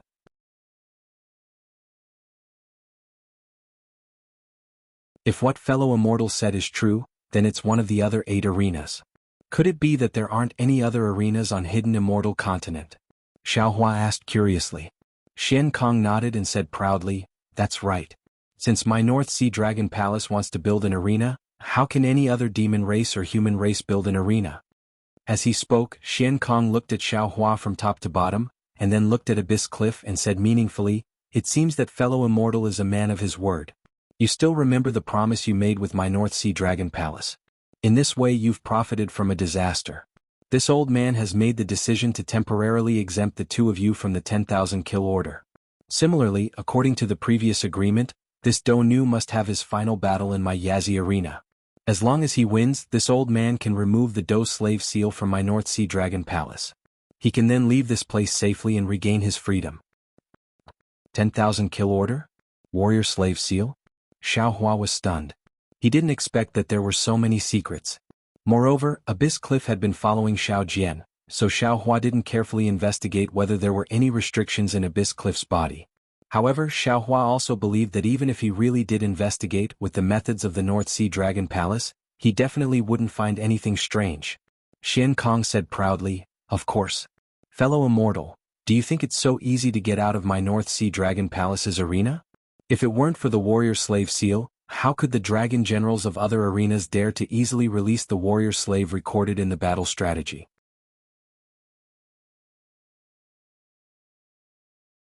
Moreover, fellow immortal, you didn't come to my North Sea Dragon Palace at the agreed time. Your name and the warrior slave's name have already been on the arena's 10,000 kill order.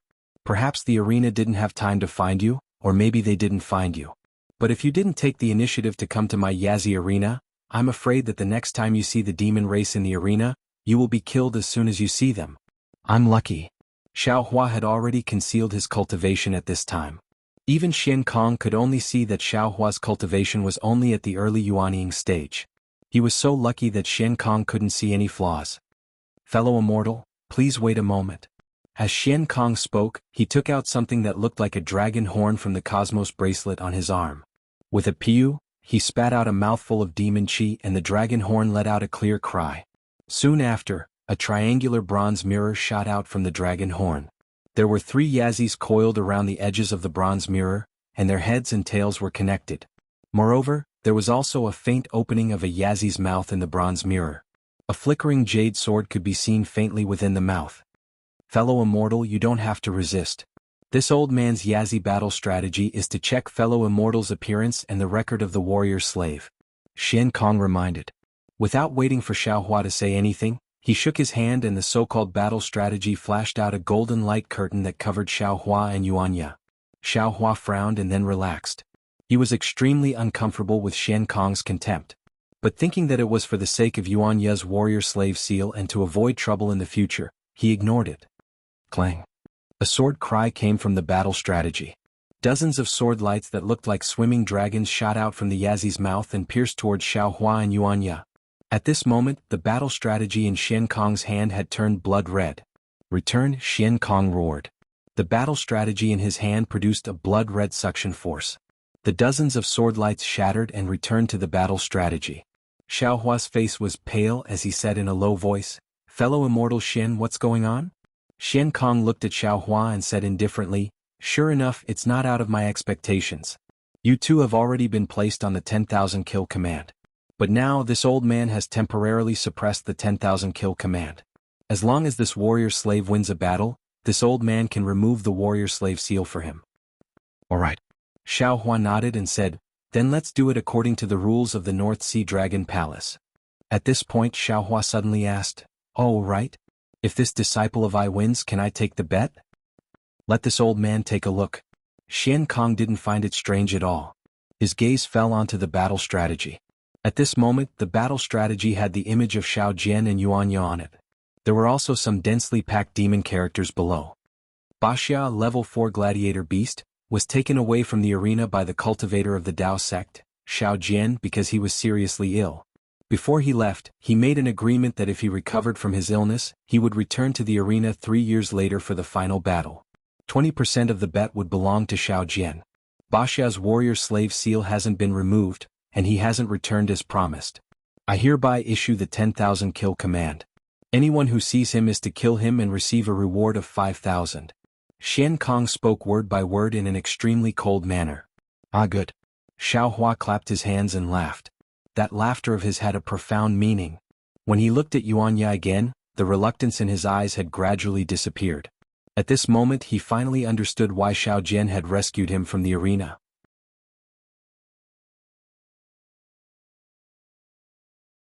"Fellow immortal, did you hear?" Xian Kong looked up at Xiao Hua and said, "Wuxia's warrior slave seal won't be removed as long as he doesn't die. Therefore, fellow immortal, coming to my Yazi arena today was the most correct choice." Yes, I'll have to trouble fellow immortal." Xiao Hua's smile was so wretched that it was no different from Xiao Jian's.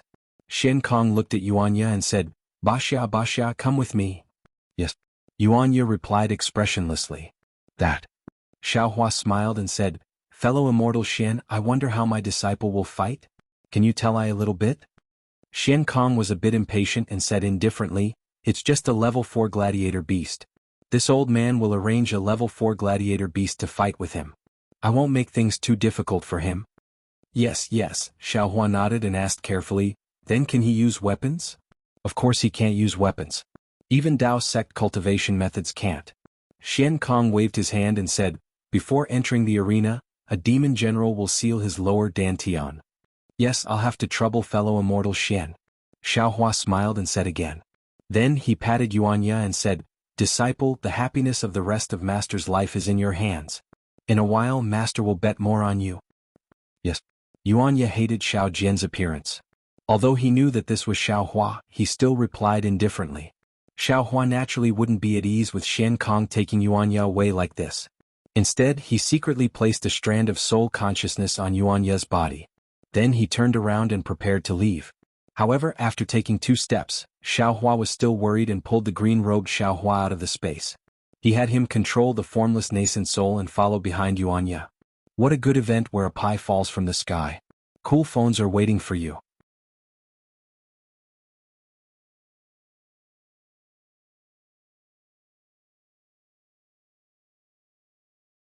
Chapter 39-33.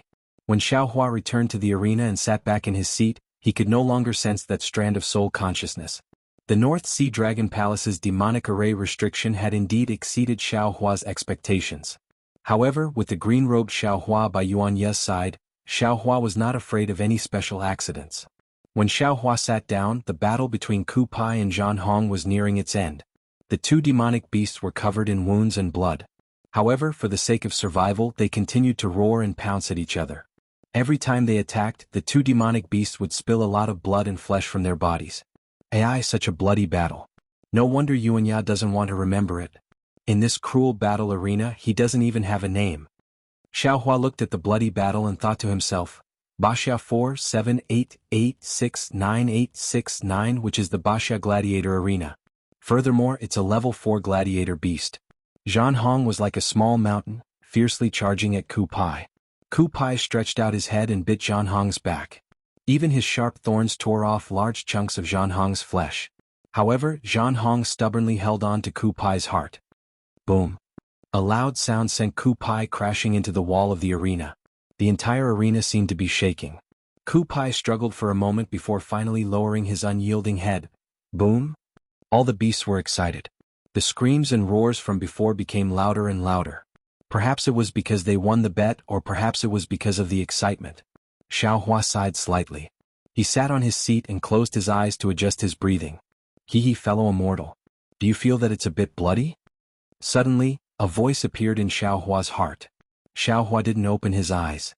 His consciousness entered his body and saw that the scholarly cultivator Xiaohua was already standing in his middle dantian with a smile on his face. The scholarly cultivator Xiaohua from before didn't have the same outstanding appearance as before. All the sword chi and sword forms had disappeared. Only the pages of his book remained. Inscriptions of armor flashed in his eyes. The aura of the inscriptions of armor was far stronger than that of ordinary scholarly cultivators. However, the current Confucian cultivator Xiaohua was no different from an ordinary Confucian scholar. He wore a light cyan Confucian robe, and his refined temperament was revealed from his clear black and white eyes. That upright and plain-spoken aura could only be faintly seen between his brows. As for the sharp sword from before, it was still hanging at his waist. The scabbard was also gone. However, the sword didn't have any sword chi. It looked no different from an ordinary sword. Fellow immortal. Jade Archive Xiaohua cupped his hands and said, I didn't expect fellow immortal to enter the state of concealing his divine splendor in just a few days.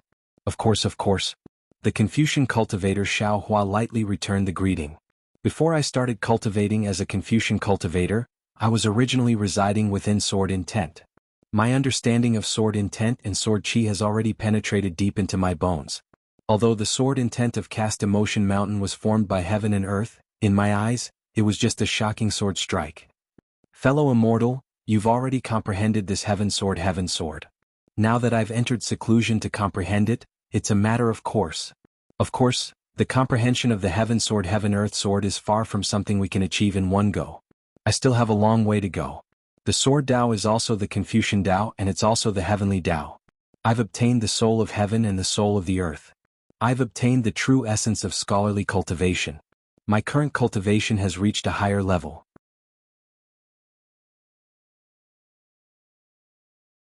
This is what we should celebrate. Indeed. Jade Xiaohua nodded with a smile. With a calm heart all things will not perish. With a clear heart there won't be a speck of dust. Monk Subhuti has been in seclusion for so long, yet he still hasn't come out. His path in the Buddhist sect is too difficult. Xiaohua said, however, some of the words of the Buddhist sect are very reasonable. If I had seen such bloodshed before, I would have wanted to use my sword to kill all these demons and monsters. But now that I've grasped the Heaven Sword Heaven Earth Sword, I somewhat understand that killing and bloodshed are a part of the world. They can never be eliminated by killing to stop killing. Previously, on the Dawn Rain continent, only sword transformation realm cultivators participated in the Sword Tao battle. Those spirit swords and divine swords simply disdained to participate. And even in the eyes of Tao sect cultivators like deity transformation realm cultivators, I'm afraid they also have such thoughts, right? I'm just soft-hearted. I can't see killing. Jade Xiaohua said with a smile, I can't wait for the people of the world to sing and laugh happily. Harmony breeds wealth. Singing and laughing isn't necessarily what fellow immortal pursues. Xiaohua said with a smile, harmony breeds wealth. Ah, the same. Jade Xiaohua clapped. Then Xiaohua said with a serious expression, fellow immortal, when fellow immortal Tempered Bones asked you for a cultivation method, I thought it was a bit funny. But now, in my Confucian cultivation method, the heaven soul is complete and the earth soul is missing. The 5 cheese unifications cultivation method is still missing the water cheese unifications. Of the 5 heavenly hearts, besides the new heavenly heart which is half a piece, I still lack a piece of heavenly heart. Fellow immortal, why is it so difficult for you to get a cultivation method?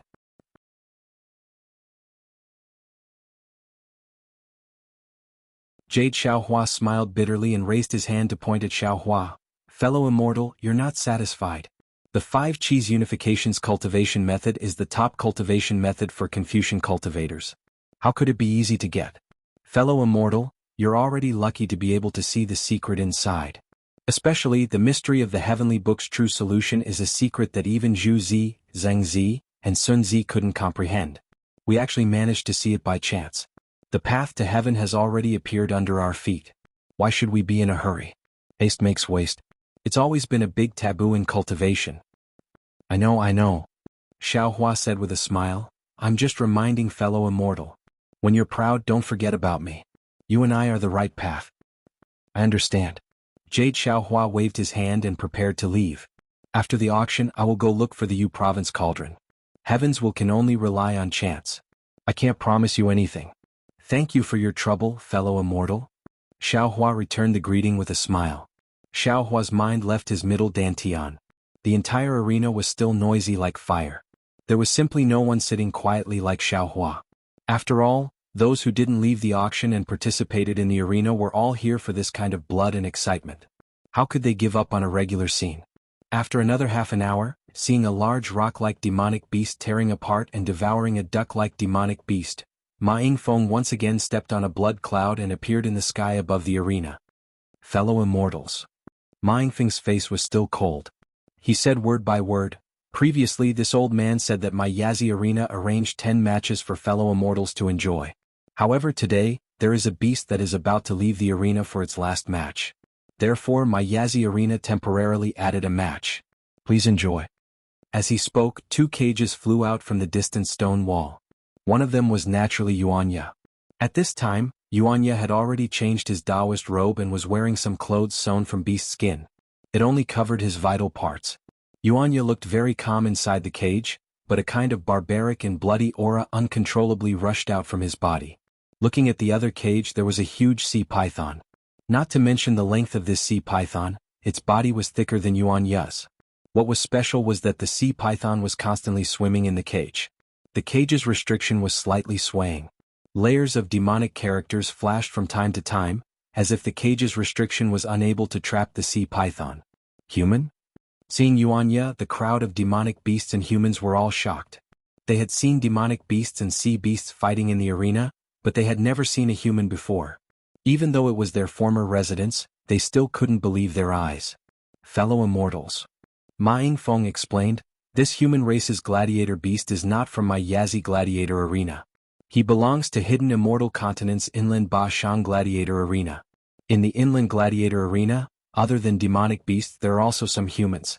These humans are usually gifted and different from ordinary cultivators. This gladiator beast was Ba Xiao 478869. It was a grade 4 demonic beast. Today is this beast's last match. If he wins, he can regain his freedom. Good. The crowd of demonic beasts shouted and became increasingly excited. The majority of them had never seen a battle between a human and a demonic beast. Thinking that such a small human was going to face such a huge sea beast, how could he suppress himself? Okay, fellow immortals, you can place your bets. Ma Yingfeng said indifferently. He waved his hand and the two cages landed on the arena.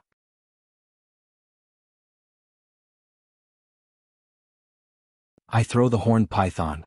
A demonic beast hurriedly patted his seat and took out a universe bangle. A bubble emerged from the seat. The demonic beast threw the universe bangle into the bubble and shouted, "This horned python's godly strength is astonishing. Even I had to escape when facing it. How can a human be its match?" That's right. This horned python is much more powerful than the male rhinoceros. Once it coils around you, even the male rhinoceros will end up with broken bones. Hee, the Yazi gladiator arena sure is scheming. Many demons were even muttering softly. This is the final battle of the human race. They actually arranged for a horned python. How can this human escape from the arena's grasp? Not necessarily. Some demonic beasts laughed and said, "Don't forget that this human is Baksang, a level 4 demonic beast. If he doesn't have some strength, how can he be a level 4 demonic beast? What's more special is that this human is the arena beast of Baksang Arena. After living for so long, he actually made it to the last match. I don't believe that he doesn't have any special talents." That's right, that's right. Another demonic beast chimed in, "Humans are the most cunning.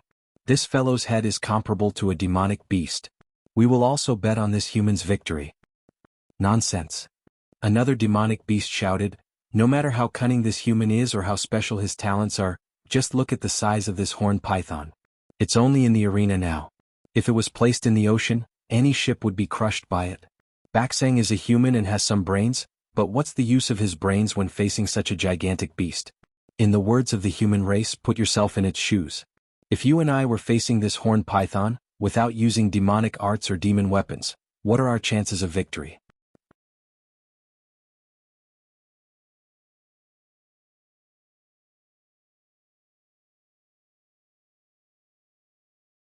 Chapter 39-34. Yes, yes. Following which, a few brainless demons chimed in. It was as though these demons were the brains of the Yazi gladiator arena. After a while, the Qingquan rings were taken away by the Yazi gladiator arena one by one. Xiao Hua was originally resting with his eyes closed, but when he heard that Yuanya came out, he could no longer calm down and opened his eyes. When he heard the unscrupulous whispers of the nearby demons, he couldn't help but frown. What the demons said was not without reason. Although Yuanya was gifted, he had not been Xiao Hua's disciple for a long time, and during this period Xiao Hua did not give him any special guidance. To be honest, Xiao Hua was not confident about Yuanya's strength. But thinking about it, Yuanya was recorded as a level 4 gladiator beast in the arena's fighting strategy. Even if he did not practice the Fist of the North Star, his strength should still be at the level of a level 4 gladiator beast. From the style of the Yazi gladiator arena, it should be considered fair. Therefore this horned python looked a little arrogant and should also be a level 4 gladiator beast. Yuanya should not be at a disadvantage against this horned python. The only thing Xiao Hua was worried about was that the Baxia gladiator arena was located in the interior of the hidden immortal continent. There should be fewer demons in the arena, and there should be more humans like Yuanya. Yuanya could dominate among the level 4 gladiator beasts, but that was only against humans. If he faced this horned python, he might be at a disadvantage in terms of size. Let's wait and see. Xiao Hua narrowed his eyes. Green Robe has already gone and others can't see what he does. If he doesn't succeed, this old man will also take action. It's fine if Yuanya suffers some minor injuries, but we can't let Yuanya die here. Dong. A military drum sounded. In the arena, whether it was Yuanya's cage or the horned python's cage, they suddenly disappeared, and one man and one beast fell from the sky. The horned python was originally rolling in the cage, but now that it was free, its entire body danced in the arena. Whoa! A loud wind blew. Before Yuanya landed on the mountain rock, the horned python's tail drew a black line in the air and whipped towards his waist. Yuanya hurriedly urged his true energy to dodge, but his true energy was already confined by the Yazi gladiator arena. How could he still use his flying technique? Seeing the python's tail, which was larger than his body, sweeping towards him fiercer than a mountain, Yuanya had an idea. He hurriedly curled up and rolled, falling down. Just as Yuanya dodged half of the snake's tail had already reached him. Yuanya's back was facing the snake's tail, making it difficult for him to move his body. He could only use his elbows to block the snake's tail. Pung! A loud sound was heard as the snake's tail vibrated in the air and struck forward again. Yuanya was sent flying like a bullet. Boom! Another loud sound was heard as Yuanya's body was smashed into a large rock. The boulder was even harder than diamond. When Yuanya's body fell, he knocked a few pieces of the boulder away. Then Yuanya's body softly slid down the stone wall. Looking at Yuanya's back, it was already a bloody mess. There was also a pool of blood on the stone wall. Damn it! Xiaohua's heart ached. He stood up and secretly complained to himself, "Am I too cruel? What kind of bullshit karma is this? When this old man's cultivation is deeper, I will directly use the hand of karma to block it. There is no reason for this poor child to suffer the torment of a demon beast." Good. A group of demons saw the man and the python fight and saw blood. They all shouted in ecstasy. Many demons also stood up. Looking at the horned python, it was obviously experienced in fighting.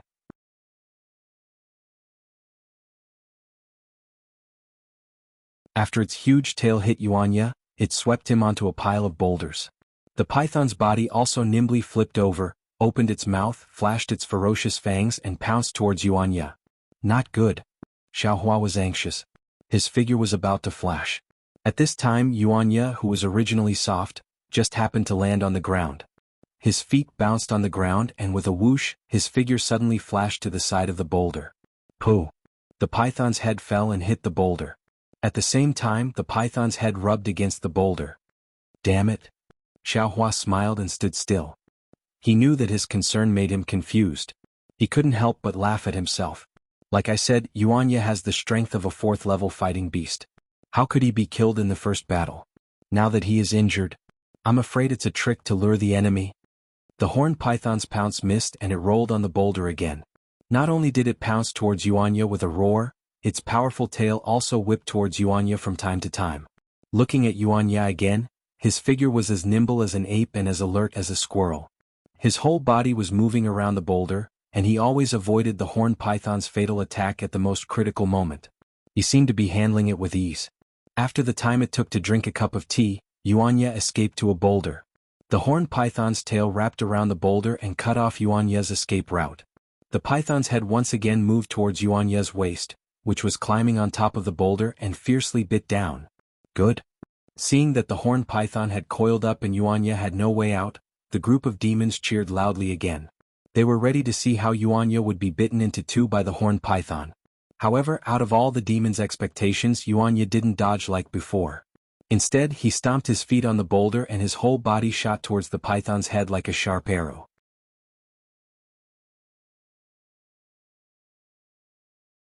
The horned python hissed and its shiny black scales trembled in excitement. Its pair of fangs were about to pierce into Yuanya's waist. At this moment, Yuanya suddenly moved his feet and his body swayed mysteriously. He suddenly executed the ethereal steps in midair and dodged the horned python's attack in an instant. He rushed into the horned python's neck. Ah! The group of demons exclaimed in disappointment. However, their exclamations had just begun when they saw Yuanya rushing into the horned python's body. His 10 fingers spread open like a pair of iron claws clasping onto the horned python's scales. With a muffled sound, green blood splattered and Yuanya's hands actually pierced into the horned python's body. Impossible. How is this possible? A few demons shouted, the horned python doesn't just have tough skin and thick flesh, its scales are even comparable to a demon artifact. Not to mention human hands, even demon beasts or demon artifacts would only cause sparks to fly when they hit it. Roar. The horned python was in pain. Its entire body rolled on the boulder and smashed towards the ground with Yuanya. At this moment, Yuanya's arms had already completely penetrated the horned python's body, which was the so-called 3 inches of the horned python's body. However, seeing that he was about to be smashed to the ground by the horned python, Yuanya didn't dare to delay. He hurriedly pulled his arms out of the horned python's body and his entire body shot out from the horned python's neck. Boom! The horned python's head hit the ground and blood splattered everywhere. Not only was blood flowing out from the 2 bloody holes in its neck, even the sharp edges of the boulder had pierced the python's head. Even though the horned python was injured, it didn't let go of the chance to attack Yuanya. The python's tail that was coiled on the ground stood up again and slammed straight towards Xiaohua, who had just stabilized himself. With another loud bang, the python's tail smashed down and actually created a shockwave that sent the gravel flying. Yuanya's figure dodged to the side in the nick of time. Sigh. Another group of demons sighed in unison. It wasn't clear whether they were sighing because Yuanya couldn't injure the horned python or because the horned python couldn't kill Yuanya. However, all of the demons could see that even if Yuanya could injure the horned python's enormous body wouldn't give Yuanya a chance to do so. The possibility of Yuanya being killed in this battle was too high. Just as these demons had this thought, the scene before their eyes almost caused their eyeballs to fall out of their sockets. Yuanya had just dodged the python's tail when he suddenly pounced towards it. His 2 large hands were once again inserted into the python's tail like a pitchfork. Not only that, Yuanya stood firmly on the ground and suddenly raised his arms. Like a dancing snake, he actually shook the horned python's enormous body into the air. Ah! The crowd of demons fell into a deathly silence at first. Then the entire arena erupted into cries of disbelief. How is this possible? This human? How can this human be so strong? Roar? The horned python's body was shaken into the air by Yuanya. It roared and twisted, trying its best to turn its head and pounce towards Yuanya. However, Yuanya's arms had already pierced deeply into the python's tail. Even though he couldn't stand firmly on the ground due to the horned python's immense struggle and was staggering, his arms were as strong as cast iron. They continuously rolled the python's body and forced the horned python to not turn its head. Roar! The horned python roared. With a forceful turn, its body almost split into 2 as it pounced towards Yuanya. Yuanya's eyes widened. He wasn't afraid at all. Instead, he took a slight step and swung his arms in the direction of the horned python's charge.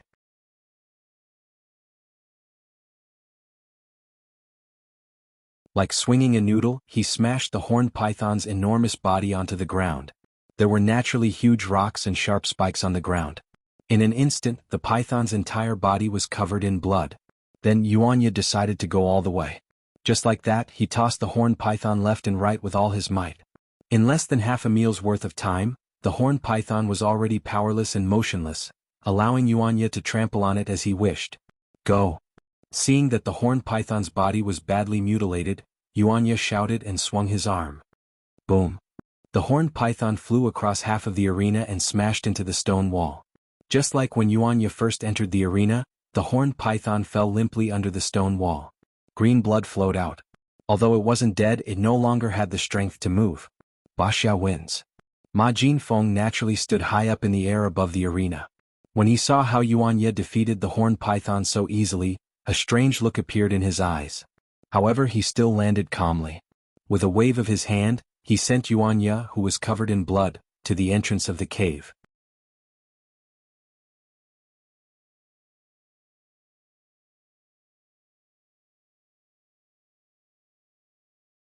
Chapter 39-35.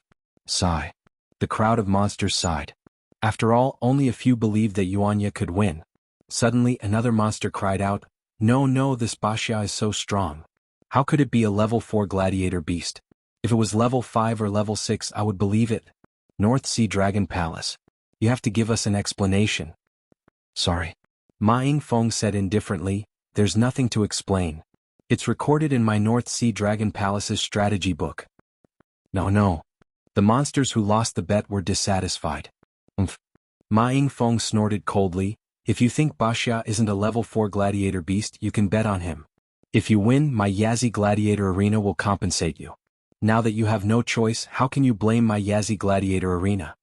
All of the demons were speechless. However, looking at the expressions of these demons, they were still somewhat indignant. Why would Xiaohua care about these monsters? He happily got up and was about to walk to the side door, but at this moment Ma Yingfeng said, "If fellow immortals are unwilling, then watch the next battle. Perhaps fellow immortals will have another surprise."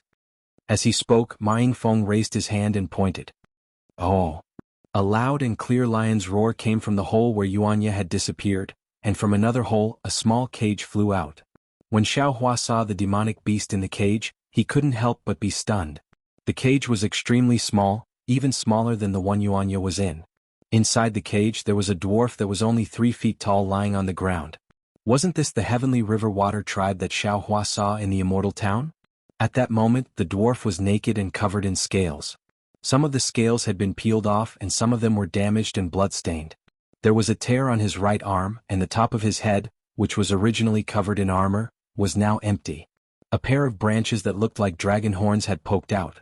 However, a small part of the dragon horns was broken, and there were blood stains on them. Looking at the dwarf's lower body, other than the 2 legs that were similar to dragon claws, a dragon tail poked out from behind him. Jianghu. Xiaohua stopped and looked at the arena in shock. He thought to himself, isn't he the dragon general of the heavenly abode river? How did it fall into the hands of the North Sea Dragon Palace? However, after thinking about it for a while, he understood that the water tribe of the Dongtian River was stirring up trouble everywhere. They wanted to incite internal strife in the Dragon Palace of the 4 Seas so that they could benefit from it. However, since they were stirring up trouble, it was inevitable that they would give themselves away. It was not too strange that Jianghu was captured by the North Sea Dragon Palace. However, seeing Jianghu in such a miserable state, and thinking back to the battle he had with him that day, Xiaohua felt very uncomfortable in his heart. If Jianghu flooded Longevity Town, Xiaohua should hate Jianghu. But if he put himself in Jianghu's shoes, wouldn't that dragon girl named Jianghong be 10,000 times more important than the people of Longevity Town? In particular, just a moment ago when Yuanya was in danger, Xiaohua almost wanted to take action. That feeling of guilt had just disappeared because of Yuanya's victory. Therefore, Xiaohua understood Jianghu's feelings very well at that time, so it was difficult for him to feel any disgust. Since he is a hero, killing him or cutting him up is just a word. Why do you have to humiliate him like this? Xiaohua stood on the spot and looked at the introduction of Ma Jinfeng. He couldn't help but sneer. The actions of the North Sea Dragon Palace are really disappointing. In the arena, Ma Jinfeng raised his hand and pointed at Jianghu.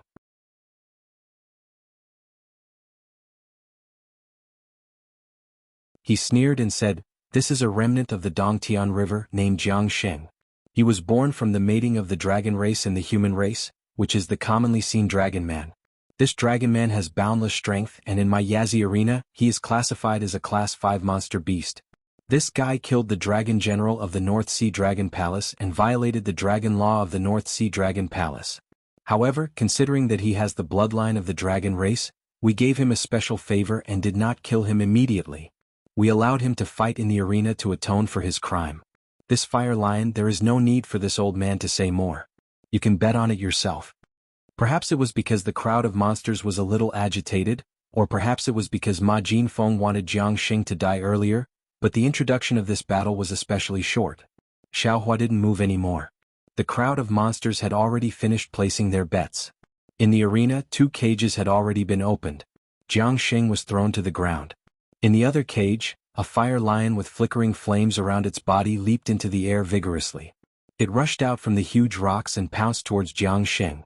"Bite him to death, bite him to death." Seeing Jianghu covered in wounds, how could the monsters not know that the North Sea Dragon Palace was humiliating Jianghu? Jianghu was definitely going to die in this arena? They had already placed their sea crystals on the fire lion. Seeing Jianghu's short body fall to the ground, the fire lion pounced towards him crazily. The monsters all shouted loudly. "Whoa!" Before the fire lion pounced, it had already spat out scarlet flames from its mouth and enveloped Jianghu. "Ao!" Jianghu cried out loudly. He rolled on the ground trying to extinguish the flames. However, when the fire lion opened its bloody mouth and bit towards Jianghu, the flames on Jianghu's body still hadn't been extinguished.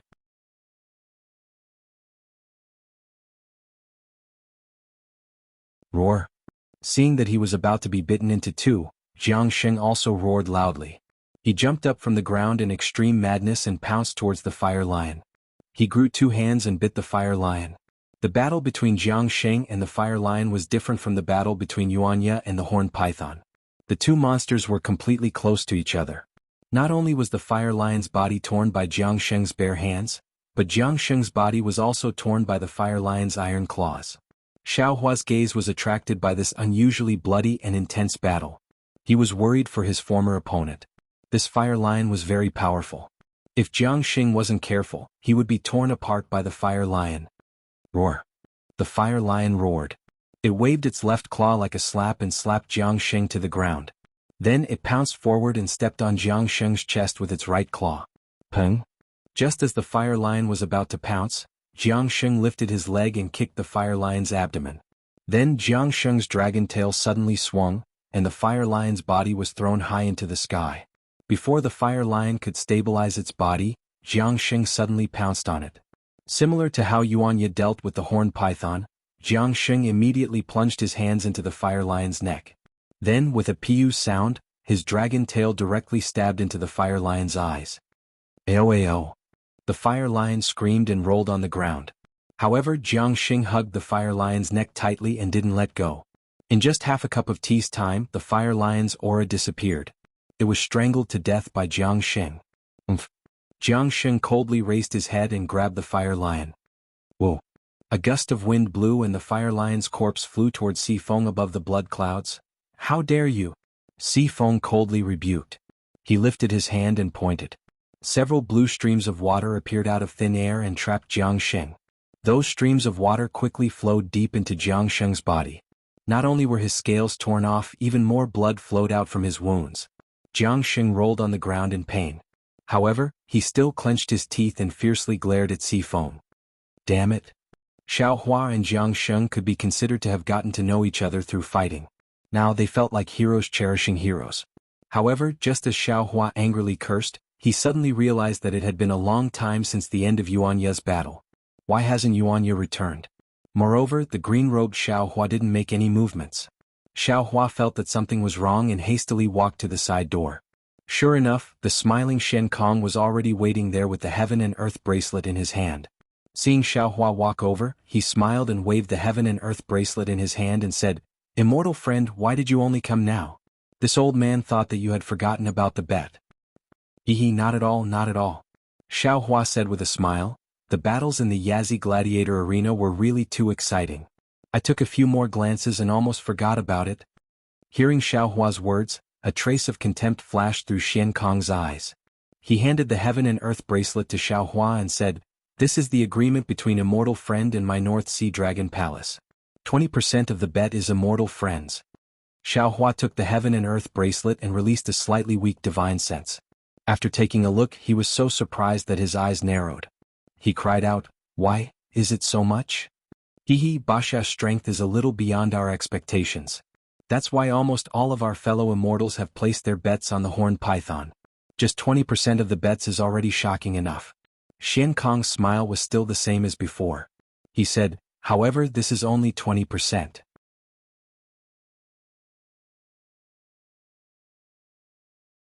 Immortal friend, have you thought of earning more?" "Oh? Immortal friend Shen, what do you mean?" Xiaohua put the Heaven and Earth bracelet into his bosom. He looked behind Shen Kong and asked curiously, "Where's Ai's disciple? Why hasn't he come out yet?" Don't worry. Shen Kong said in a low voice, "Basha's fine now. However, this old man wants to discuss something with you, so he hasn't come out yet." "Oh, what does Immortal friend want to say?" Xiaohua rolled his eyes and asked in a low voice. Shen Kong stared into Xiaohua's eyes and probed, "Immortal friend, have you thought of letting Basha participate in another battle?" "What?" Xiaohua asked curiously. Ai's disciple has already participated in the last battle. His agreement with the North Sea Dragon Palace has ended. Immortal friend, you should remove the warrior slave seal for Ai's disciple and return his freedom. This old man didn't say that he wouldn't remove the warrior slave seal for Basha. This old man just wants to suggest that Immortal friend let him participate in another battle. Could it be that Immortal friend didn't see it? Until now, no Immortal friend has participated in the battle.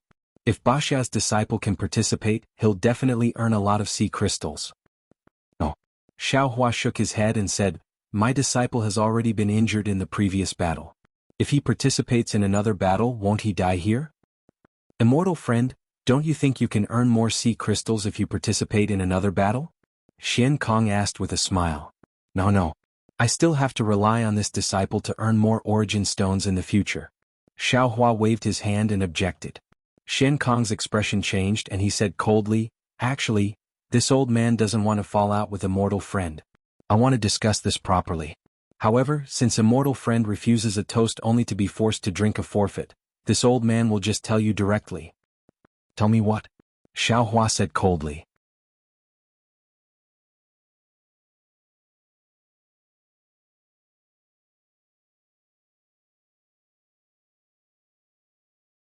Chapter 39-36. Wuxia 4, 7, 8, 8, 6, 9 was previously recorded as a Class 4 demon beast, but his strength has now reached Class 5. Previously, when he participated in the battle as a Class 4 demon beast, it caused unfairness in my Yazi Gladiator arena. Not only did the spectators have complaints about my Yazi Gladiator arena, but even my master felt that it was inappropriate. Therefore, this old man has already told Wuxia 4, 7, 8, 6, 9 that he must participate in another battle between Class 5 demon beasts before he can leave the gladiator arena. Fellow immortal Xian. Xiao Hua smiled and said, this is your Yazi gladiator arena going back on its word. Xian Kong shrugged his shoulder that was exposed outside the tortoise shell and said, it's not going back on my word. It's just that you didn't clearly state Wuxia 4, 7, 8, 6, 9's true strength. What did my foolish disciple say? Xiao Hua understood that with Xian Kong's eloquence, he must have deceived and coaxed Yuanya like before. Yuanya, in order not to implicate Xiao Hua, would definitely agree. Sure enough, Xian Kong smiled and said, Wuxia 4, 7, 8, 6, 9 has already agreed. In fact, this old man didn't need to inform you. However, this old man feels that since you're Wuxia 4, 8, 8, 6, 9's master, this old man should inform you. That's good. Xiao Hua thought for a moment and said, but before the battle, you have to remove the 10,000 kill order and my disciple's slave warrior seal. Xian Kong thought for a moment and shook his head slightly. This old man can't promise you. All demon beasts can only remove the slave warrior seal when they leave the gladiator arena. Don't worry. Xiao Hua said again, this is the first condition. I have a second condition. Xian Kong didn't find it strange at all. He seemed to have expected Xiao Hua to say this. He just shook his head slightly and said, fellow immortal, sometimes it's better not to be too greedy. This. Xiao Hua hesitated slightly. His eyes turned slightly and he said with a smile, since fellow immortal Xian Kong said so, then, can I take 20% more of the bet? 20% is impossible. Xian Kong shook his head, but seeing that there are some misunderstandings between us, my Yazi Gladiator Arena can give you 5% of the bet. 5%? That's too little. Xiao Hua pretended to hesitate. His real purpose was to let Xian Kong remove Yuanya's warrior slave seal first. When he saw that Xiao Hua was unwilling, Xian Kong waved his hand and said, how about this? Both of us will take a step back. This old man agrees to remove the 10,000 kill command right now, and at the same time I'll remove Wuxia's 4, 7, 8, 8, 6 and 9 warrior slave seals. You only have to take 5% more. How about it? All right. Xiao Hua seemed to be in pain as he helplessly nodded. Xian Kong said with a smile, that's the right decision, fellow immortal. Isn't there a saying in the human race that goes, a wise man submits to circumstances? That way it'll be easier for both of us. And call my disciple over. Xiao Hua couldn't sense the aura of the green-robed Xiao Hua, so he urged Xian Kong. Sure. Xian Kong turned around and with a wave of his finger, Yuanya appeared in the distance. Meanwhile, Xiao Hua also appeared in Xiao Hua's senses. In an instant, Xiao Hua understood Xiao Hua's intentions, and he returned to the arena. Yeah. Xiao Hua said, you've already agreed? Yes, master. Yuanya replied, disciple doesn't want to implicate master. It's just a battle, so disciple will return in a moment. All right. Xiao Hua nodded. Since you've already decided, master can't say anything else. Go ahead and attack, there's no need to hold back. And disciple understands. Yuanya seemed to understand but didn't. Before the battle, let fellow immortal Xian remove your warrior slave seal first. Xiao Hua said. All right. Yuanya took a step forward and replied.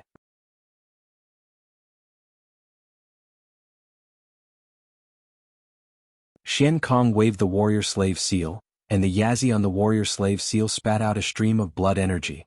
The images of Xiaohua and Yuanya in the bronze mirror slowly disappeared.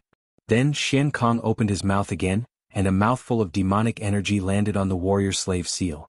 The warrior slave seal emitted a dazzling brilliance, and it rushed into the air and transformed into a Yazi. Xian Kong calmly took out a thumb-sized dragon seal from his bosom, and with a flick of his finger, the dragon seal landed in the Yazi's mouth. Pooh! The Yazi spat out a cluster of blood light that landed on Yuanya, and then the entire blood light was sucked back into the Yazi's mouth. Buzz buzz. The Yazi's body trembled, and the ferocious beast's mouth spat out a ferocious blood demon head. This demon head spun in the air for a moment, and then it slowly shrank, transforming into a drop of blood that landed in front of Yuanya. Xiaohua raised his hand, and the drop of blood landed in his hand. Xiaohua carefully looked at it and then he said with a smile, "Very good. Disciple, you can go now." "Yes, master." Yuanya turned around without hesitation and walked towards the entrance of the cave. This old man congratulates fellow immortal on returning with a fruitful journey. Xian Kong looked at Xiaohua and cupped his hands with a fake smile. "Haha, I definitely will. Many thanks to fellow immortal Xian for giving I this opportunity." Xiaohua turned around and walked towards the arena. The true samadhi fire in his hand flashed, and the drop of blood was burned into a wisp of smoke. Looking at Xiaohua's back as he walked into the arena, Xian Kong smiled coldly. He had been in charge of the Yazi auction house for who knows how many years, and he had seen countless humans and monsters. How could he not know the reason why Xiao Jian took Yuanya away from the Baxia arena that day? When Xiaohua returned to the arena, everything in front of him made him have mixed feelings.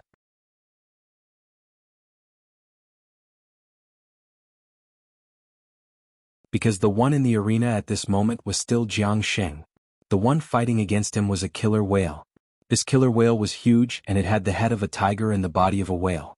It was incomparably ferocious, and it was much more powerful than the fire lion from before.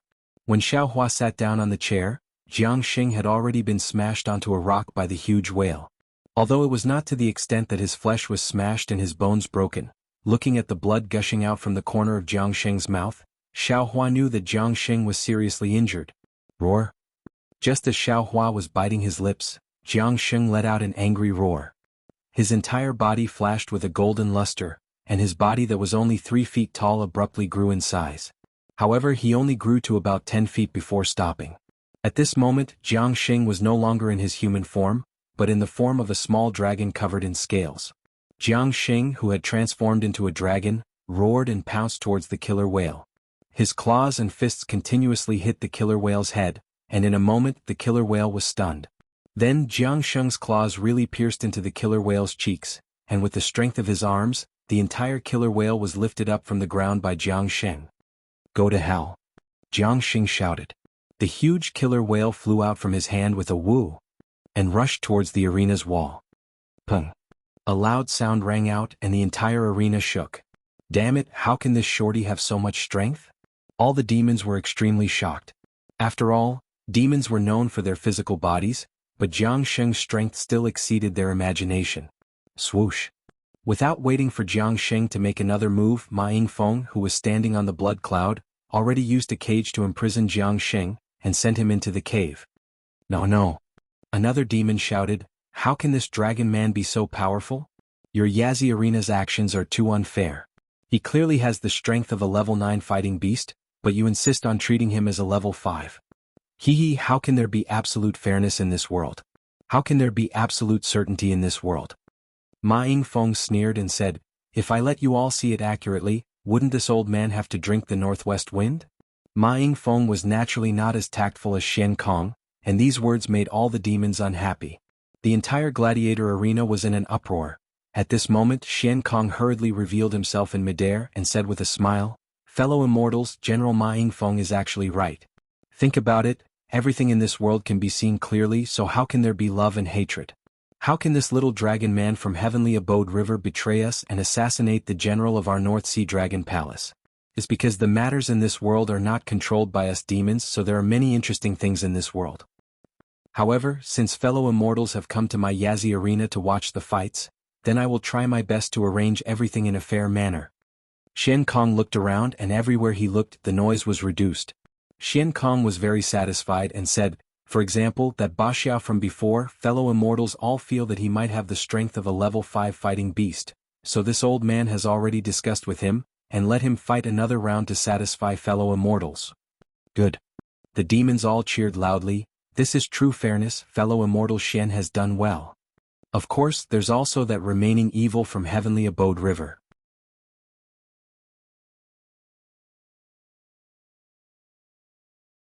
Fellow immortals all feel that he is quite strong, so this old man will let him fight another round to satisfy fellow immortals. Good. The demons didn't expect Shen Kong's words to be the same as not saying anything, but they also felt that this was very fair, so they all cheered loudly. Shen Kong smiled faintly. Since that's the case, fellow immortals, please prepare yourselves. The next fight will begin immediately. With that, Shen Kong's figure disappeared, and Ma Yingfeng stood on the blood cloud with a puzzled expression. A moment later, a swordfish swam over from the distance and landed in front of Ma Yingfeng.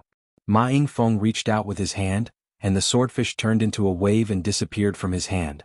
Ma Yingfeng frowned, but he soon relaxed and a thoughtful look flashed in his eyes. Dong dong dong. Several drumbeats sounded, and the entire arena flashed with a layer of blood-red light. 2 holes appeared on the stone wall as usual, but when the holes appeared, there was no beast roar coming from inside. When the 2 cages flew out, the demons were stunned and even Xiaohua was stunned on the spot. The 2 cages weren't big and the one on the left was even smaller. Inside it was Jiang Sheng who had just left the arena. However, at this moment, Jiang Sheng had already returned to his original size. Furthermore, he was holding a halberd in his hand. In particular, Jiang Sheng's eyes were extremely bright and blood-red. He didn't care that he was covered in blood, and he coldly stared at Ma Yingfeng on the blood cloud. As for the other cage, it was Yuanya who was wearing a Taoist robe. At this moment, Yuanya was just like Yuanya who had entered the side door. He had a Qinghuan bag on him and he held a pair of demonic hammers in his hands.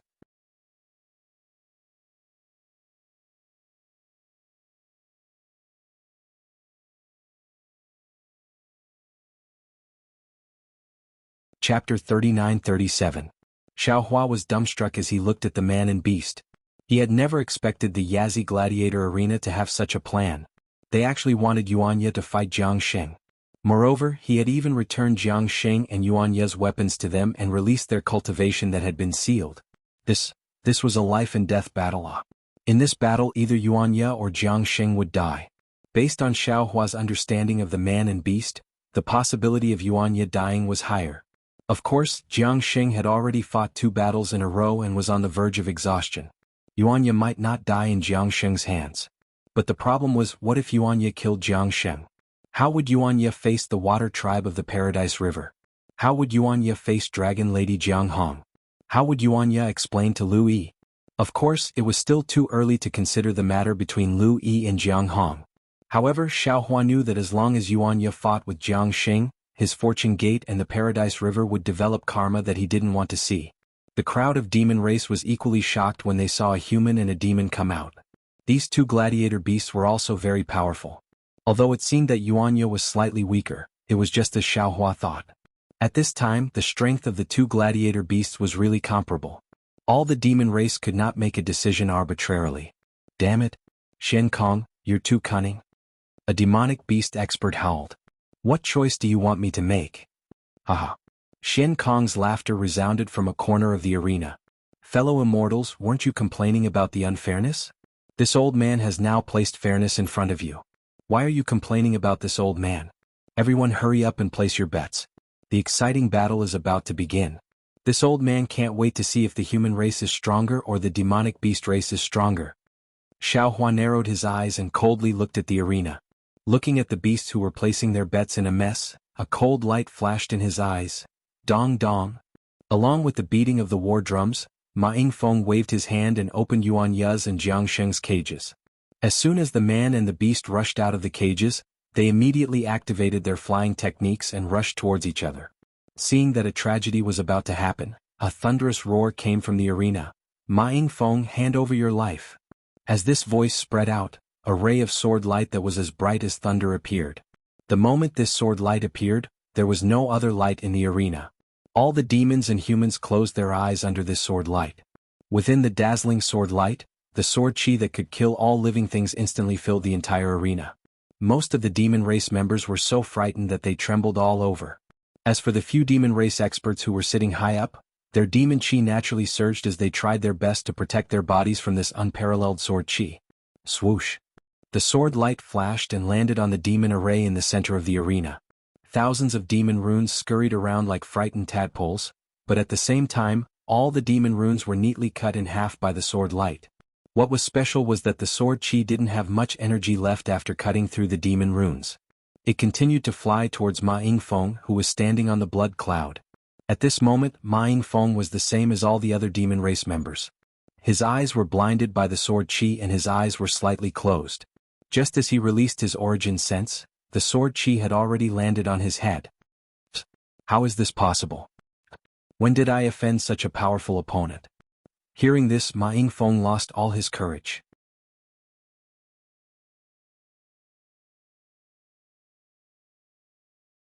Under the shroud of the sword energy, the sword intent of the flying sword was like the heavens pressing down. Not to mention Ma Yingfeng's monster body, even a giant mountain peak would be split in half by this sword intent. Ma Yingfeng's demon body violently trembled under this sword chi. He was extremely shocked and couldn't help but cry out, "General Ao, don't move." Seeing that the sword chi was about to fall, Ma Yingfeng had nowhere to hide. Suddenly an extremely long crutch stretched out from the stone wall, and Shen Kong's voice came. Dong. With a light sound, Ma Yingfeng was sent flying by the crutch. Boom. The flying sword fell. Not only was Shen Kong's crutch cut in half, but the ground of the entire arena, including the giant rocks and spikes, were also split by the flying sword. A sword mark of more than 100 feet appeared in an instant. Disciple, don't move. It's master. Yuan Ye's figure was naturally sent flying by the sword chi. Just as he was surprised, Xiaohua's voice sounded. Yuan Ye immediately calmed down. Then his body tightened. When he opened his eyes again, his figure was already inside the Kunlun immortal realm. This shocking sword was naturally done by the Confucian cultivator Xiaohua. This was also the first time Xiaohua used it after his sword Dao reached the Deshang level. He didn't expect the power to be so terrifying. After putting away Yuan Ye, Xiaohua's heart moved, and his mind wrapped around Jiang Sheng. Although Jiang Sheng was forced back by the sword chi, he stubbornly urged his demonic aura with all his strength. His demonic body once again expanded, wanting to block the sword light. Xiaohua's mind was naturally firmly blocked by Jiang Sheng. Xiaohua hurriedly used the monster language to whisper, "Jiang Sheng, this old man is an old friend of Jiang Che and Jiang Peng. At the same time I also know Jiang Hong. They asked me to save you." As soon as he heard Xiaohua say so many names, Jiang Sheng immediately stopped resisting.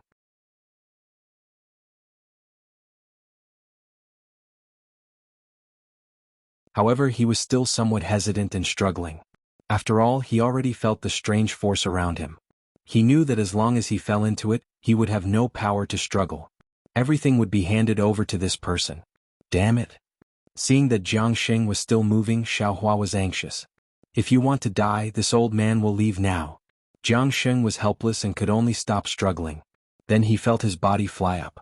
Then he saw light and shadow flash. He was actually in a celestial mountain, and in front of him was the human who had just appeared in the arena like him. Jiang Sheng was greatly alarmed. He wanted to move again, yet he couldn't. No matter how much strength he used to struggle, he couldn't even budge an inch. However, Yuan Ye glanced at him indifferently and didn't pay attention to him at all. He walked towards a place on the mountain peak. Where is this? Jiang Sheng was slightly relieved in his heart, yet a cloud of doubt arose. It was also the moment Jiang Sheng resisted that several powerful origin senses swept past from all around the arena and descended onto Xiaohua. Clouds and rosy clouds surged around Xiaohua's body, and he shouted loudly, "This is a personal grudge between this old man and Yuan Jinfeng. It has nothing to do with fellow immortals." As he spoke, Xiaohua raised his hand again. Several sword lights condensed in his hand, and he shouted loudly, "Vile creature, when this old man saw that you were injured earlier, I pitied you in my heart and saved you. Then I placed you in this old man's home. However, you actually took advantage of the time when this old man left home to swallow my chick and copulate with the female pufferfish I raised. The most infuriating thing is that you actually abandoned a group of pufferfish that were crying piteously for food and fled. If this old man doesn't take your life today, how can I face the female pufferfish that died under the butcher's knife?" As he spoke, the murderous sword light from before appeared once more. Even though the demon race experts weren't afraid of Xiaohua's divine ability, when they heard that it was a personal grudge between Xiaohua and Yuan Jinfeng, and they heard Xiaohua speak clearly about the chick and the female pufferfish, they acted like they were serious and hurriedly withdrew their origin senses and hid at the side. However, Xian Kong and Yuan Jinfeng were puzzled when these words entered their ears. Xian Kong looked at Yuan Jinfeng with surprise, but when his gaze descended onto Yuan Jinfeng's dazed face, he suddenly came to an understanding and recalled what the chick and female pufferfish Xiaohua spoke of were in the eyes of humans. At the same time that Xian Kong thought of this, Yuan Jinfeng naturally came to an understanding as well, and his face instantly turned extremely livid. Wait. At the same time that Xian Kong recovered from his shock, he hurriedly looked towards the other areas of the arena, and Yuan Ya and Jiang Xing had vanished a long time ago. He's... Xian Kong hurriedly released his origin sense, but unfortunately before he could see Xiaohua's face, another brilliant sword light appeared. Xian Kong was greatly shocked and hurriedly cried out, "Second Prince?" Actually, there was utterly no need for Xian Kong to shout. At the same time that the sword light appeared, a strand of origin sense swept out from the arena, and a proud and furious voice drifted through the entire arena. Who dares to cause trouble in this king's arena? However, this voice was still too late. The sword light shot into the sky, and a wave of rumbling resounded.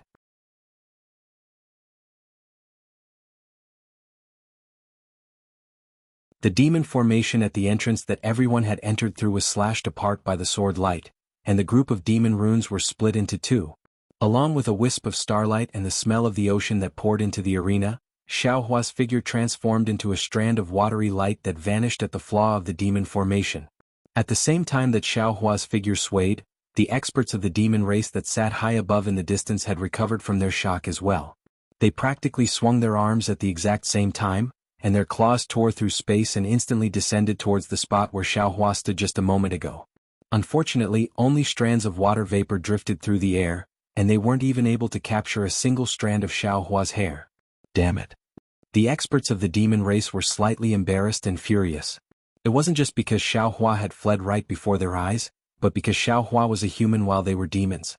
When had the human race ever acted so arrogantly before the demon race? Xiaohua's escape wasn't just Xiaohua's problem, it was the human race's provocation towards the demon race. Oh.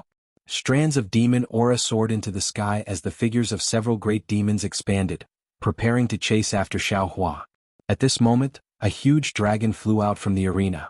On that ferocious dragon head, a pair of protruding dragon eyes were spewing out sparks, and the dragon's roaming body emitted an aura that caused the demons to feel dizzy. Seeing the huge dragon flying over, the few great demons didn't dare to snatch and hastily dodged. However, with a loud bang, the huge dragon crashed into the fissure that Xiaohua had just escaped from, creating a hole that was tens of meters in size. In the blink of an eye, the huge dragon had already disappeared by riding on clouds. Just as soon as the huge dragon left, the few great demons couldn't bear it any longer. They released their Yuan Shen and rode on demon clouds to chase after the dragon. There was a deathly silence in the arena. For a moment, the entire arena was even more heated than before.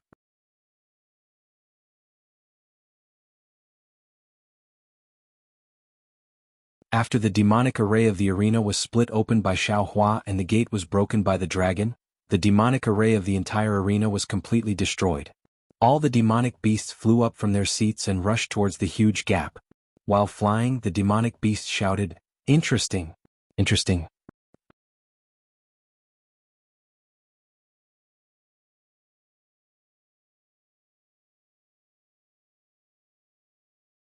Chapter 39-38. Haha, there's actually a human who dares to cause trouble in the North Sea Dragon Palace's arena. He must be tired of living. No, that's not right. It's because Ma Yingfeng offended this human. Didn't you hear? He had an affair with his female porpoise and even abandoned it. But then again, what is this female porpoise? Why haven't I heard of it? Is it an extremely powerful demonic beast or an extremely charming demonic beast? Who knows? It's probably a rare demonic beast. Otherwise, why would he chase him all the way to the arena? He even dares to offend the second prince of the North Sea Dragon Palace? It should be. This human sword technique is so high. His demonic beast must be extremely rare too. According to the humans, Ma Yingfeng must have eaten a bear's heart and leopard's guts. In the distance, Ma Yingfeng, who had just flown up from the ground, was about to say something to Xian Kong. When he heard the discussion, his face became even more ashen. He opened his mouth wanting to argue, but he didn't know what to say. As for Xian Kong, he couldn't hide the smile on his face. However, when he saw all the demonic beasts flying out of the hole, he immediately thought of something and hurriedly called out, "Fellow immortals?" However, Xian Kong only said these two words before he shut his mouth dejectedly. If these demonic beasts didn't leave, Xian Kong could easily find out who left the arena. There weren't many humans in the Yazi arena. If he investigated carefully, he would be able to find out who gave the auction hall's certificate to Xiaohua. Although there were portraits of Xiao Jian and Yuan Ye in the North Sea Dragon Palace's battle strategy, as well as Yuan Ye's record in the Baxia arena, these weren't enough for Xian Kong to find the power behind Xiaohua. Now both the demonic beasts and humans had left. How could Xian Kong find out? However, the huge hole in the arena was personally opened by the second prince of the North Sea Dragon Palace. Xian Kong really wanted to cry but had no tears. A group of demonic beasts chased out of the arena. When they saw the second prince of the Dragon Palace flying towards the North Sea, they were all surprised. After all, the troublemaker could fly anywhere, but why did he fly to the North Sea? The North Sea was the lair of the second prince of the North Sea Dragon Palace. There was no way he could escape from the second prince. Don't tell me. Something must be wrong if something was amiss. The demons thought quickly and seemed to have thought of something. Hence, numerous strands of primordial consciousness swept out. However, when their primordial consciousness swept past the second prince, it continued forward, forward, and forward. There was only the boundless sea in front of them. Where was that wretched-looking human? Roar. Just as the demons were wondering what was going on, the second prince raised his head and roared. His dragon body shrunk by half and he dove into the North Sea. How is that possible? That human actually dove into the water? Could it be that he thinks he can hide from the dragons in the water? Although the demons were wary of the dragon clan, they were not afraid of them. After pondering for a moment, they urged the demon cloud to increase their flying speed. They either dove into the sea to chase after the dragon clan or chased above the sea surface. However, in the time it took to brew a cup of tea, buzz buzz. The continuous sound of tsunamis came from the sea. Then a huge wave rushed out from the sea. The second prince's huge dragon body soared into the sky. Roar roar. The dragon's roar resounded for thousands of miles. The layers of dark clouds in the sky were torn apart by the dragon's roar, and rays of sunlight shone through the clouds. No way. The demons chasing after the second prince were shocked.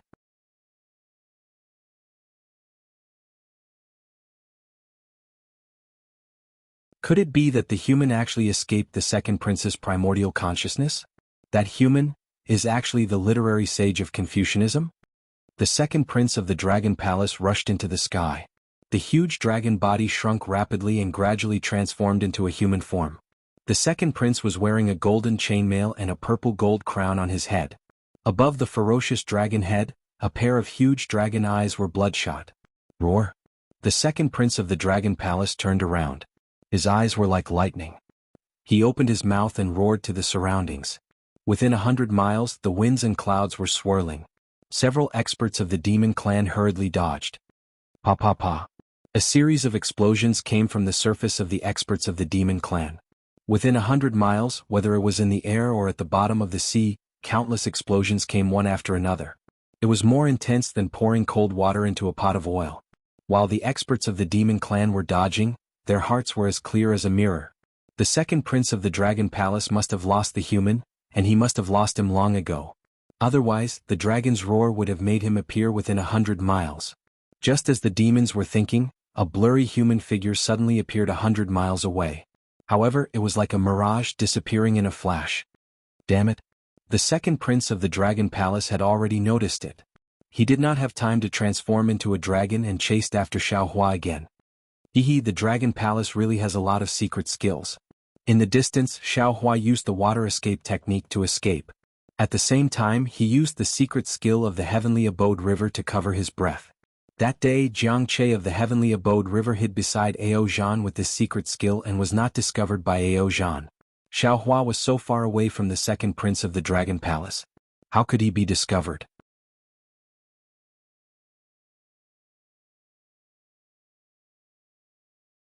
Moreover, among all the skills that Xiaohua had learned, there was only one divine sense that surpassed the second prince of the Dragon Palace. It must be the Taoist escape technique. Therefore, the water escape technique that Xiao Hua used was not inferior to the second prince of the Dragon Palace. If the second prince had not suddenly stopped and turned around to use the secret skill of the Dragon Clan, Xiao Hua's diversion tactic would have succeeded. However, even if Xiao Hua was temporarily discovered by the second prince of the Dragon Palace, Xiao Hua was not afraid at all. The fluctuation of his soul awareness flowed like water waves, washing away the primordial thoughts of the second prince of the Dragon Palace and other experts of the Demon Clan. His figure quickly rushed to Yuling Bei. Damn it, damn it, damn it. The second prince of the Dragon Palace cursed angrily. He used the secret skill of the Dragon Clan one by one, trying to distinguish Xiao Hua's trace. However, Xiao Hua was like a slippery loach.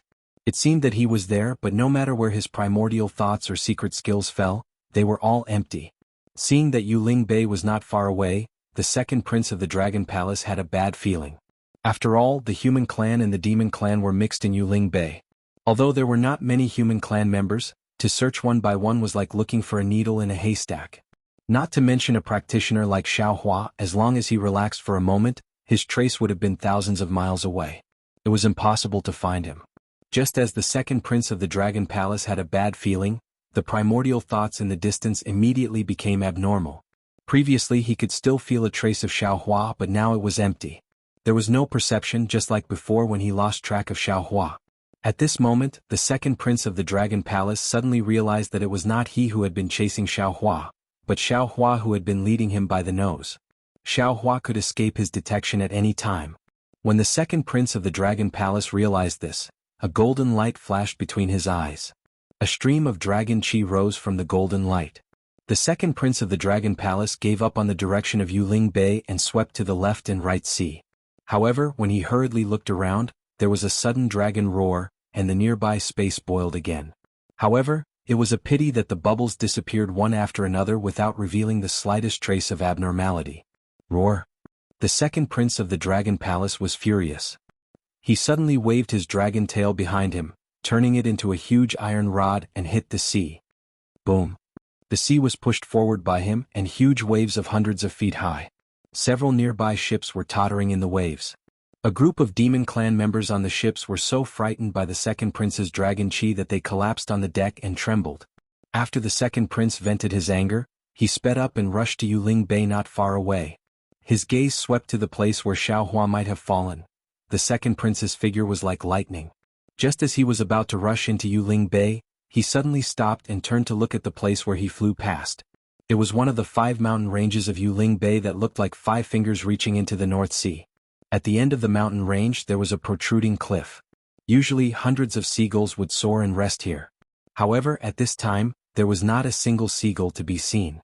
Except for the whistling of the sea wind, it was terrifyingly quiet. The second prince frowned slightly. He looked at Yuling Bei not far away in the morning light, and hesitated for a moment before flying toward the cliff. After the second prince, the 3 demon race cultivators flew over separately.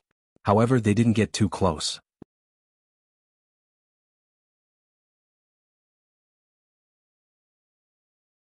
They just stood in 3 different directions of the cliff, blocking the way to the North Sea.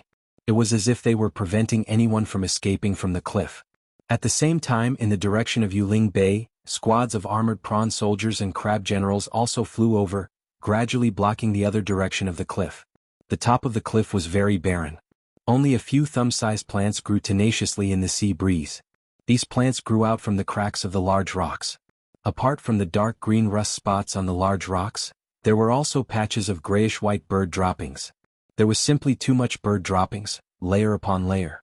The outermost layer of bird droppings was slowly lifted by the whistling sea wind, blown away by the wind. Among the rocks there was a small stone house. This stone house was completely built from the rocks on the cliff. Although it was not piled up perfectly, it was enough to block the sea wind. However, the second prince's gaze did not linger on this stone house for long. He only glanced at it before sweeping past, landing on the cliff that was sheltered from the wind. However, at this moment, a black shadow suddenly flashed from the stone house. A woman with dark skin walked out from inside. This woman had a graceful figure. When she walked, her waist swayed like a willow tree as if she had no bones. Although this woman was wearing clothes, the skin exposed outside of her clothes was clearly covered in scales. What was special was that although the woman's rough face had been transformed to the best of her ability, her scarlet tongue was still in the shape of a snake's forked tongue, involuntarily flicking here and there. There was almost no emotion in those pitch-black eyes. Wasn't this woman the snake demon that Xiaohua had seen in the sky above Yuling Bay last night?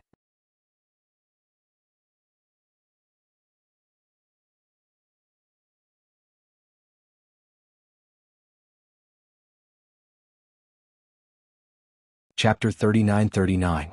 Looking at the woman who had just walked out of the stone house, she immediately felt that something was wrong. She looked at the second prince and the expression on her face changed drastically. She stood there in a daze and her entire body trembled like a sieve. She almost fell to the ground. The snake species' natural submission to the dragon clan was involuntarily revealed. "Wife." A weak voice sounded from inside the stone house. He seemed to have noticed the abnormality and hurriedly asked, "What happened to you?" Nothing. Husband, you must not come out." The woman's voice was a bit shrill and even had a hissing sound. However, in the midst of the woman's voice, there was a slightly dragging sound of footsteps. A man in strange clothes walked out of the stone house. This man had a head full of white hair and two big and lifeless eyes. His hands were stretched out in front of him, groping left and right. Obviously he was blind. When the man touched the snake demon's trembling body, he said in surprise, "Wife, why are you so cold? Quickly put on these clothes."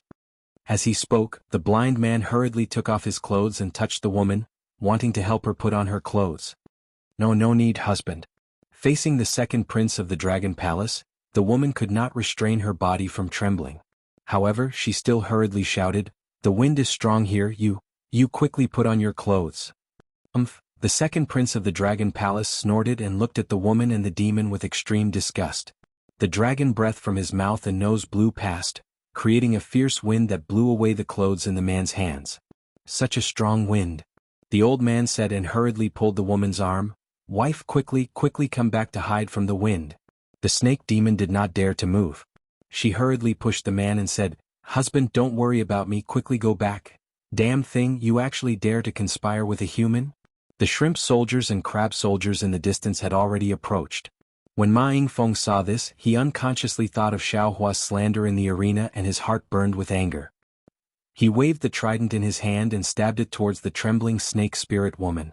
The woman was shocked and wanted to dodge.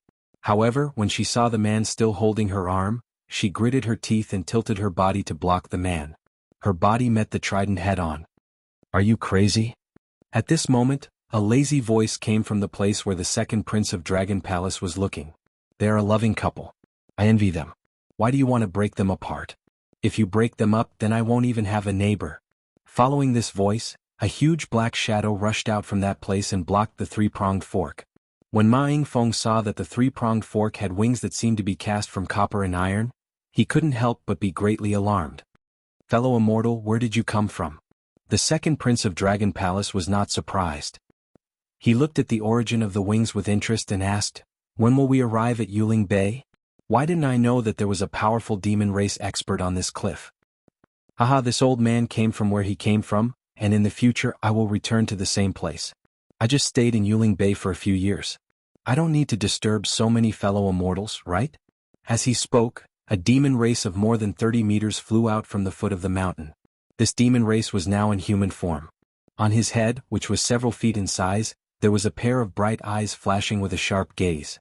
Two long eyebrows were slanted into his sideburns like sharp swords. His slightly bulging mouth and nose revealed faint red lips and white teeth.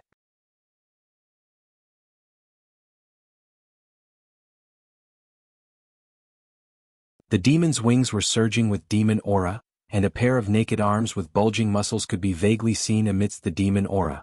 What was blocking the sharp weapons was the shadow of one of the demon's wings. "I'm Ao Jing, the second prince of North Sea Dragon Palace." The second prince pondered for a moment and cupped his hands. "How should I address you, fellow immortal?" "Oh, it's the second prince." The demon race suddenly realized and laughed. "I'm Feng Wu. As for where I come from, haha, it's just an unknown place in the Thousand Demons Sacred Realm. It's not comparable to the North Sea Dragon Palace. Let's not talk about it." "So it's fellow immortal Feng Wu." Ao Jing laughed. "I wonder if I'm lucky enough to invite fellow immortal to Yuling Palace for a chat?" I'm not going." Feng Wu flapped his wings and said, "If I wanted to go, I would have gone a few years ago. Since I'm not going, I can only disappoint the second prince." "Fine. Since fellow immortal doesn't like to be disturbed, I won't mention this matter."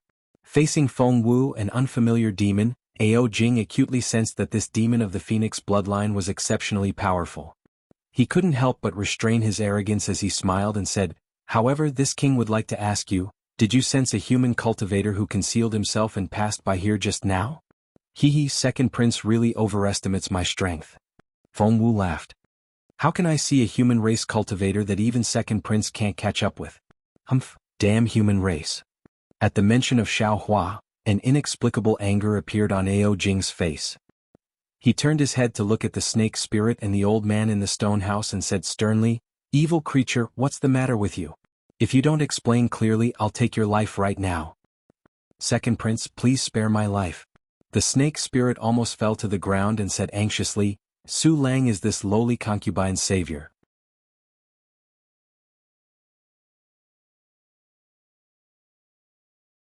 This lowly concubine doesn't know how to repay him, so I want to accompany him for the rest of my life." "Lowly concubine? You're really good at saying the word human race." Ao Jing laughed sinisterly. "This man is just weak, how can he save you? Aren't you deceiving me? I'll let second prince know." The snake spirit didn't dare to be negligent and hurriedly said, "When Su Lang was young, this lowly concubine was chased by an enemy and turned into a small snake. It was winter at that time. This lowly concubine was frozen into a popsicle and was about to freeze to death. Su Lang just happened to come back from the academy and happened to meet this lowly concubine. He was careful and kind. When he saw that this lowly concubine was frozen by the winter snow, he hid this lowly concubine in his arms. After a night of warmth, this lowly concubine finally woke up. This lowly concubine didn't dare to stay in Su Lang's house for long and hurriedly flew underground to hibernate.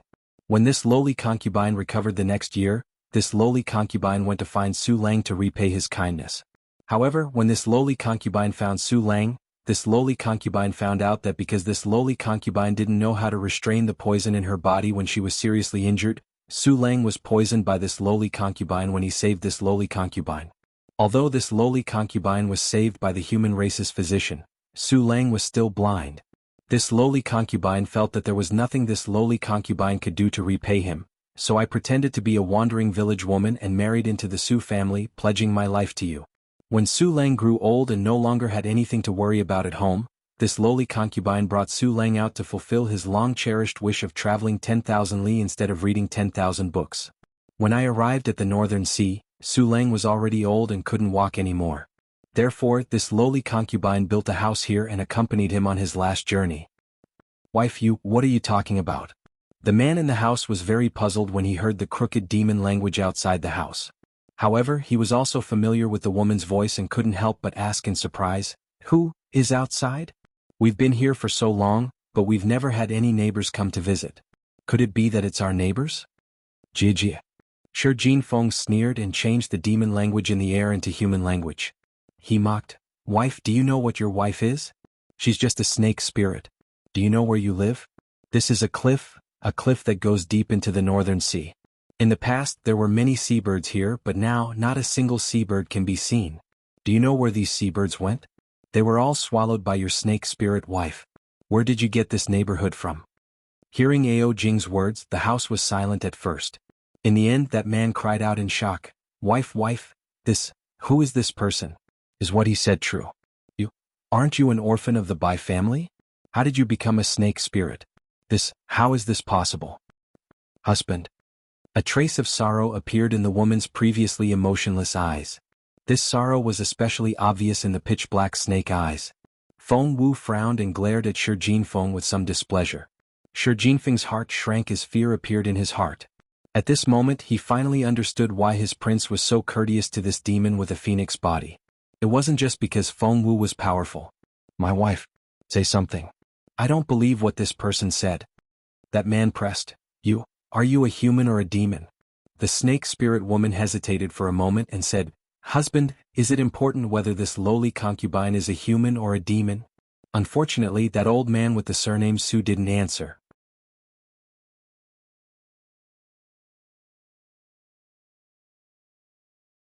After a moment, the snake spirit woman said with some sorrow, "Husband, do you still remember the story of the little snake that this concubine often told you?" "Of course I remember." That man's voice trembled. You often told this story to me. I thought you were comforting me. Could it be?" The man's voice was somewhat fearful. "Wife, was also replaced with you." The woman straightened her waist with difficulty and turned her head to look sadly at the stone house. She had accompanied this man for dozens of years. Although she was a demon, she understood the man's thoughts from the change in his tone. "Damn it, this is ridiculous." Ao Jing couldn't help but ridicule. "You've shared a bed for dozens of years and you don't even know what your wife is. Have you spent your nights like this for dozens of years?" Hearing Ao Jing's words, Shi Jinfeng smiled and said, "This muddle-headed brother, perhaps you haven't been able to touch your wife's delicate skin at night before. Then why don't you touch it properly now?" Whether it was Ao Jing or Shi Jinfeng, after being played by Xiaohua, they couldn't help but feel resentment. They couldn't find Xiaohua, and when facing other weak people, they also had the heart to play with them. This kind of despicable person existed in both the human race and the demon race. Sure enough, the sound of light footsteps came from inside the stone house. "Husband." That snake spirit was greatly alarmed and cried out miserably, You can't."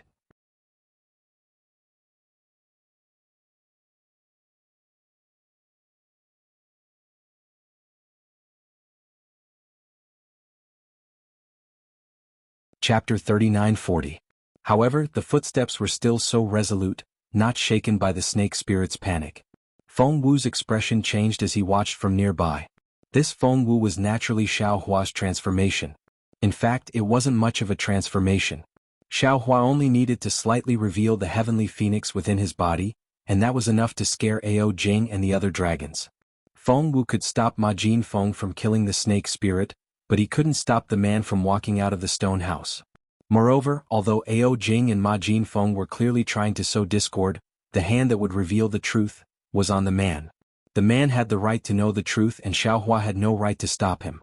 The man's figure appeared, and his hand slowly approached the snake spirit's body. The snake spirit's body trembled slightly and slowly moved, trying to dodge. However, the man didn't give up, and followed the direction of the snake spirit's movement again.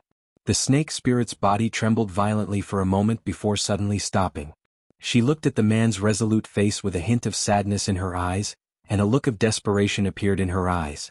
The snake spirit no longer dodged. She raised her illusory hand slightly and held the man's hand.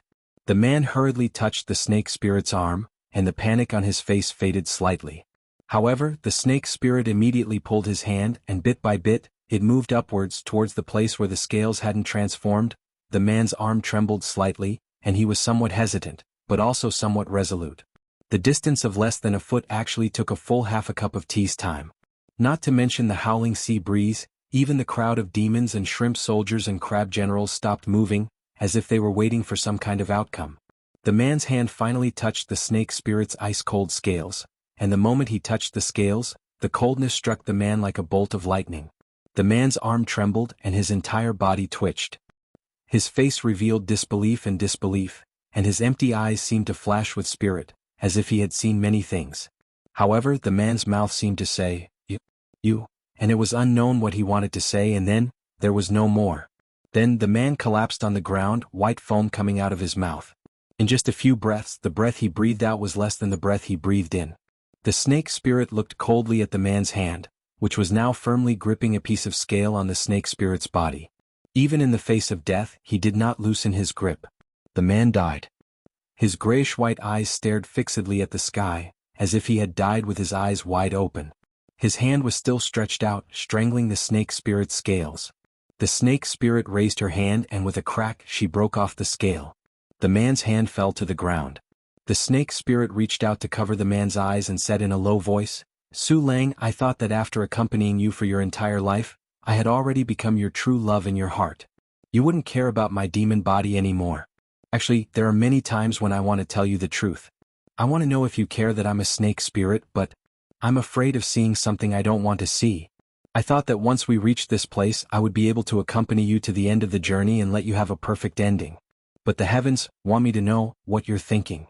Stories are just stories. The more I tell them, the more you listen to them. What I ask and what you answer are not reality.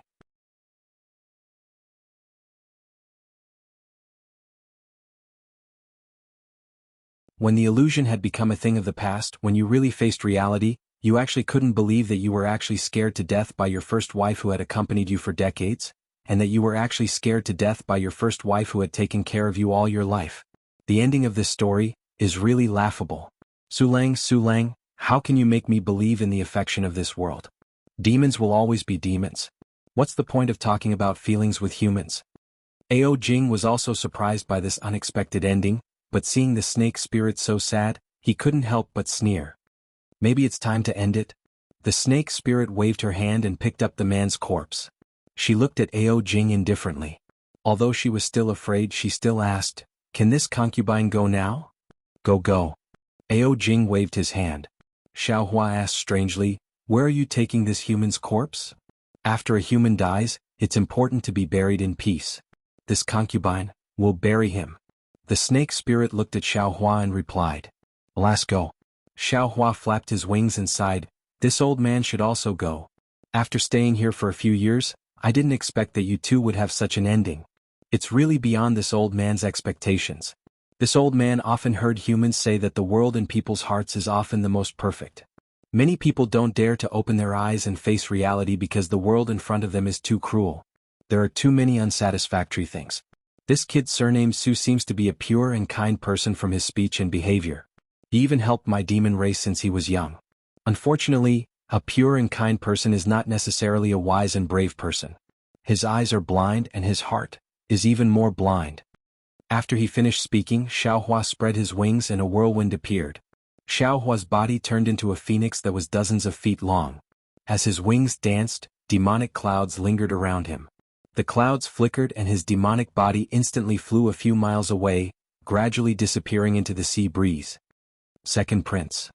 Seeing Xiaohua fly away, Ma Yingfeng whispered, "This Feng Wu is a demon expert."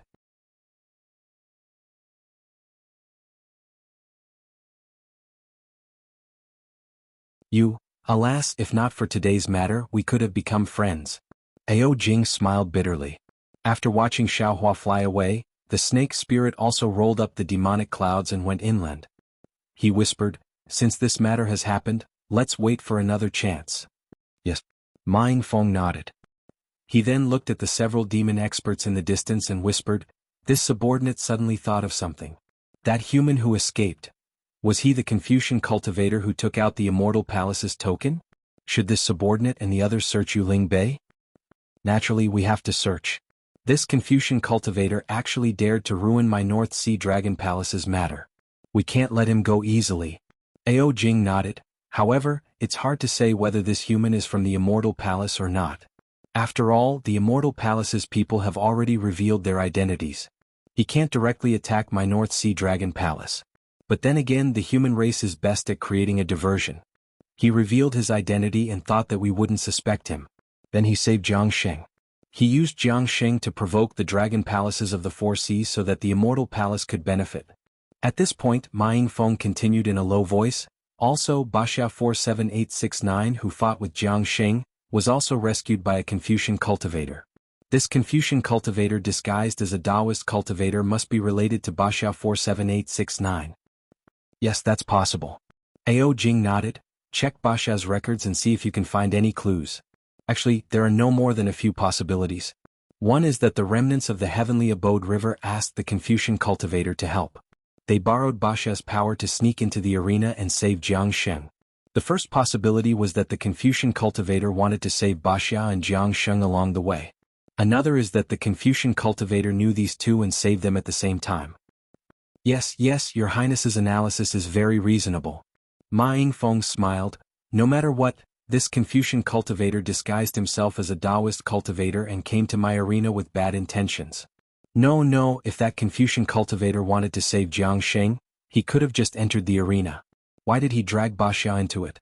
Also, if he wanted to make a move, he could have done it before Jiangsheng's fight. Why wait until Jiangsheng and Baxia make their move?" Ao Jing suddenly realized something, shock appearing on his face. Could it be that the Confucian cultivator wanted to save Baxia, and Jiangsheng was just doing it in passing? Damn it. Ao Jing anxiously said, "Ma Jinfeng, you're right. Quickly go and investigate the background of this Baxia 4786-9. Since he's Baxia 4786-9, he's from the Baxia arena. Why would he come to my Yazi arena? Could it be? Ma Yingfeng smiled bitterly at Ao Jing's words. He naturally knew about Shen Kong's arrangements, but how could he dare to tell Ao Jing? Then, what about the Immortal Palace?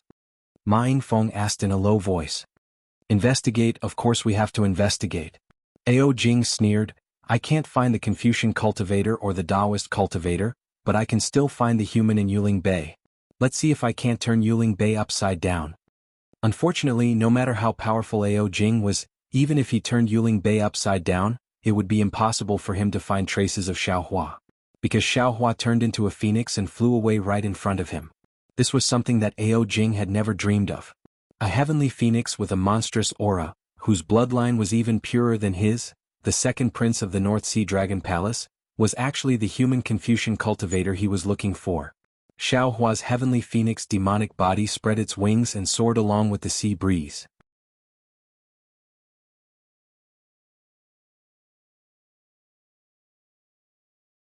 Looking at the vast sky and the boundless North Sea, a rare kind of comfort involuntarily emerged from the bottom of its heart. Xiaohua opened its mouth and let out a phoenix cry. This sound resounded through the sky. Not only did it shatter the clouds, it even stirred up the seawater in the vicinity of several dozen li layer upon layer of waves, with Xiaohua as the center, spread out in all directions. It looked like a medium-sized storm had already begun to form. Awesome. Awesome. Xiaohua enjoyed the flight and couldn't help but think to himself, no wonder the ancients said, Great Ping rises with the wind one day, soaring up 90,000 li. This poem is refreshing to read, but when I really fly, the feeling is even more inconceivable. Freedom is just like this, to swim freely in the universe, to soar between heaven and earth, to be unrestrained, to do as one pleases. This kind of freedom should be the end of my cultivation. In the future, not to mention the carefree domain, even the void-shattering realm will be as relaxed and free as this. After flying for less than half an hour, in addition to the boundless sea of clouds, there was only the boundless blue sea. Xiaohua knew that he couldn't fly deeper into the North Sea. He released his soul consciousness and looked around. After confirming that there were no demons following him, and there was no demon expert's consciousness, he returned to his original appearance. Then he took out the Pegasus and flying carriage, relying on his terrible sense of direction, he urged the flying carriage to fly to another place in the hidden immortal continent.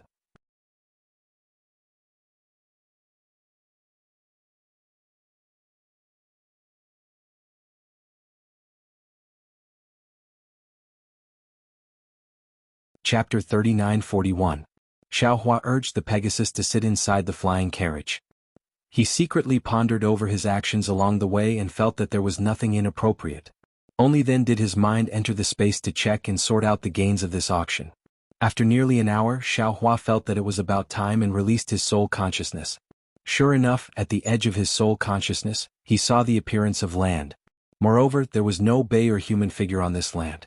It was not Yuling Bay at all. This naturally didn't exceed Xiaohua's expectations. He calmly put away the flying chariot and Pegasus, then used the water escape technique to reach the shore. He raised his hand and took the mountain river seal in his hand, then released Jianghu from the space. Jianghu had been standing in the space like a wooden chicken. Suddenly he felt his body tighten and could move again. He hastily waved the sky piercer and guarded left and right. When he saw Xiaohua, he could not help but be stunned. The sky piercer pointed at Xiaohua and stood there in a daze. Jianghu. Xiaohua did not dare to waste time and said in the demon language, This Xiao rescued you from the Yazi arena. That North Sea Dragon Palace's second prince Ao Jing has been chasing after you. I'm afraid you have the North Sea Dragon Palace's warrior slave seal on your body. This Xiao wants to help you get rid of it first. Don't resist. Jianghu was not a fool. He did not ask why Xiaohua knew the demon language, nor did he ask why Xiaohua's cultivation was so high at this time. He only gave a simple reply. Xiaohua patted his forehead and used the illusion breaker eye. Those silver-white eyes looked around Jianghu's body. Jianghu felt a chill coming from his body. It was as if those expressionless eyes saw through his body from the inside out. Don't move, don't resist. Just as Jianghu could not help but tremble slightly, several layers of dark green brilliance gushed out from between Xiaohua's eyebrows again. The soul strands that were hard to see with the naked eye split into several strands and entered Jianghu's body. When the soul strands touched Jianghu's body, the body naturally resisted. Jiang Sheng hurriedly dispersed the defense of the body. Those soul strands instantly penetrated Jiang Sheng's blood vessels. In just a moment, Xiao Hua frowns and says in surprise, "The North Sea Dragon Palace's slave warrior seal is really something. No wonder. No, this isn't the slave warrior seal." However, several strange waves flashed with a faint brilliance as they strangely wandered within Jiang Sheng's blood vessels. Although Xiao Hua's delusion-breaker eyes could see them, his soul strands could not capture these waves. It was not as simple as when Xiao Hua saw Xian Kong use the dragon stratagem to extract the warrior slave seal from Yuanya's body. At this point, how could Xiao Hua not know that the North Sea Dragon Palace's imprint in Jiang Sheng's body was far from something the warrior slave imprint could compare to? When Xiao Hua frowns slightly, the soul strands have already retracted. Another layer of green light appeared between his eyebrows. It was Xiao Hua's washing heaven and earth technique. As soon as the green light appeared, it immediately turned into a green seal text. This green seal text fell into Jiang Sheng's body, causing a burst of rather simple sound. This sound, in Jiang Sheng's ears, seemed to be born from his body. Jiang Sheng only felt his blood vessels rapidly surging, as if there were thousands of small hands in his blood vessels grabbing him at the same time. In just a moment, Jiang Sheng suddenly felt his body become light. Xiao Hua's voice sounded in his ears again. "Jiang Sheng, this Xiao removing the North Sea Dragon Palace's imprint has attracted Ao Jing's attention.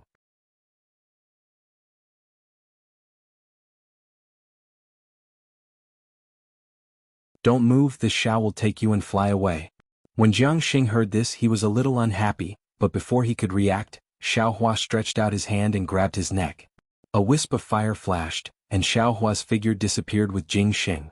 Poor Jiang Sheng was born with divine strength, but he had gone through several battles and almost died in the arena. How could he resist Xiao Hua's tiger and wolf hands now? He was held in Xiao Hua's hand like a little chick. In the time it took to eat a meal, clouds of fire appeared in the sky. A fire dragon roared and flew out of the fire clouds. The huge dragon head hung down from the sky with a ferocious look. Its eyes, which were comparable to flying swords, swept across the place where Xiao Hua and Jiang Sheng had just stood. Then the fire dragon roared and sniffed around a few times. Hurricanes swept across the ground, lifting pieces of gravel. This fire dragon was naturally Ao Jing. Xiao Hua removing the imprint in Jiang Sheng's blood vessels immediately aroused Ao Jing's vigilance. Ao Jing didn't have time to inform Xian Kong and the other dragon generals. He first transformed into a dragon and chased over. However, he was still too late. Except for a trace of the North Sea Dragon Palace's imprint, there was nothing left here. How is this possible? Who dares to remove the demon imprisoning knot of my North Sea Dragon Palace on the side of the North Sea? Ao Jing was furious. He opened his mouth and spat out a raging fire, burning an area of several miles. This Confucian cultivator, other than someone from the Immortal Palace, how could he have such a powerful method? A Taoist cultivator? A Confucian cultivator? It's just a smokescreen from the Immortal Palace. They want to trick me. Damn it, I'll definitely report this to my father. How dare they destroy the North Sea Dragon Palaces? Plan to lure the enemy. Ao Jing cursed angrily for a moment. He was already furious and had lost all sense of reason.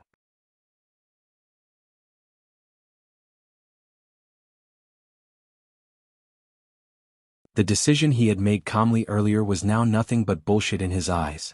He flew up and was about to return when Xian Kong hurriedly chased after him with some shrimp soldiers and crab generals. Ao Jing snorted coldly. He ignored Xian Kong and swayed his dragon tail as he flew towards Yuling Bay. On the other hand, Xian Kong stopped in midair. He glanced at the flames on the ground that hadn't been extinguished and the ground that had been charred yellow, and then he sighed and waved his hand. Everyone return to Feather Spirit Bay. However, before he could fly 100 feet, he hurriedly stopped and looked into the distance respectfully. After a moment, a ferocious smile appeared on his face. He ordered, "Pass down the second prince's order. Track down the people from the Immortal Palace with all our strength. If you find any trace of them, report it immediately." Yes.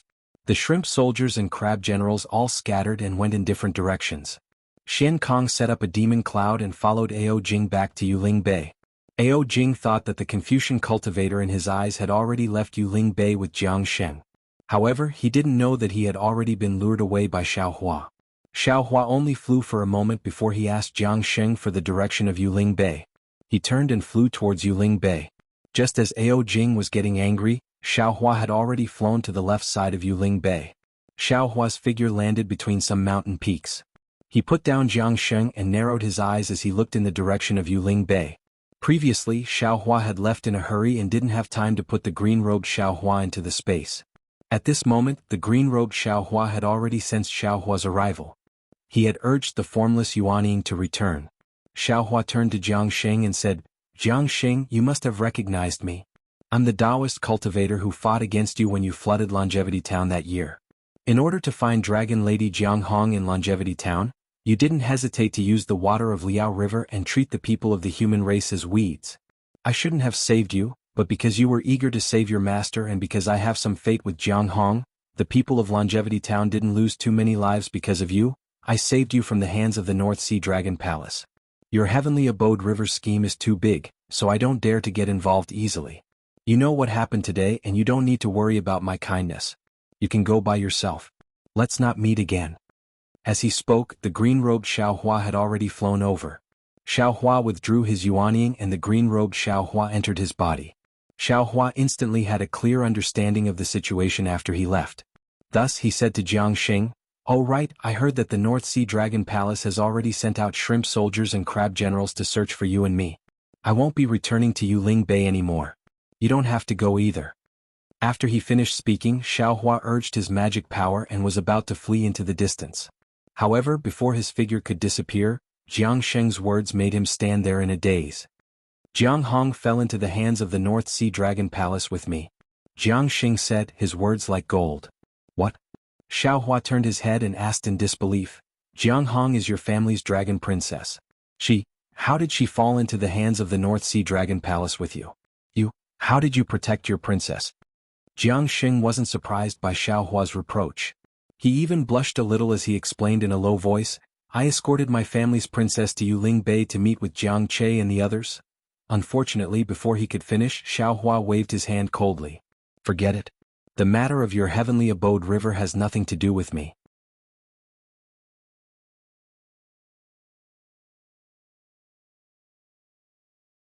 Who captured Jianghong? I won't. Just like how he interrupted Jiang Sheng's words, Xiaohua was unable to continue speaking at this point. Lui saw Jianghong as his own sister. He would rather suffer than let Jianghong get hurt. Lui was his favorite disciple. If Jianghong was captured by the North Sea Dragon Palace, her ending was needless to say. If she wasn't a princess, she would have been sent to the arena to die like Jiang Sheng. If he didn't rescue Jianghong, how would he face Lui in the future? Seeing that Xiaohua didn't speak, Jiang Sheng said, "Jiang Che and the others are in Yuling Bay. If you don't want to do it directly, please send me to Flowing Lightning Residence."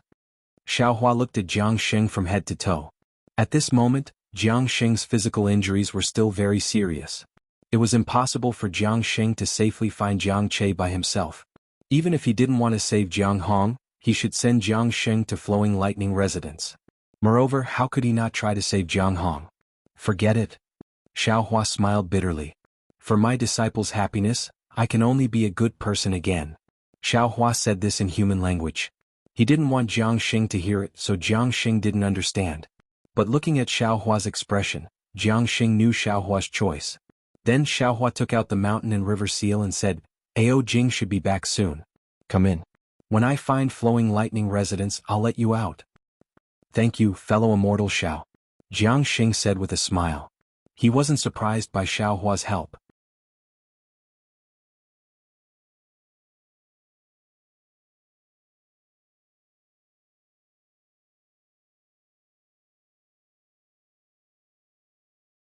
Chapter 3942. Xiaohua shook the mountain river seal and retrieved Jiang Sheng. He then activated his flying technique and flew towards Feather Spirit Bay. Not long after, Xiaohua arrived at the place where he met the snake spirit. Looking at the familiar place, Xiaohua sighed. In just one night, so many things had happened, which made Xiaohua realize a lot. At this time, Yuling Bay was different from before. Whether it was humans or demons, there were much fewer people. The shops and tents were equally desolate. Xiaohua identified the direction and landed on the ground. Seeing a Confucian cultivator hurriedly flying by, he hurriedly stepped forward and cupped his hands. "Greetings, fellow immortal." That Confucian cultivator looked at Xiaohua and said coldly, What do you want? Sorry to disturb you, fellow immortal. May I know where Flowing Thunder residence is? Xiaohua didn't get angry and asked with a smile. Flowing Thunder residence? I don't know. Hearing this, that Confucian cultivator waved his hand and flew away without thinking. Damn it, we're all humans. Even if we're different, there's no need to be like this. Xiaohua sneered, and then he looked left and right. After that, he flew over a few hundred meters and blocked the path of a leopard spirit that was similarly riding a demonic cloud. Fellow immortal, I wonder if fellow immortal knows of the lightning flow residence? Flowing Thunder residence. That leopard spirit's yellow eyes turned a few times as if he was thinking, then he shook his head and said, I don't know. You'd better ask other demons. Seeing the leopard spirit hurriedly leave, Xiaohua pinched his chin and became anxious. It can't be, right? I don't know one, I don't know two, this Jiangxing can't be lying to me, right? Looking around, Xiaohua walked into a small tent. The inside of the tent was similar to a shop, but it was very small and there weren't many things. Seeing Xiaohua enter, a shrimp-like member of the sea race hurriedly greeted him and said with a smile, Fellow immortal, what do you want to choose? Xiaohua looked at those ordinary pearls and said with a smile, I don't want to buy anything, I just want to ask for directions. Hehe, fellow immortal, please tell me. The shrimp-like member's attitude was very good. Does fellow immortal know Flowing Thunder residence? Xiaohua said. Seeing the sea shrimp's hesitant appearance, Xiaohua started to feel apprehensive. Sure enough, the sea shrimp shook his head and said, Sorry, immortal friend. I've only been in Yuling Bay for half a year. I've never heard of the place you mentioned. If you want to find out, it's best to find the demons who have lived here for a long time. They should know. As soon as Sea Shrimp opened his mouth, Xiaohua immediately thought of the general of the sea race near the Bai and Yazi auction hall. Perhaps only the monster race would know such a strange place. Thank you, fellow immortal. Xiaohua smiled and cupped his hands before walking out of the tent. Who are you? Do you have proof of Yuling Bay? Just as Xiaohua walked out of the tent, a rather shaky voice sounded in front of him. Xiaohua raised his head to look. It was a group of shrimp soldiers and crab generals holding shining weapons in their hands. They just happened to pass by this tent. Seeing a Dao sect cultivator walk out from inside, they immediately surrounded Xiaohua. Xiaohua naturally wouldn't put these small shrimps in his eyes. He took out the jade pendant that you gave him and said, This is the proof that this old man got from the Sea Whale King. You can take a look for yourself. Sea Whale King? The leading crab general's eyes bulged out of their sockets. He looked at the jade pendant in Xiaohua's hand and said coldly, As long as it's not a token issued by my Yuling Hall, it's invalid.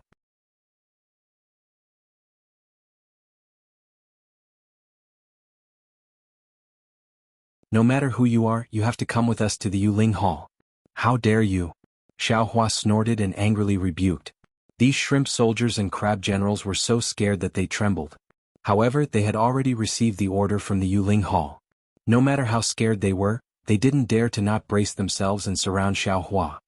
Roar. At this moment, a bright cloud of fire flashed in the sky. Ao Jing roared all the way back to Yuling Bay.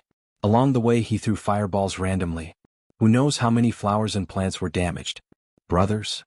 Xian Kong's voice sounded behind Ao Jing at the same time. Each team will be divided into two groups. One half will continue to search for suspicious Confucian cultivators.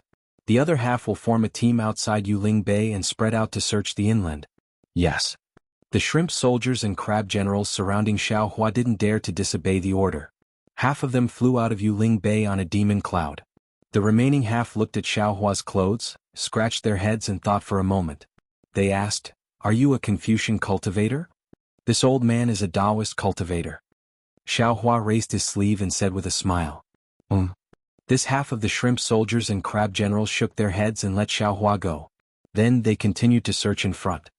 Damn it, with this kind of soldiers, they want to catch the Xiaohua? What a fool's dream. Xiaohua laughed inwardly and flew towards the Yazi auction house. On the contrary, when he arrived near the auction house, apart from a small number of demons on guard, there were fewer shrimp soldiers and crab generals patrolling. The humans and demons who were watching the excitement also disappeared. Even the shops around the auction house were mostly closed. The previous lively scene was nowhere to be seen. However, the shop where the sea race general sold sea relics was still half open. It seemed like it was waiting for Xiaohua.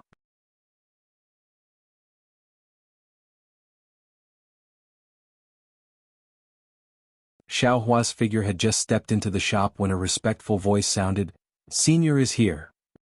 "Why are you still here?" Xiao Hua was slightly taken aback. "Who are you?" Without waiting for Xiao Hua to answer, a yuan thought swept over from afar. It landed on Xiao Hua. Soon after, a cold voice sounded. Xiao Hua naturally noticed that there were people from the auction house inspecting nearby. He was not afraid of being discovered. When he heard the question, he turned his head and said with a smile, "This one is Xiao Hua. My Taoist name is Taoist Xiao. What's the matter?" "General, what's the matter?" The person who came was a sea-race general wearing armor. He looked like a big octopus. On the side of the armor, several tentacles held several different weapons. He looked very mighty. "Taoist Xiao?" When the sea general heard this, his expression changed slightly. After all, a Taoist cultivator who could be called a Taoist master should be at the early yuanying stage. He was not someone he could resist. However, the sea general looked left and right. He swam toward Xiao Hua and asked, "What are you doing here? Do you have a certificate issued by my Feather Spirit Palace?" "This Taoist Xiao is this little one's friend." Yuan hurriedly ran out of the shop and respectfully said to the sea general, "He came to the Feather Spirit Bay to play. This little one has already helped him obtain a certificate from the Sea Whale King." He. When the sea general saw Yuan come out, he unconsciously sneered and said, "The Feather Spirit Palace has already issued an order. Apart from the certificate issued by the Feather Spirit Palace, all other certificates are invalid. All human cultivators with invalid certificates are to be detained in the Feather Spirit Palace. Their whereabouts and any suspicious signs will be investigated. Since you are related to this human, you should also come with this general." Yuan was clearly stunned. He took half a step back in fear. However, it was only half a step. He stepped forward and said, "Senior Xiao was invited by this little one. This little one will guarantee his identity with my life. This little one will follow the general to the Feather Spirit Palace." "You?" The sea general was startled. He was clearly caught off guard. However, he immediately waved his tentacles and said, "What is a small shrimp like you doing in the Feather Spirit Palace? Be a good boy and stay aside." Then the sea general looked at Xiao Hua and said, "Taoist Xiao, do you want to go by yourself? Or do you want this one to invite you?" "Impudent." At this moment, a rather dignified voice came from behind Yuan. The owner of the shop, the sea race general, walked out and scolded, "This is this general's honored guest, Brew. Why aren't you scramming back?" The sea general called Brew was shocked when he heard the scolding. He almost naturally bowed and said, "This subordinate greets General Lu." Just as he said this, the sea general suddenly woke up. He straightened up and coldly looked at the sea general called Lu and said, "Lu, don't forget. You are no longer a general of the North Sea Dragon Palace. What qualifications do you have to order this general around? This general is here on the orders of the Feather Spirit Palace to investigate suspicious humans. Since you are colluding with this human, you might as well come with this general to the Feather Spirit Palace." Xiao Hua coldly watched from the side, his heart somewhat rueful. There was a struggle for power and fame between the human race, and it was easy for people to scheme against each other. Xiao Hua clearly smelled this kind of dark smell between the high Jianghu and the bromine. Lu's face was extremely unsightly. He opened his mouth to say something, but it was very clear that Brew was no longer a small soldier under his command. He could not order him around. But if he let Brew take Xiao Hua away, Lu could not bear to.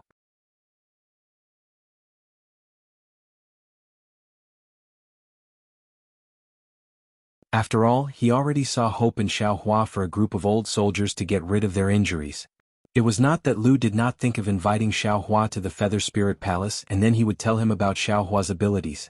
But the problem was he didn't know if Xiao Hua was willing to cooperate with the North Sea Dragon Palace.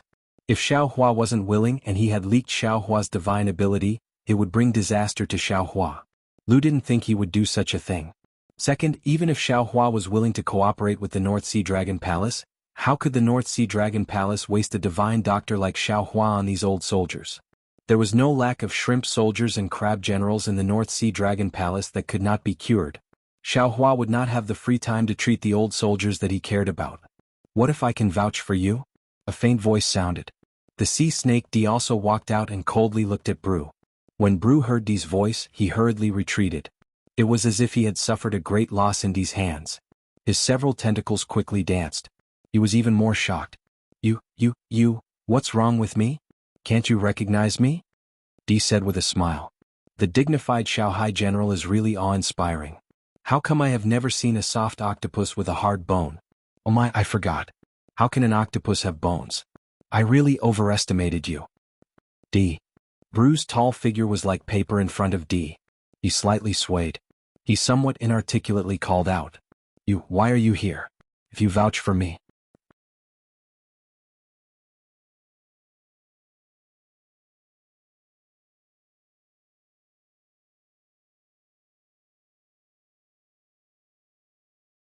Chapter 39-43. At this point, Bromine hesitated. His two slightly transparent eyes trembled rapidly. He looked at Xiaohua, then looked to the left. He was afraid that this was a trap set for him by D. However, Bromine had been here for a long time, and other soldiers had started to pay attention to this place. This gave Bromine the so-called encouragement. Fine. Bromine clenched his teeth and said, "You're the same as Lu. You're no longer a subordinate of the North Sea Dragon Palace. What qualifications do you have to guarantee? Since you're with this human, you can't get away with it. You don't know what happened in the Yazi arena last night. Let's go." Bromine took a few steps forward, and the weapon on his tentacles danced arrogantly. "Is that so? Are you sure you want me to go?" Drip took a step forward with a faint smile. This simple step scared Bromine into retreating a few steps, as if he didn't dare to get too close to Drip. "You're pissing me off." Just as Drip was about to push Bromine back, a low, powerless voice came from behind Drip. Then Chio's grandfather, Old Shrimp, staggered out with a shabby crutch. Without saying a word, he swung the crutch at Bromine. Bromine's body was naturally much bigger than Chio's grandfather. The crutch also looked funny. Bromine only needed to lift any one of his tentacles to knock it away. However, seeing Old Shrimp's crutch coming at him, Bromine didn't dare to move. He just let Old Shrimp's crutch hit him. Bromine could only wave his tentacles and the weapon in the air. He shouted in exasperation, "Old man, you're a veteran who's been through fire and water. You've bled a lot for the North Sea Dragon Palace. You've done a lot in battle, but you can't delay me. I'll guarantee for Daoist Xiao." Old Shrimp said loudly, "If you want to take Daoist Xiao, then take me too." "You can't do it either." Bromine didn't dare to fight back, but when he saw some of his colleagues coming over, he gritted his teeth and answered, "Of course Old Shrimp can't do it. What about us? We'll all guarantee for Daoist Xiao." As he said that, another group of old Sea Tribe members came out of Lu's shop. Some were Sea Tribe members, some were Sea Tribe members, some were loaches, and some were crabs. This. Bromine was at a loss for words. He glanced at the soldiers of the North Sea Dragon Palace who had surrounded them, then quickly fled. Although these veterans didn't have any official positions and were on the verge of death, they had made outstanding military contributions. They were all old ruffians who couldn't rub sand in their eyes. They were far from what the current soldiers could afford to offend. Usually, these old ruffians would reprimand these soldiers whenever they saw them, let alone now that Bromine had provoked them. The group of Dragon Palace soldiers saw that the situation was not right and ran away, leaving only Bromine to stay behind. Bromine was dumbfounded at the sight of so many veterans. His head was bigger than a mountain. He didn't think that his duty of inviting this strange human to the Feather Spirit Palace would cause so much trouble. "Hee, fellow immortals." Xiaohua smiled and cupped his hands. "There's no need to make things too difficult for this general." Although this Xiao participated in the Yazi auction hall's auction, this Xiao withdrew from the auction midway for some reason. Although this Xiao doesn't know what happened in the auction, if this Xiao needs to go and ask, this Xiao has no objections. "Look at Daoist Xiao." An old loach clapped his hands. "He's really a Daoist master. He can kill you with a raise of his hand, but he's still talking to you calmly." "Little octopus, do you think this kind of Daoist master is the human Confucian cultivator you're looking for?" An old crab waved his claws and shouted. "If Daoist Xiao wants to go to the Feather Spirit Palace, we'll go together."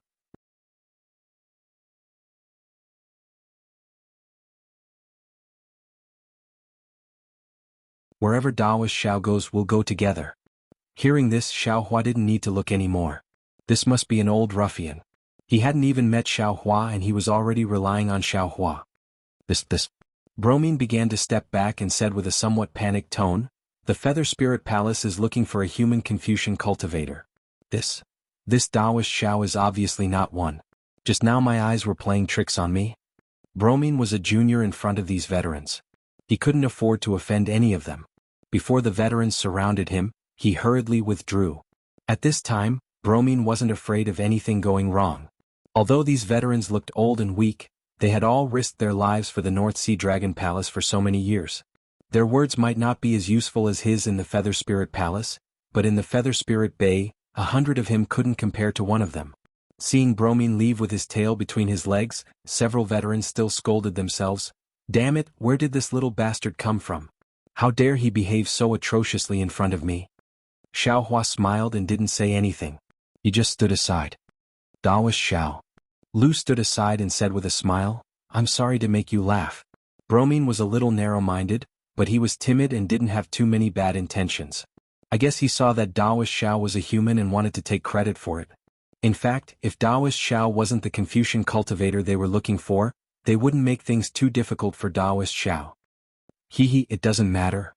Xiaohua waved his hand and said, if it wasn't for the fact that I was still worried about your injuries, I'm afraid I would have left long ago and ignored his little tricks. Many thanks for Daoist Xiao's pity. Seeing Xiaohua return, Lu was already happy in his heart. However, he was still uneasy. He didn't know whether Xiaohua came back for the sea Saraira or to save the old sea shrimp.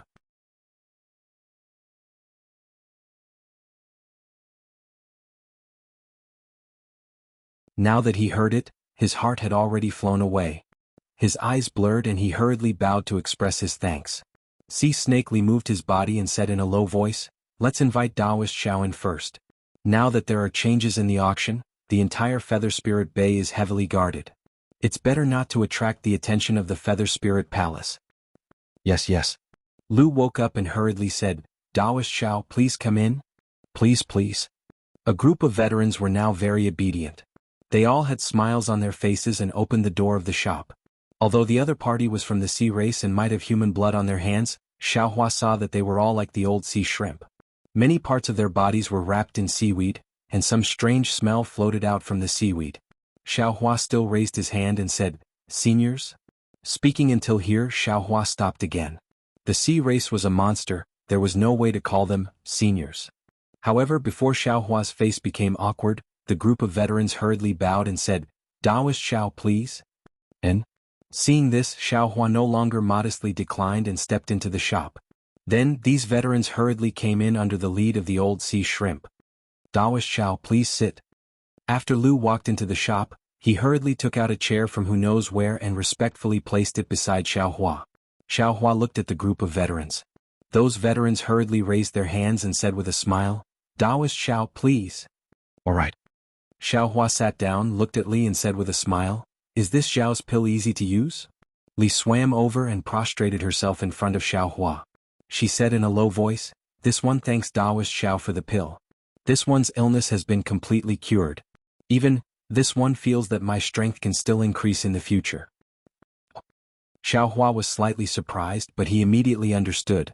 The soul-nourishing pill refined by the green-robed Xiaohua was refined in the space. There were 3 moon stars and 6 sun stars in the space, so the power of the stars and moon naturally surpassed that of the hidden immortal continent. Moreover, the soul-nourishing pill nourished Di's soul, allowing Di to better control her own bloodline through her soul. Moreover, the secrets of the sea snake's bloodline could also be known by Di, so Di could use these to enhance her strength. After understanding, Xiaohua said with a smile, Then I congratulate Daoist Xiao. I didn't expect that the pill that this one casually refined would have such an effect. Casually refined? Li was somewhat dumbfounded. In her eyes, that pill was really miraculous and wonderful. At the same time, Lu said in surprise, That pill was really refined by Daoist Xiao? And naturally. Although it was refined by the green-robed Xiaohua, was there any difference between this and Xiaohua's refinement? Xiaohua naturally admitted with a smile. That. Lu opened his mouth as if he wanted to ask, but he was somewhat hesitant. Xiaohua said straightforwardly, Since this one has returned, I also want to see if I can do anything for you. After all, if your illness can be cured, then you can hunt less sea relics. This is also a matter of boundless virtue. It's just that this one doesn't know much about your sea race's healing techniques. Similarly, I also don't have the pill formula for refining pills or medicines. This is easy. An old ruffian shouted without hesitation, We will kill our way to the apricot forest medicine shop and make them hand over whatever pill formula. Xiaohua smiled but didn't say anything.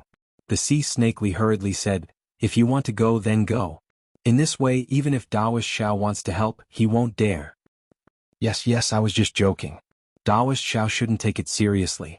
That old ruffian laughed mischievously.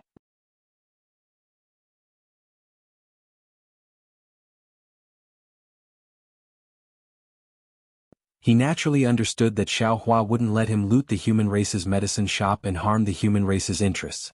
Taoist Xiao, Lu said from the side, this one also thought for a long time just now. It's not realistic to get the pill formula from the apricot forest medicine shop. Moreover, his pill formula might not be useful. Taoist Zhao's pill formula still needs to be obtained from the North Sea Dragon Palace, Zhaixing Lu, Yazi Auction House, Li Lai Trading Company, and Luo Yi Merchant Union. Of course the Dragon Palace has it, but the Feather Spirit Palace may not give it. Zhaixing Lu, Yazi Auction House, and Li Lai Trading Company need to bid.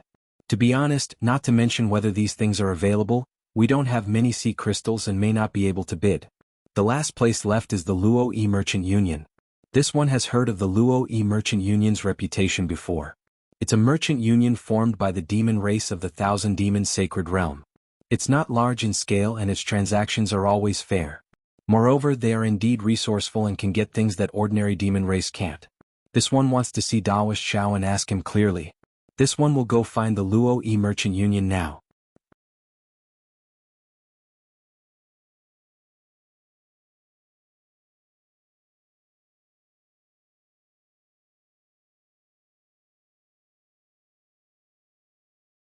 Chapter 39-44. Oh. Xiao Hua smiles and turns to look at Yuan, asking, is this your recommendation again? Yuan hurriedly waves his hand and says, this is not what I said. General knew about it and then asked about it. That's why I reported it to you. Xiao Hua thinks for a while and says to Lu, it would be best if you could find Bei Wen who recorded the pill recipe in Luo Yi Merchant Union. I would be able to refine pills according to the recipe. Taoist Xiao, you don't want to go with me? Lu is a bit surprised and disappointed. Xiao Hua smiles, I don't know much about the pill recipes of the monster race. It doesn't matter if I go or not. You only need to ask the monster race in Luo Yi Merchant Union for the pill recipe. They should be in charge of it. Moreover, I have something important to do. I'm afraid I can't accompany you. Alright. Lu naturally wants Xiao Hua to go with him. However, Xiao Hua has something important to do so he can't force him. Beside him, Drop hastily asks tactfully, Taoist Xiao, what is it? Do you want to do it in Yuling Bay? Xiao Hua nods. After thinking for a while, he asks, do you know a place called Drifting Pavilion? Drifting Pavilion? Drop thinks for a while and shakes his head. I am familiar with every place in Yuling Bay but I have never heard of Drifting Pavilion. Could it be that this drifting lightning abode that Taoist Xiao mentioned is located outside of Yuling Bay? Xiao Hua shakes his head and replies, no, it's in Yuling Bay. Drop looks at some old soldiers on the left. After thinking for a while, he says in a low voice, Taoist Xiao, if possible, you should ask these old sea race. Xiao Hua nodded, then raised his head to look at the closed shop door and said, everyone, this Xiao came to Yuling Bay to look for an old friend. He left a message for this Xiao, saying that he was at the Drifting Pavilion, but this Xiao couldn't find him anywhere in Yuling Bay. I wonder if anyone can answer my question? Drifting Pavilion? The group of old Oceanids are also slightly startled. They all look at each other wanting to share Xiao Hua's burden. However, they seem to have never heard of this name before. One of the old Oceanids even asks, Taoist Xiao, do you think this flowing lightning residence, is it the Yi residence? Or a place name? Or a brothel that you humans often talk about? Xiao Hua smiled and said, this Xiao doesn't know either, I only know the name of this place. I-oh. Suddenly, old sea shrimp seemed to have thought of something and said hurriedly, I remember now. It seems that there is such a place. But, oh? You know about it? Hearing this, Xiao Hua was overjoyed. Seeing that old sea shrimp didn't say anything, he asked, could it be that there's something strange about this place? Indeed. Seeing Xiao Hua being so cautious, old sea shrimp winked at the group of old sea race members and whispered a few words to Xiao Hua. Sure enough, Xiao Hua's brows slightly creased. After a while, Xiao Hua smiled and said, since this Xiao has come, then I should still make a trip. Everyone just stay here or go somewhere together. General, hurry to the Luo Yi Merchant Union. When this Xiao pays a visit to my old friend, I can refine some pills or medicines for you. Okay. Lu nodded vigorously and said, I'll go now. When I find the pill formula, we'll meet at Yaoshi. This place is too close to the Yazi auction house. After all, it's inconvenient for Daoist Xiao to be here. Indeed. You all go first. I'll immediately go find a Feather Spirit Palace certificate for Daoist Xiao. An old sea race member said hurriedly. Xiao Hua watched as Lu opened the shop door and the group of old sea race members walked out. He said to the fish monster, Yuan, take this Xiao to that place. Okay, this little one understands. The fish monster was extremely excited. It rubbed its illusory hands and nodded vigorously.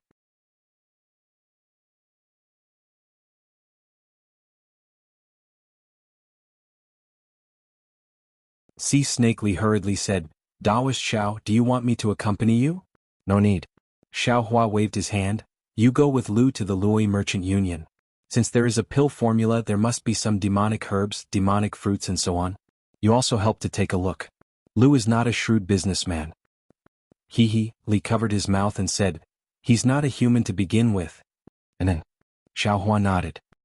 He looked around and said, if possible, give all the sea relics in this shop to this Xiao. This Xiao has a use for them. No problem.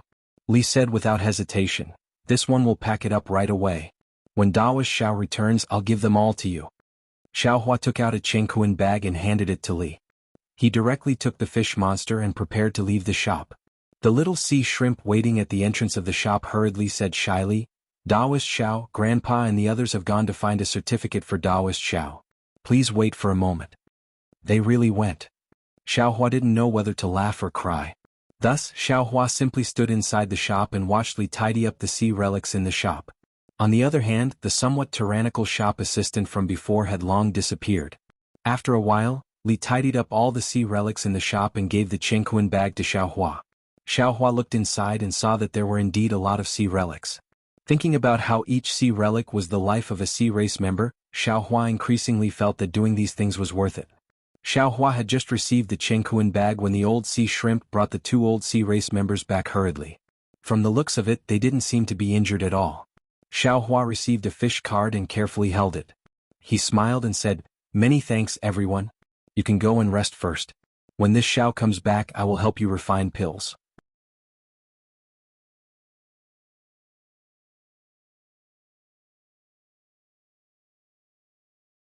Seeing Xiao Hua treasuring the fish card very much, the old sea shrimp and the others were quite happy. They cupped their hands and said, thank you for everything, Daoist Xiao. Seeing the old sea shrimp and the others leave, Xiao Hua also waved his hand and hurriedly took the fish monster out of the shop. After a while, the fish monster asked in a low voice, Daoist Xiao, where are you going? Baihan. Xiao Hua said these two words through sound transmission. You want to go to Qi? The fish monster was shocked and almost blurted out. Fortunately, he only spoke half of it and stopped.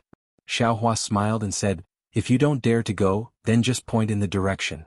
The Xiao already knows where it is, I can ask. No, this little one will take Daoist Xiao there. Yuan clenched his teeth and said. Then he raised his hand and a demonic cloud appeared under his feet, asking Xiao Hua to fly with him. Xiao Hua urged his flying technique and followed behind Yuan, flying towards the outside of Yuling Bay. Sure enough, along the way there were many shrimp soldiers and crab generals patrolling, stopping Xiao Hua from time to time. The certificate given to Xiao Hua by the old sea shrimp was quite useful. Every sea race took a look at it and didn't ask much, directly letting them go. After flying over the mountain range of Yuling Bay, they arrived at the other side. Before they could get close, a hot aura hit them in the face, and a strong smell of sulfur gradually diffused in the air. Near this hot aura, there were no sea race, and the patrolling shrimp soldiers and crab generals were also gone. After flying for a while, Yuan's figure was already trembling. Obviously he couldn't adapt to the heat here.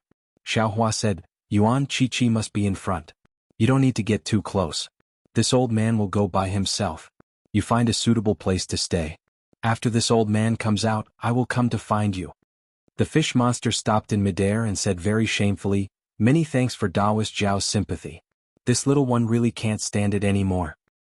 And this is a hot place. It's different from the humid life of UC race. It's normal that you can't stand it.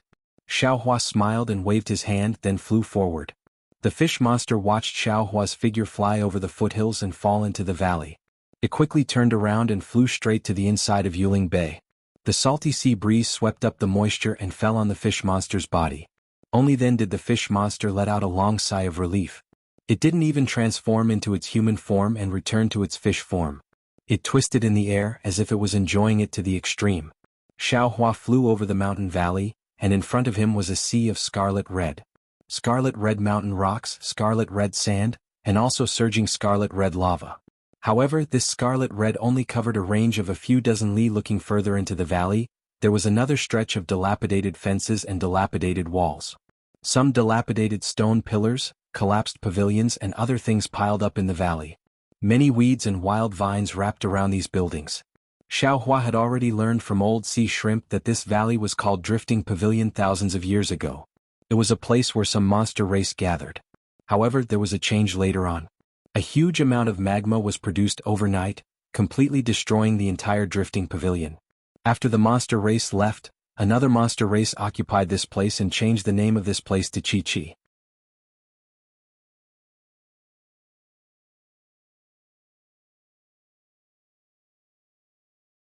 As for why Yuan's expression changed when he heard about this place, it was not only because this place was hot and basically no sea race came here, but also because the monster race that occupied this place was a barbarian, a monster beast that liked to eat sea race. Yuan usually didn't have enough time to hide. Why would he come here? Xiao Hua stood in midair and released his divine sense to explore. He had already seen the dried fish hanging on the mountain rock in the depths of the valley. These dried fish were not the kind that ordinary people would hang in their homes. The short ones were a few feet long and the long ones were several zhang long. They were all dried up and shrunk to one place. It was obvious that when these barbarians hunted these sea race people, the sea race people's bodies were huge. Xiao Hua secretly smiled and said, "This place is not bad." Presumably, the North Sea Dragon Palace also didn't expect Jiang Che to be hiding here. Then Xiao Hua let Jiang Xing out. The moment Jiang Xing came out, he immediately shrunk his neck and looked a little uncomfortable. He then looked around and asked curiously, "This is Drifting Pavilion? I'll let fellow immortal Jiang know." Xiao Hua smiled and said, "This place was originally called Drifting Pavilion. Later on, because magma spewed out, Drifting Pavilion was destroyed. Now it's called Chi Chi this." Jiang Xing was a little hesitant. He frowned and said, "Since it's called Chi Chi, why did Jiang Che say it's Drifting Pavilion? How can I find Jiang Che? Anyway, this is Drifting Pavilion." Xiao Hua shrugged and replied, "As for how to find Jiang Che, I don't know. However, there's a group of barbarians here who know how to forge weapons. You might as well go and ask them." "All right." Jiang Xing thought for a while and nodded. However, after flying for several zhang, he turned his head and asked, "Daoist Xiao, the North Sea Dragon Palace didn't chase after us, right?" "No." Xiao Hua looked between the mountain rocks and casually replied, "That's good." Jiang Xing smiled and flew down the valley.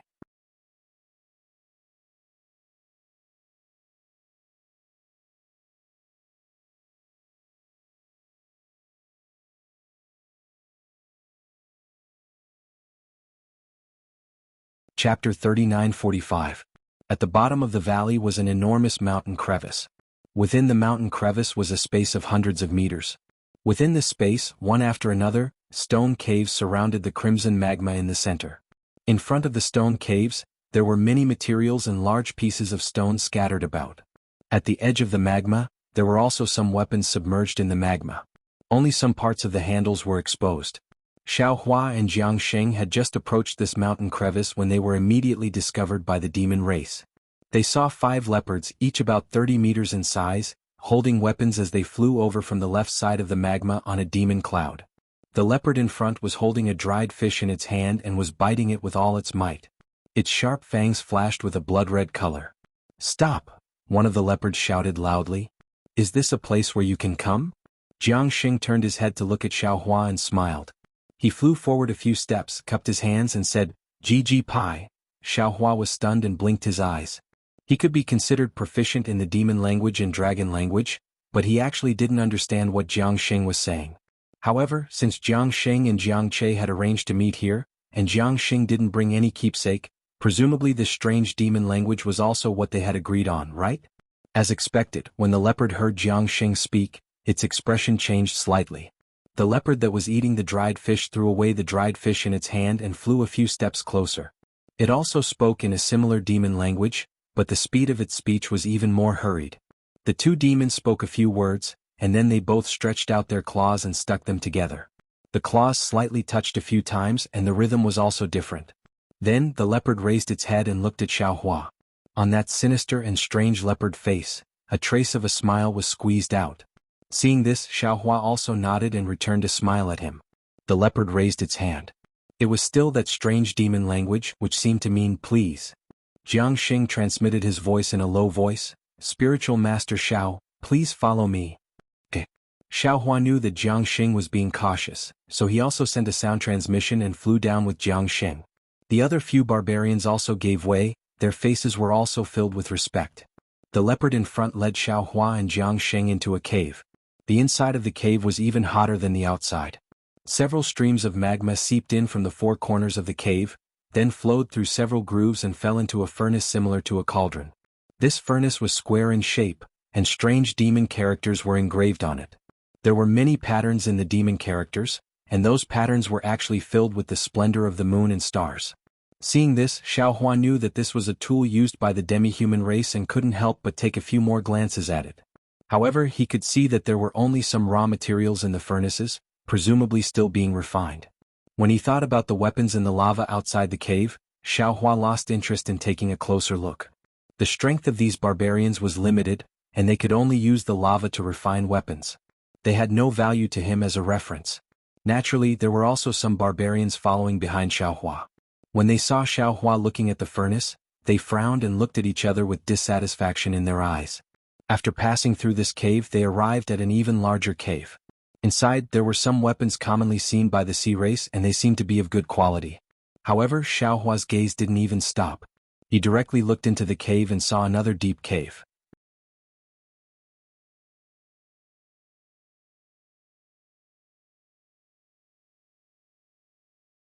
At this moment, there were several larger barbarians standing in front of the deep cave.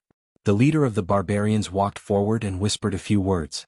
Unexpectedly, he also spoke in strange demon characters. The barbarians guarding the deep cave also raised their heads in surprise. They looked at Jiang Xing and then at Xiaohua. After a slight hesitation, they muttered a few words before turning around and entering the deep cave. Xiaohua looked at the dark cave and didn't release his divine sense. He then lowered his head and looked at his feet. Below his feet was a layer of magma that had cooled down. It was ochre red in color, and there were some fire-type yuan qi emitting from it, causing the entire cave to be scorching hot. At this moment, Jiang Xing turned his head and smiled at Xiaohua, as if indicating for Xiaohua to wait a moment. Xiaohua also smiled and nodded. He didn't mind. After a while, the barbarian came out and waved the large black fork in his hand. "Go in." "Damn it, I finally understood a few words." Xiaohua cursed inwardly as he followed Jiang Xing into the deep cave. The deep cave was indeed large. There was a huge stone table with several strange weapons placed on top of it. At the head of the stone table, there was a barbarian that was over 10 zhang tall sitting coldly on a stone bed. Next to it were several other barbarians with graceful figures. They were probably female and were obediently accompanying it. Next to the stone table there were also a dozen or so barbarians. They were all staring at Xiaohua and Jiang Xing with fiendish expressions. "Gigi Gugu." The barbarian opened its mouth and spoke in a difficult demon character. Jiang Xing took a few steps forward and also spoke a few words. Then the barbarian was slightly stunned as if it didn't dare to believe it. Similarly, the dozen or so barbarians were also stunned. Some of them even looked at the barbarians that had attracted Xiaohua and Jiang Xing in disbelief.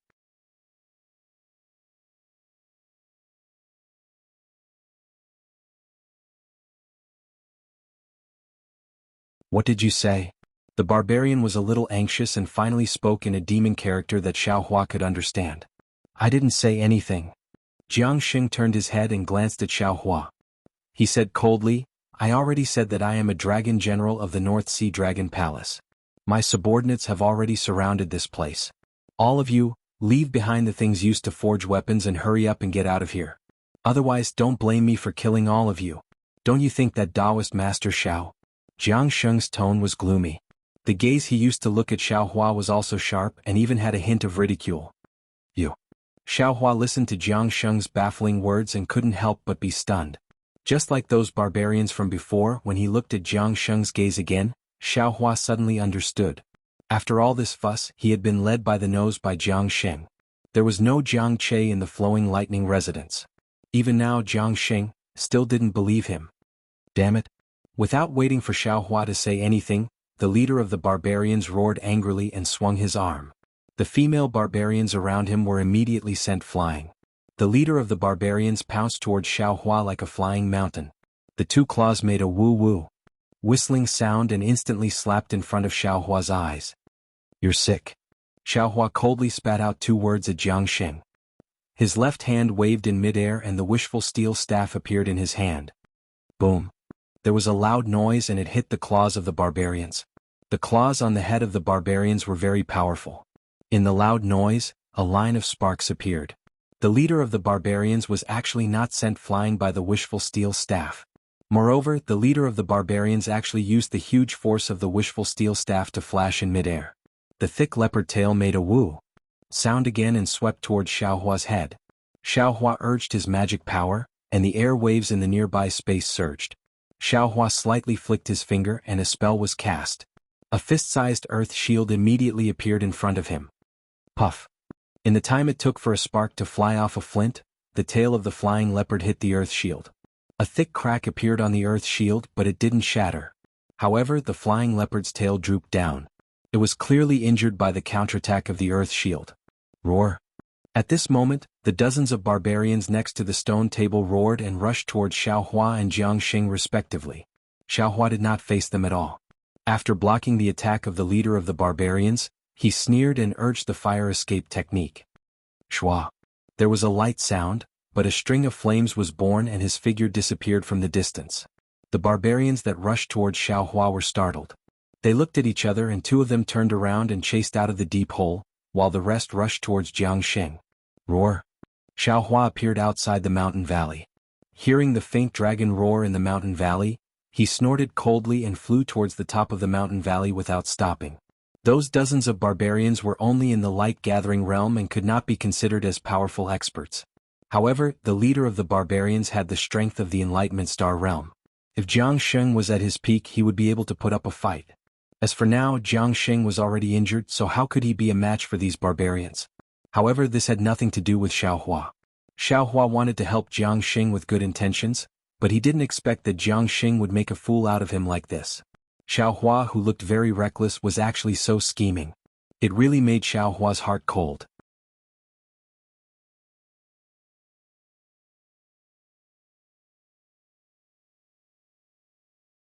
Xiaohua's divine sense swept through the bottom of the mountain valley. 2 barbarians led a few weaker ones out. Xiaohua originally wanted to teach these monsters a lesson, but when he saw the scarlet mountain rocks nearby, he sighed. His figure moved, turning into a rainbow and flying into the sky. Then Xiaohua waved his large sleeve and swept up Yuan, who was standing far away from the mountain rocks, and disappeared in a moment. Eh? Where did the Dragon Palace Marine soldiers come from? Then, where did that powerful human fly off to? Dozens of barbarians flew up the mountain valley with weapons in hand. Their gazes were all empty. Not only did they not see Xiaohua's figure, the shrimp soldiers and crab generals were also nowhere to be seen. The leader of the barbarians released his divine sense and looked around for a moment. His eyes turned a few times, and he instructed the barbarians behind him, "Go to the Feather Spirit Palace and find out if the second prince of the Dragon Palace wants to go back on his word again? Oh, and while you're at it, see what happened in Feather Spirit Bay recently." Yes. The dozens of barbarians scattered and flew away, disappearing in a moment. The 2 barbarians who had chased after Xiaohua were still not at ease. They once again circled the entire mountain valley before descending into the mountain valley. Xiaohua's figure landed in Feather Spirit Bay. Yuan shook his head, looked left and right and said with a smile, "Daoist, have you finished your business?" "And yes, it's already finished. Bring this Xiao to Yaoshi." Xiaohua nodded, his face not showing any abnormality. "Senior, please follow this little one." Seeing that Xiaohua was so serious about his promise, the fish monster was overjoyed. It carefully flew in front of Xiaohua, bringing him into the depths of Feather Spirit Bay. While Xiaohua was flying, he was thinking about how to refine pills for old sea shrimp and the others. At this time, he was not in the mood to be angry about Jianghu's distrust.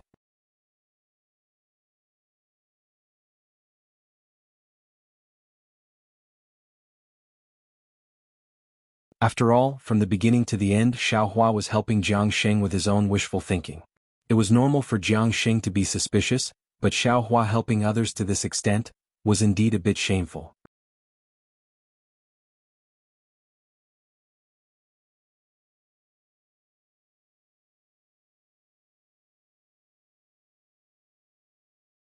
Chapter 39-46.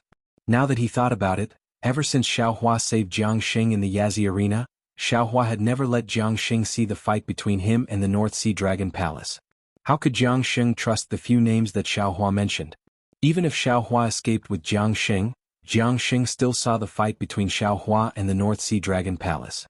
If it was Jiang Xing, he could also see it as the North Sea Dragon Palace playing hard to get. Jiang Xing thought that Xiaohua was bait to capture Jianghong, and the people of the Heavenly Abode River. This was very normal. Since that was the case, what Jiang Xing said to Xiaohua earlier should also be a test.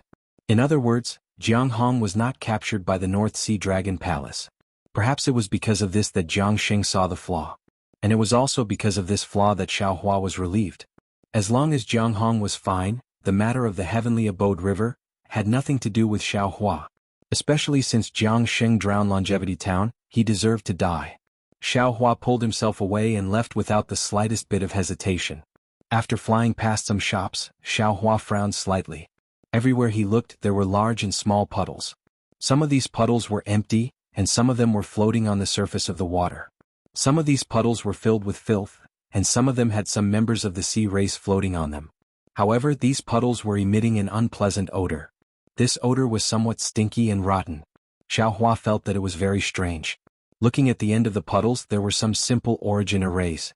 Xiaohua's eyes could not see through them.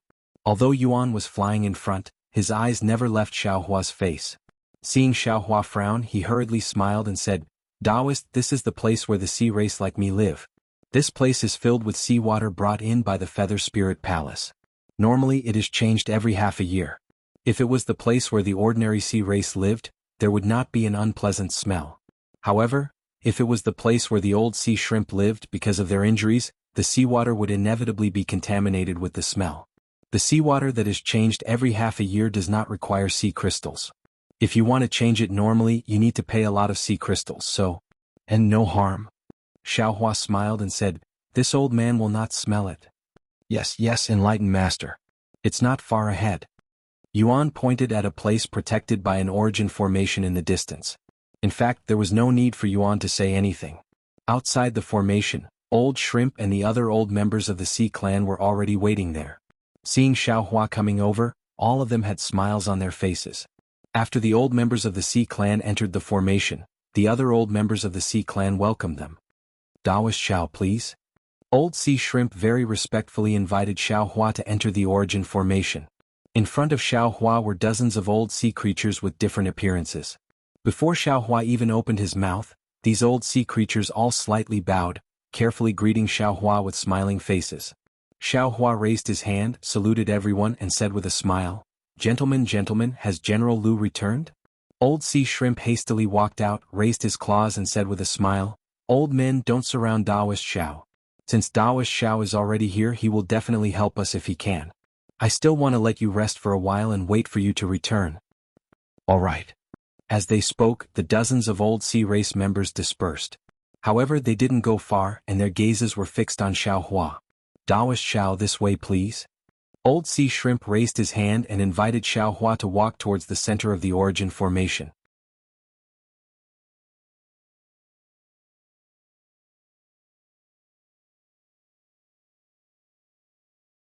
The interior of the origin formation was about a few li in size. It looked like an island with seawater all around. There were some trees on the island, and there was actually a pavilion among the trees. Near the pavilion, there were also some clear and melodious chirping sounds of birds. Xiaohua flew across the seawater and landed on the island. He looked around and said with a smile, "This Yaoshi really lives up to its name." "Indeed." Old Sea Shrimp said with a smile, "This Yaoshi is a famous place to receive guests in Yuling Bay. Many humans like to rest here. When I came over, a few Confucian cultivators had just left this place." General Lu is very considerate. Xiaohua understood. So this Yaoshi wasn't what he had imagined. It was the place where Old Sea Shrimp and the other sea creatures lived. Walking into the pavilion, there was a stone table, a few jade chairs, and a few small cups placed on top of the stone table. The cups were filled with some light green liquid, and Xiaohua couldn't tell what it was. Daoist Xiao, please take a seat. Old Sea Shrimp respectfully invited Xiaohua to sit down. He raised his hand and picked up a cup and placed it in front of Xiaohua. This is Yuling Bei's ice rain liquid. It is produced from the ice spring at the bottom of the North Sea. It is said that it is useful for the cultivation of humans. Sigh, Xiaohua sighed. He took the cup and said, "Why are you so polite? Presumably this thing will cost a lot of sea crystals. It is enough for me to know your intentions." Old Sea Shrimp said with a smile, "There is a saying in the human race, no one will blame you for being polite. We are all vulgar sea creatures. We don't understand the etiquette of the hidden immortal continent. Normally we would only learn it after seeing others do it. As long as Daoist doesn't get tired of it, we will be satisfied." "Forget it." Xiaohua raised the cup, raised his head and swallowed the ice rain liquid into his mouth.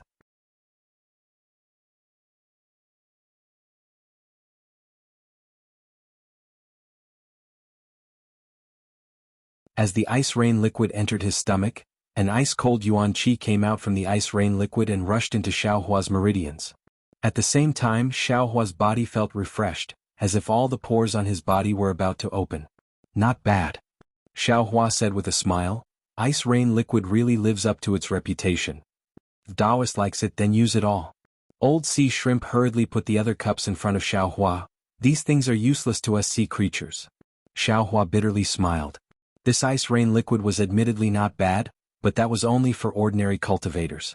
The amount of yuan qi within this ice rain liquid was simply insignificant to Xiaohua. The only thing that could make Xiaohua praise it was the momentary feeling and nothing more. Looking at Old Sea Shrimp, who was very eager, Xiaohua waved his hand and received the ice rain liquid. He said with a smile, "I appreciate your intentions. I have no use for this thing now. Let's talk about it later." Good. The Old Sea Shrimp smiled and chatted with Xiaohua for a while. Xiaohua also asked about the Feather Spirit Bay with interest. At this time, Xiaohua knew that the Old Sea Shrimp and the other soldiers of the North Sea Dragon Palace were born in the sea. However, because of the war, they were sent to guard Yuling Bay because of their meritorious service.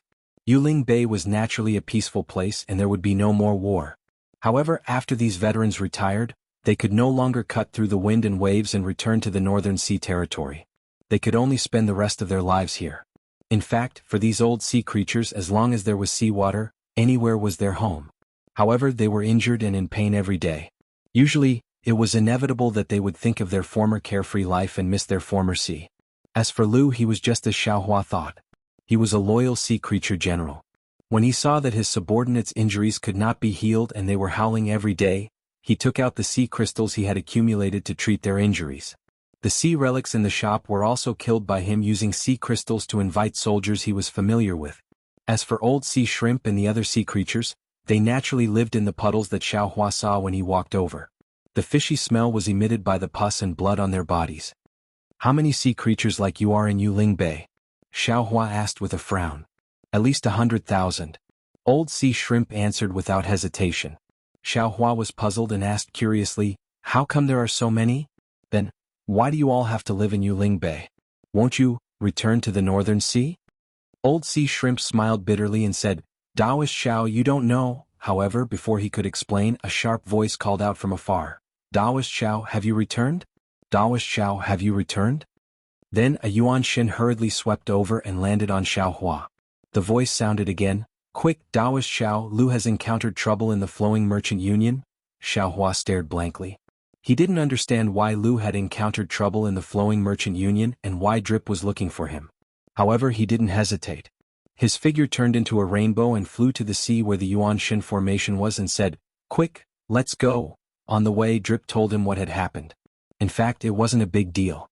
Today there was a small auction in the Flowing Merchant Union that was similar to the Yazzie auction house. After participating, Lu came across a beast skin and bevan that had a pill formula recorded. Coincidentally, the Apricot Forest Medicine Shop also participated in this auction. The Apricot Forest Medicine Shop was determined to get the beast skin and bevan. Of course, Lu wouldn't give in. The two sides started to bid and the beast skin and bevan reached an extremely high price.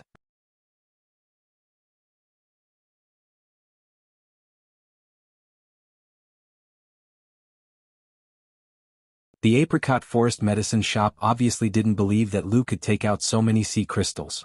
Therefore they took out their Jianghu bag and asked for the sea crystals immediately after bidding. This was contrary to the auction rules of the Flowing Merchant Union, so the Flowing Merchant Union didn't agree. However, the Flowing Merchant Union reminded Lu that if he couldn't take out so many sea crystals after the auction, not only would the beast's skin and Bevan belong to the Apricot Forest Medicine Shop, Lu would also have to pay a large amount of sea crystals to the Apricot Forest Medicine Shop. Of course, Lu didn't have so many sea crystals. He hurriedly asked Drip to come back and find Old Sea Shrimp and the others to raise the sea crystals. Drip was well aware of how many sea crystals Old Sea Shrimp and the other sea tribes had. She knew that these sea tribes definitely wouldn't be able to gather so many sea crystals. Therefore, she went to find Xiaohua as soon as she entered the Yuanshan formation. After all, the human race Dao cultivators who could participate in the Yazi auction house would definitely have sea crystals in their Jianghu bags. After hearing Drip's explanation, Xiaohua's heart was also relieved. After he asked about the price of the beast's skin and Bevan, his heart was completely at ease. He smiled and said, "You don't have to worry about the price. Even if it was 10 times more expensive, this old man can still take it out." That's good, that's good. Drip was actually a little panicked. Now that she heard it, she was really grateful and said, "Taoist master, this matter. Originally, we sea tribes had to deal with it properly, but I didn't expect that Taoist master would have to take out the sea crystals. This one doesn't know what to say." Xiaohua waved his hand and said, "My human race has a saying, send Buddha to the Western paradise, send people to their home.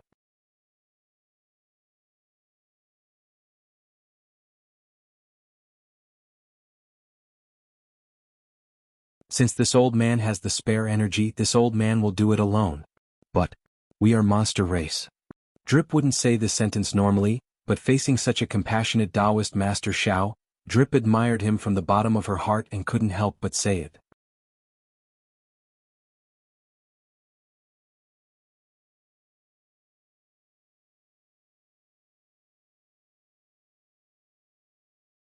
Chapter 3947. If the human race doesn't have humanity, then what's the difference between them and beasts? If the demon race has a human heart, then what's the difference between them and the human race? Xiaohua replied with a smile. AI. Drop sighed in shame. Back then I also devoured a lot of humans. Now that I think about it. Lay down the butcher's knife and become a Buddha. As long as you start today. Xiaohua replied indifferently. Dee nodded slightly and pointed to a cave in the stone wall in front of her and said, "Here it is." Xiaohua looked at the cave. It was similar to the Yazi auction house, but the scale was a lot smaller. Even the words, Continuous Merchant Union, above the cave was a lot inferior. Xiaohua and Drop landed. Drop took out a palm-sized jade tablet and handed it to the demon race guarding the cave, then pointed at Xiaohua and said, "This is the honored guest of my general. He heard that the Continuous Merchant Union has the rare treasure of the 1,000 Demon Sacred Realm. He was very happy and specially came to take a look." The demon race of the Continuous Merchant Union checked the jade tablet and returned it to Drop, then bowed and said, "Immortal friend, please." "Not bad." Xiaohua followed Drop into the cave and said with a smile, "The guards of this Continuous Merchant Union are much better than the Yazi auction house. Moreover, they actually let us in during the auction." Hee.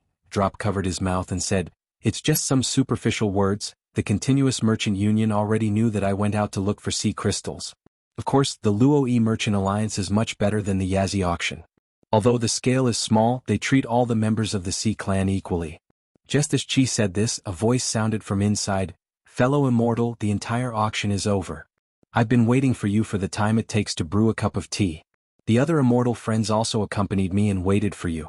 If you can't take out 100,000 sea crystals, then just say it directly. What are you pretending for? In fact, although I am a human, I am also a person with a reputation in the Yuling Bay. I also know a little about what you are like. It is impossible for you to take out 100,000 sea crystals. For the sake of the Continuous Merchant Union's face, and for the sake of Immortal Friend, I have patiently waited for so long. If we were in the hidden Immortal continent, I would have already become hostile. So I forget it.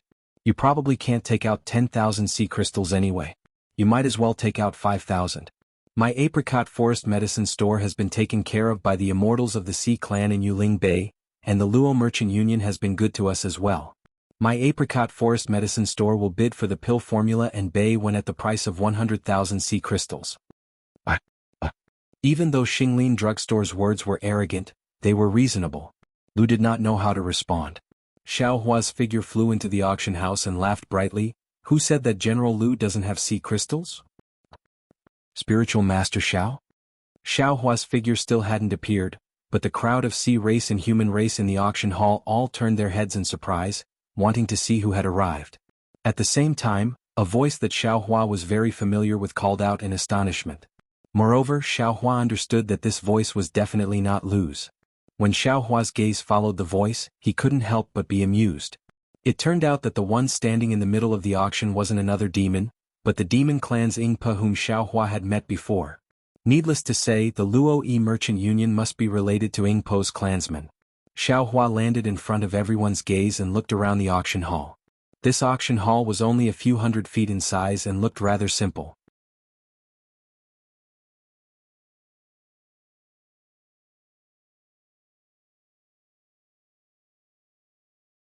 There were some demon clan and human race sitting in a few simple origin arrays.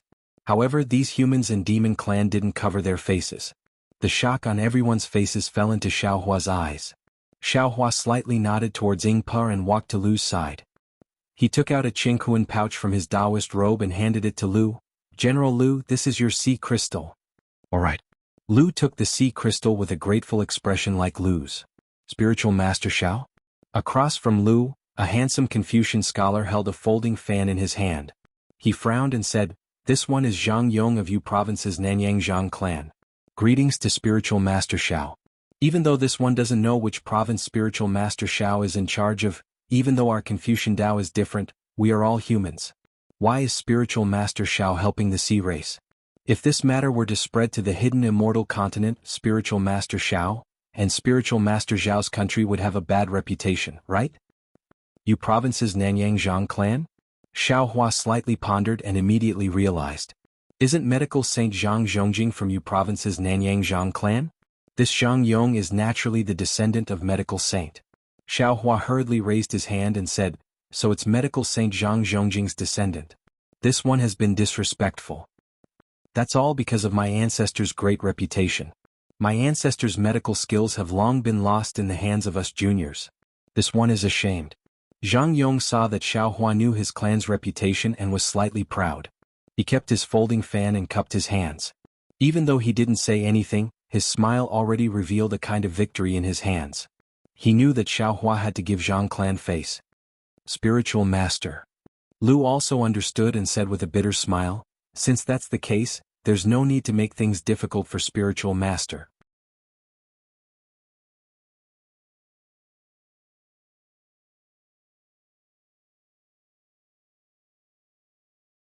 This one doesn't want these things. However, without waiting for Xiao Hua to speak, Yingpo in the distance smiled and said, so General Lu is acquainted with Spiritual Master Xiao. Why didn't you say so earlier? Sorry, fellow immortal Zhang, my Luo-Yi Merchant Alliance won't be bidding for this item. Zhang Yong and all the other humans and demons in the auction house were stunned. Zhang Yong shouted, fellow immortal, if this item wasn't taken out then it's fine. But now that the auction is over, you're saying that you won't be bidding. Where's the credibility of your Luo-Yi Merchant Alliance?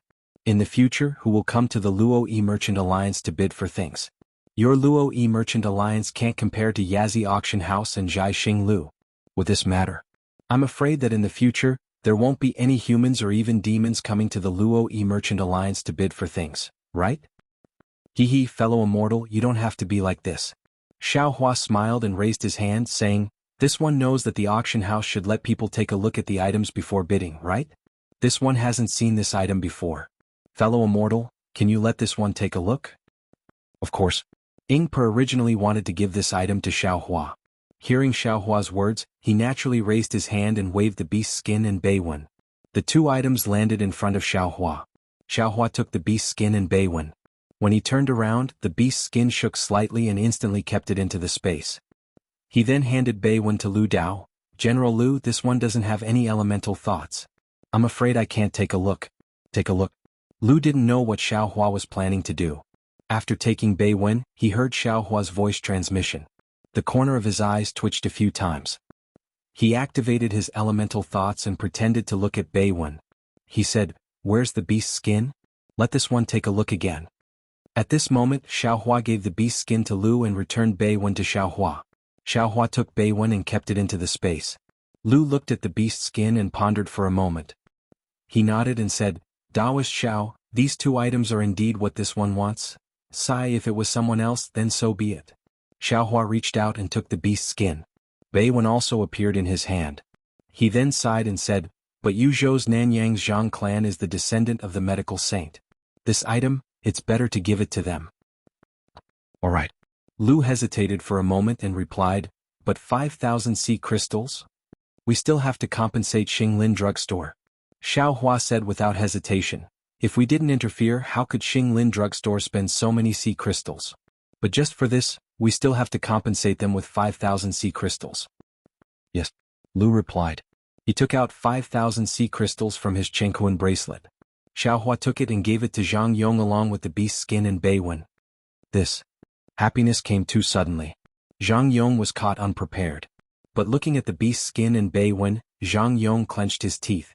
Buying these two items for 95,000 sea crystals was indeed not worth it. He originally wanted to take Lu's sea crystals and then bargain with Luo Yi Business Alliance. But Xiaohua was so generous that he couldn't open his mouth anymore. Zhang Yong could only take the two items. He took out a Qingkuan bag from his bosom and gave it to Yingpe along with the 5,000 sea crystals. He smiled bitterly and said, Daoist friend, here is 75,000 sea crystals.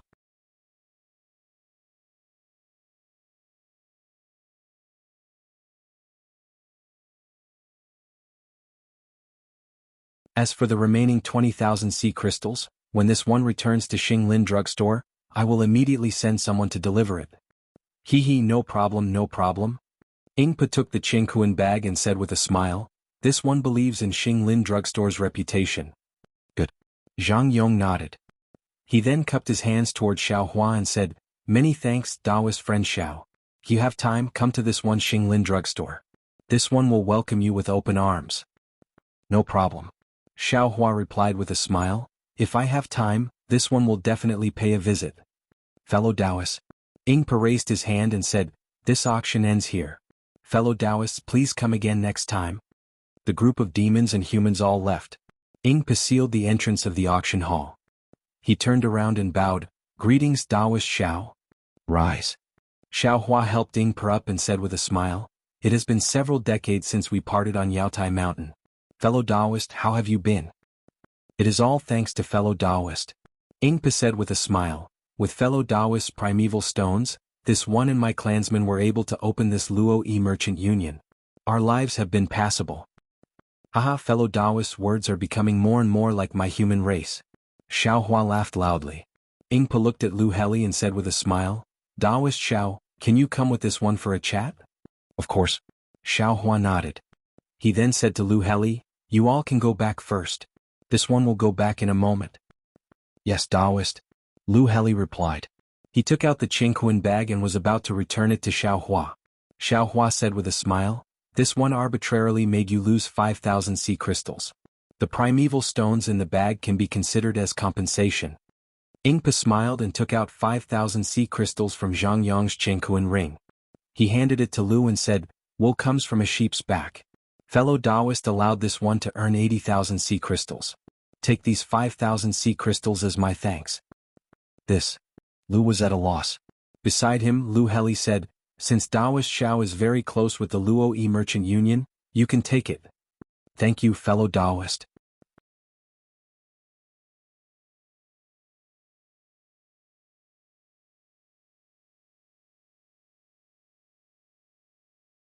Lu took the sea crystals and returned the Qingkuan bag to Xiaohua.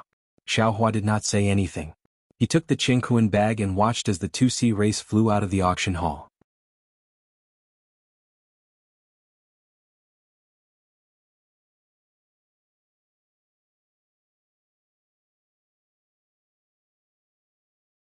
Chapter 3948. Daoist Master, please? Yingpe raised his hand and invited Xiaohua forward. Xiaohua smiled and said, don't be so polite with me. You lead the way.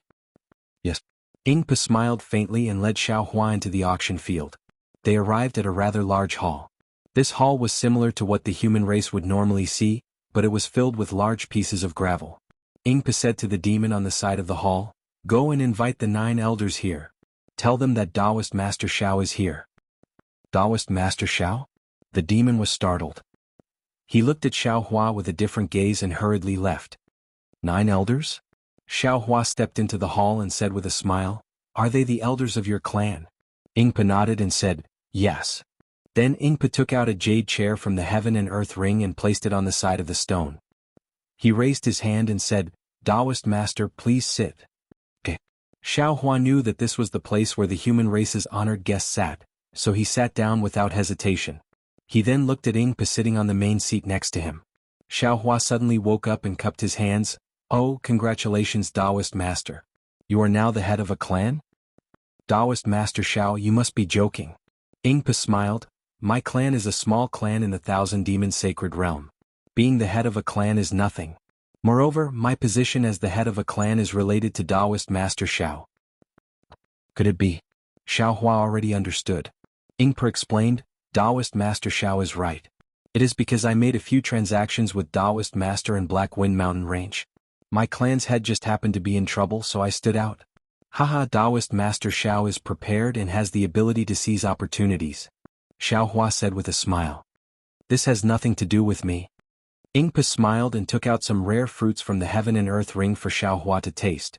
After a while he probed, Taoist Master Xiao, after making a few transactions with Black Wind Mountain Range, when I was preparing to go there, I received the news that Black Wind Mountain Range was being attacked by Immortal Palace.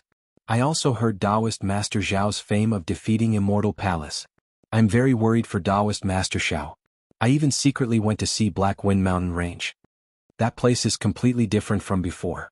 But I really didn't expect that Taoist Master Xiao would suddenly come to Yuling Bay today. It's nothing. Xiao Hua said with a smile, I had an appointment with a fellow Taoist so I came here, but I didn't run into him. Therefore this Xiao is preparing to return. Xiao Hua roughly explained everything that he could say. In the end he smiled and said, If I didn't see it with my own eyes, how could I have thought that the Luo Yi Merchant Union was actually fellow immortals? Hehe, it seems like fellow immortal is fated to follow me. Otherwise, why would you still come to my Luo Merchant Alliance after several rejections? Ingpa laughed and said, If fellow immortal wants any Bay Wen elixirs or pill formulas, I can ask my clansmen to find them. When he heard up to here, Xiao Hua had an idea in his heart and he probed. Fellow immortal, I'll ask you something. Please go ahead, fellow immortal. Ingpa replied with a smile. Earlier, you said that you obtained information about the Black Wind Mountain Range.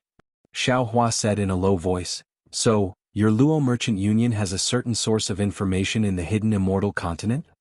Of course. Ingpa nodded. For Zhai Xing Lu Li Lai Trading Company, and my Luo Yi Merchant Union, information is sometimes like sea crystals. Only by having a source of information all over the hidden immortal continent can we find business opportunities. However, my Luo Yi Merchant Union has only been established for a short period of time, and we haven't done enough in this aspect.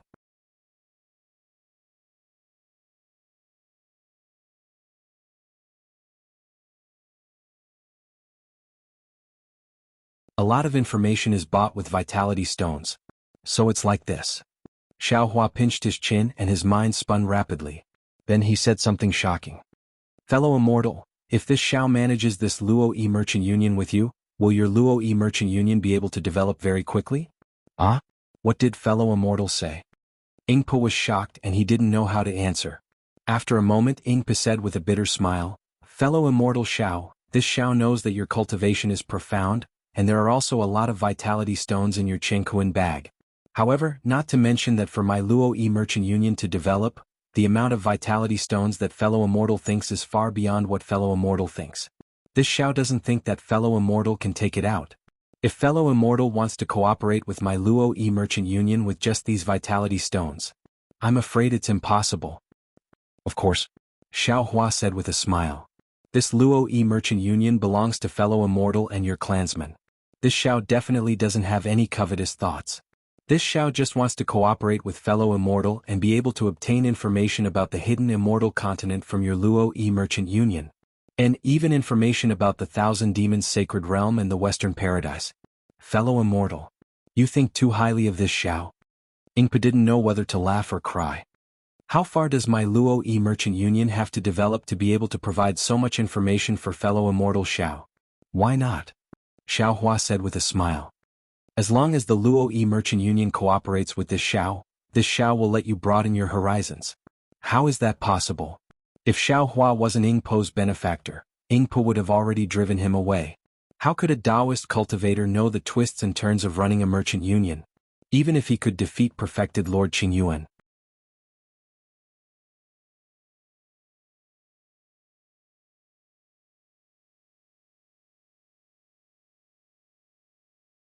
However, before Ing Po could say anything else, 9 demon clan members who looked similar to Ing Po came in from the outside.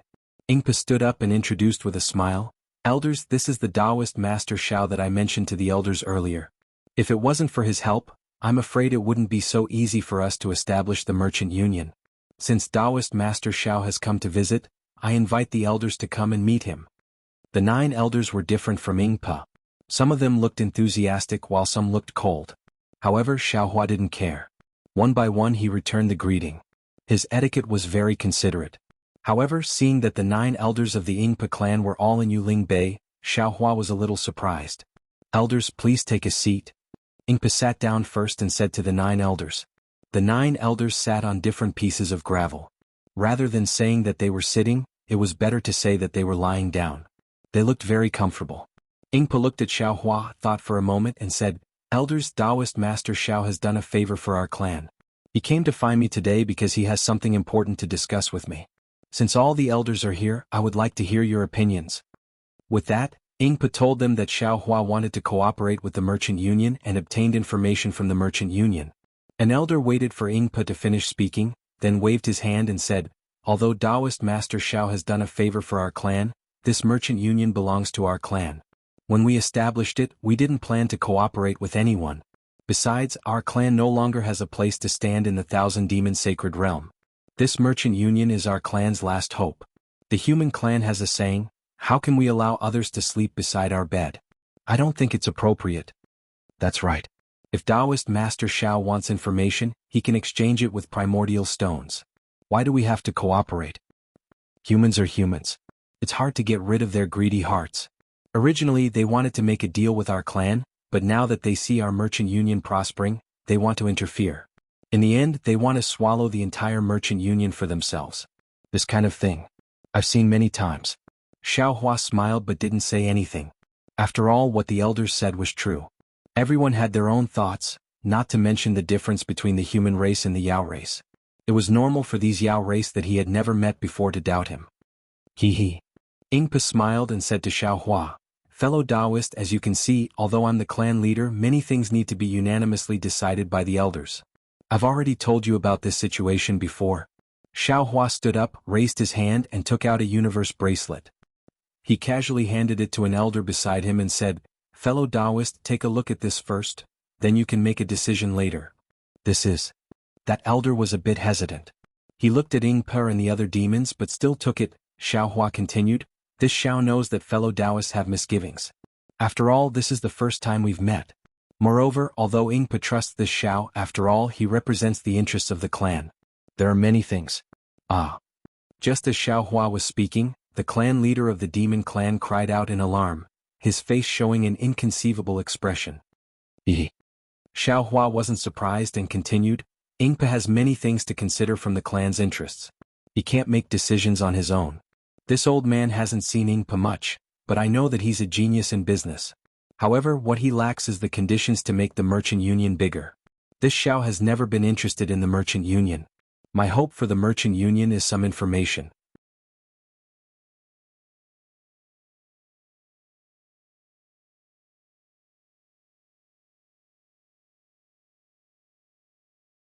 Of course, if you want to buy information you can, but how can it be as efficient as controlling the information yourself? This Xiao is different from Ing Po. This Xiao has no interest in managing the merchant union, but this Xiao has the means to expand the merchant union. When the two are combined, it's a win-win situation. At this moment, the yin-yang bracelet in the hands of the clan leader of the demon clan had already been passed to 2 elders. The 2 elders were also extremely surprised, but fortunately they didn't cry out in alarm. Seeing this, Ing Po was also somewhat surprised. His gaze fell on the yin-yang bracelet and he seemed to be lost in thought. "Ing Po, take a look at this." As he spoke, Xiao Hua took out another yin-yang bracelet and passed it to Ing Po. Ingpa took it and scanned it with his origin force. He couldn't help but cry out again, "What?" Then Ingpa realized that he had lost his composure. He looked at Xiaohua and passed the yin-yang bracelet to an elder beside him. "Ingpa, this Xiao has more than this," Xiaohua said with a smile. "Moreover, this Xiao will continuously provide these things to the merchant union. Do you think this Xiao has the capital to cooperate with the merchant union?" This. Ingpa was somewhat hesitant.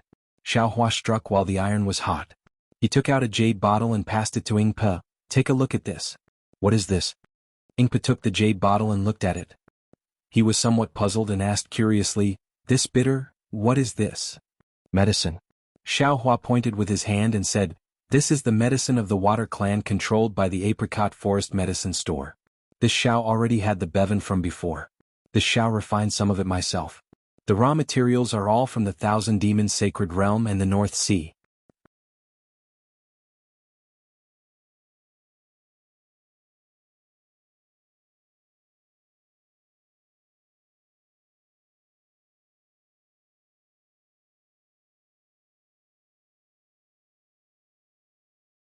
Chapter 39-49. Hearing this, Ingbo couldn't help but stand up. Previously, Xiaohua's Heaven and Earth bracelet only contained some magic tools and other things. Although Ingbo was surprised, it was not enough to shock him. However, the medicine that Xiaohua took out made Ingbo unable to sit still. He clearly knew the status of the Apricot Forest Medicine Shop in the Yuling Bay. Since Xiaohua could take out this kind of medicine, he could naturally take out other things. Don't worry. Xiaohua decided to say something shocking. He raised his hand and took out another Heaven and Earth bracelet and handed it to Ingbo. He said, "Fellow immortal, take a look at this. What is this?" Ingbo didn't wait for the Heaven and Earth bracelet to fly over. He walked over and took the Heaven and Earth bracelet from the air. He checked it with his primordial thought and said in surprise, This is just a grain for the human race? What's the use of it?" "Hee." Xiaohua said with a smile, "Perhaps you demons don't need this grain, but what about the hidden immortal continent and the pure land? If the merchant union wants to gain a foothold in these two places, which Confucian cultivator or Buddhist disciple would dare to go against the merchant union when you take out these things that are related to the people's livelihood? Ingbo and other demons naturally don't need this grain.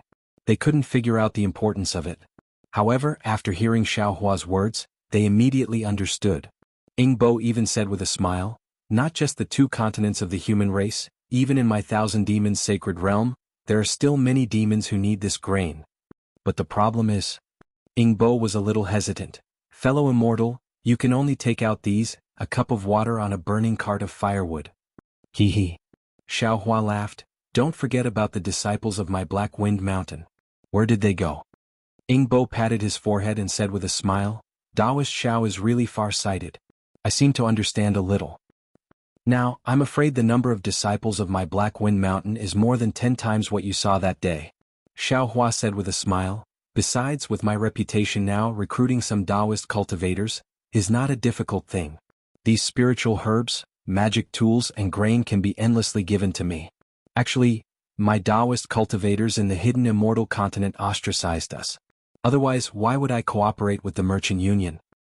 "It's not bad." Ingpa finally understood Xiaohua's thoughts. He raised his head and looked at the elders who had already seen the universe bracelets. Then he passed the medicine to them.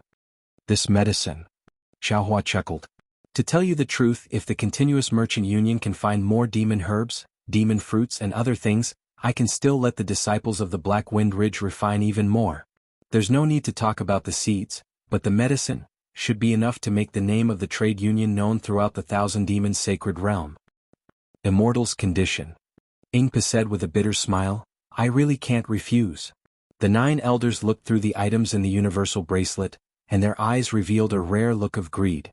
Unfortunately, they couldn't see through Xiaohua's strength. Moreover, they knew that Xiaohua had defeated perfected Lord Qingyuan. Who would dare to have any evil thoughts? "Elders, what do you think?" Ingpa asked. The group of elders looked at the universal bracelet in Ingpo's hands. They looked at each other for a moment and said, "Immortal Xiao is an old friend of the clan leader. This matter, let the clan leader decide for himself." "Immortal friends," Xiaohua hurriedly said, "when I talked to Ingpa earlier, I didn't plan to take out so many things. Therefore, I only plan to cooperate with the continuous merchant union to obtain information.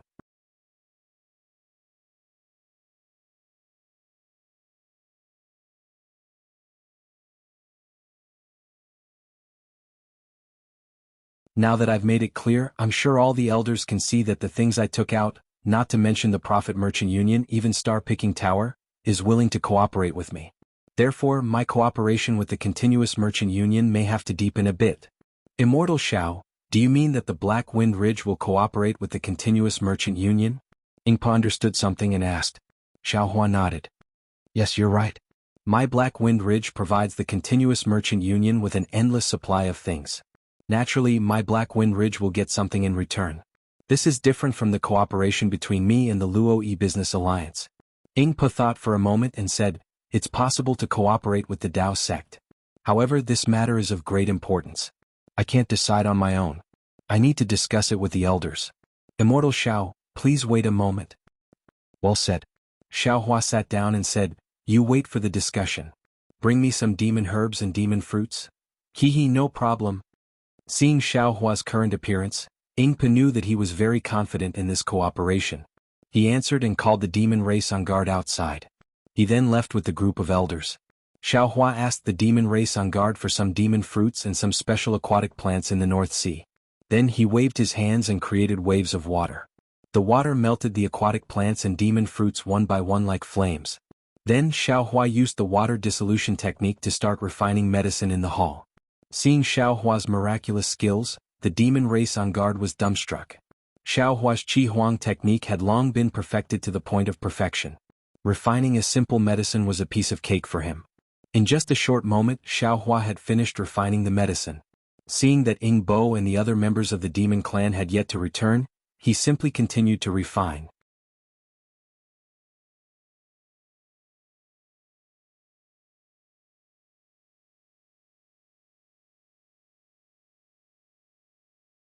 Only after he had refined more than 10 medicines did Ing Bo return to the hall.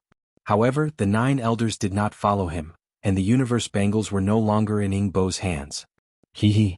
Xiaohua naturally understood. He waved his hand and the water disappeared. He asked, fellow immortal, have you made a decision? Alas, Immortal Xiaohua's things are really good. The conditions are also very generous. My inferior clansmen have no choice but to agree.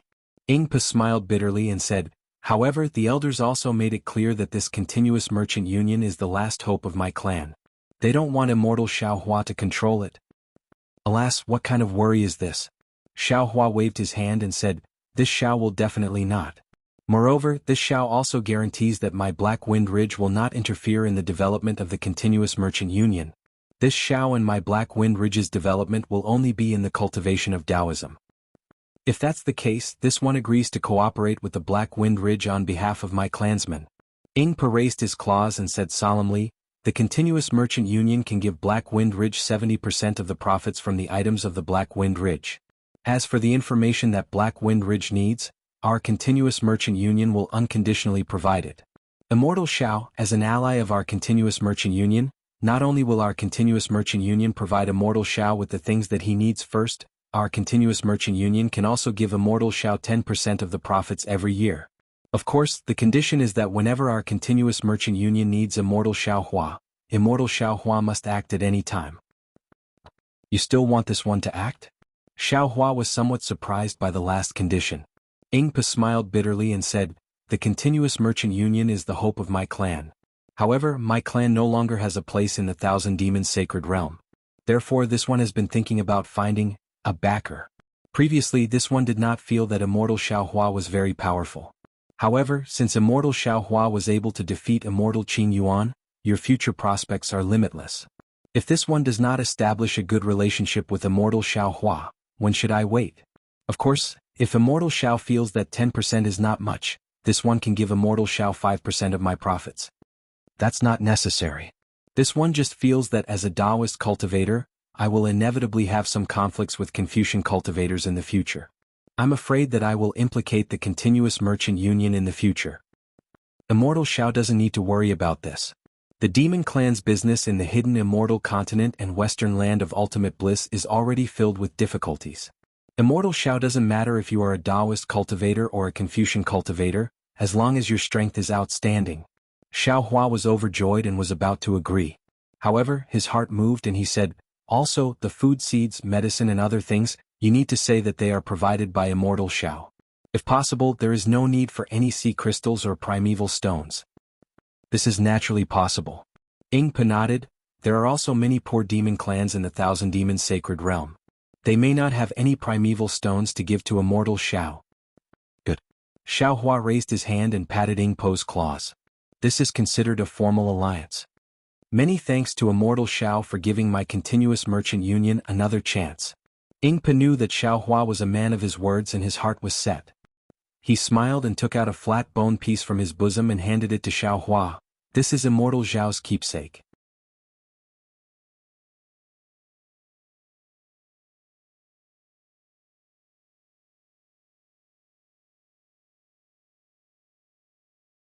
With this keepsake, immortal Xiao can exercise authority in the continuous merchant union that is second only to me and the 9 elders. Haha, good. Xiao Hua took the bone piece and looked at it. There was a strange demon beast engraved on it. It was actually similar to a low-level demon beast in the legacy world. Xiao Hua took the bone piece and said, since this one is an ally of the continuous merchant union, you should bring some more universe bracelets over. This time this one came out with something. If it wasn't for meeting fellow immortal, perhaps the Linlai Trading Company would have benefited. Good. Ingpa hurriedly ordered the demon clan guarding outside to take the universe bracelets. However, he said in a low voice, Immortal Xiao, when this one came in, Immortal Xiao was refining medicine? Yes. Xiao Hua nodded. That's what this one promised Lu Hedi. Actually, there are many old sea clan members in this Yuling Bay. You should bring enough demon fruits and seaweed. This one will refine a batch for you first. This is naturally possible. Ingpa said somewhat embarrassedly, but what this one means is, this refining technique, can Immortal Xiao Hua teach this one's clansmen? Hearing this, Xiao Hua immediately came to a realization. He nodded and said, of course. You and I are now in a cooperative relationship. This one naturally can teach your clansmen what this one knows. Immortal Xiao Hua. Ingpa was almost about to cry. Just now, there was an elder who said that Immortal Xiao Hua had bad intentions. This one, as the patriarch, rejected it. Now, it seems that elder was really measuring the heart of a gentleman with his own mean measure. My human clan has a saying, distance tests a horse's strength, and time reveals a person's heart. In the future it will be fine after a long time. Xiao Hua said indifferently, you should find a few, or call all the clansmen who have some experience in refining medicine. This one is now thinking of how to teach them the refining technique. Okay, this one will do it right away. Ingpa couldn't even close his mouth.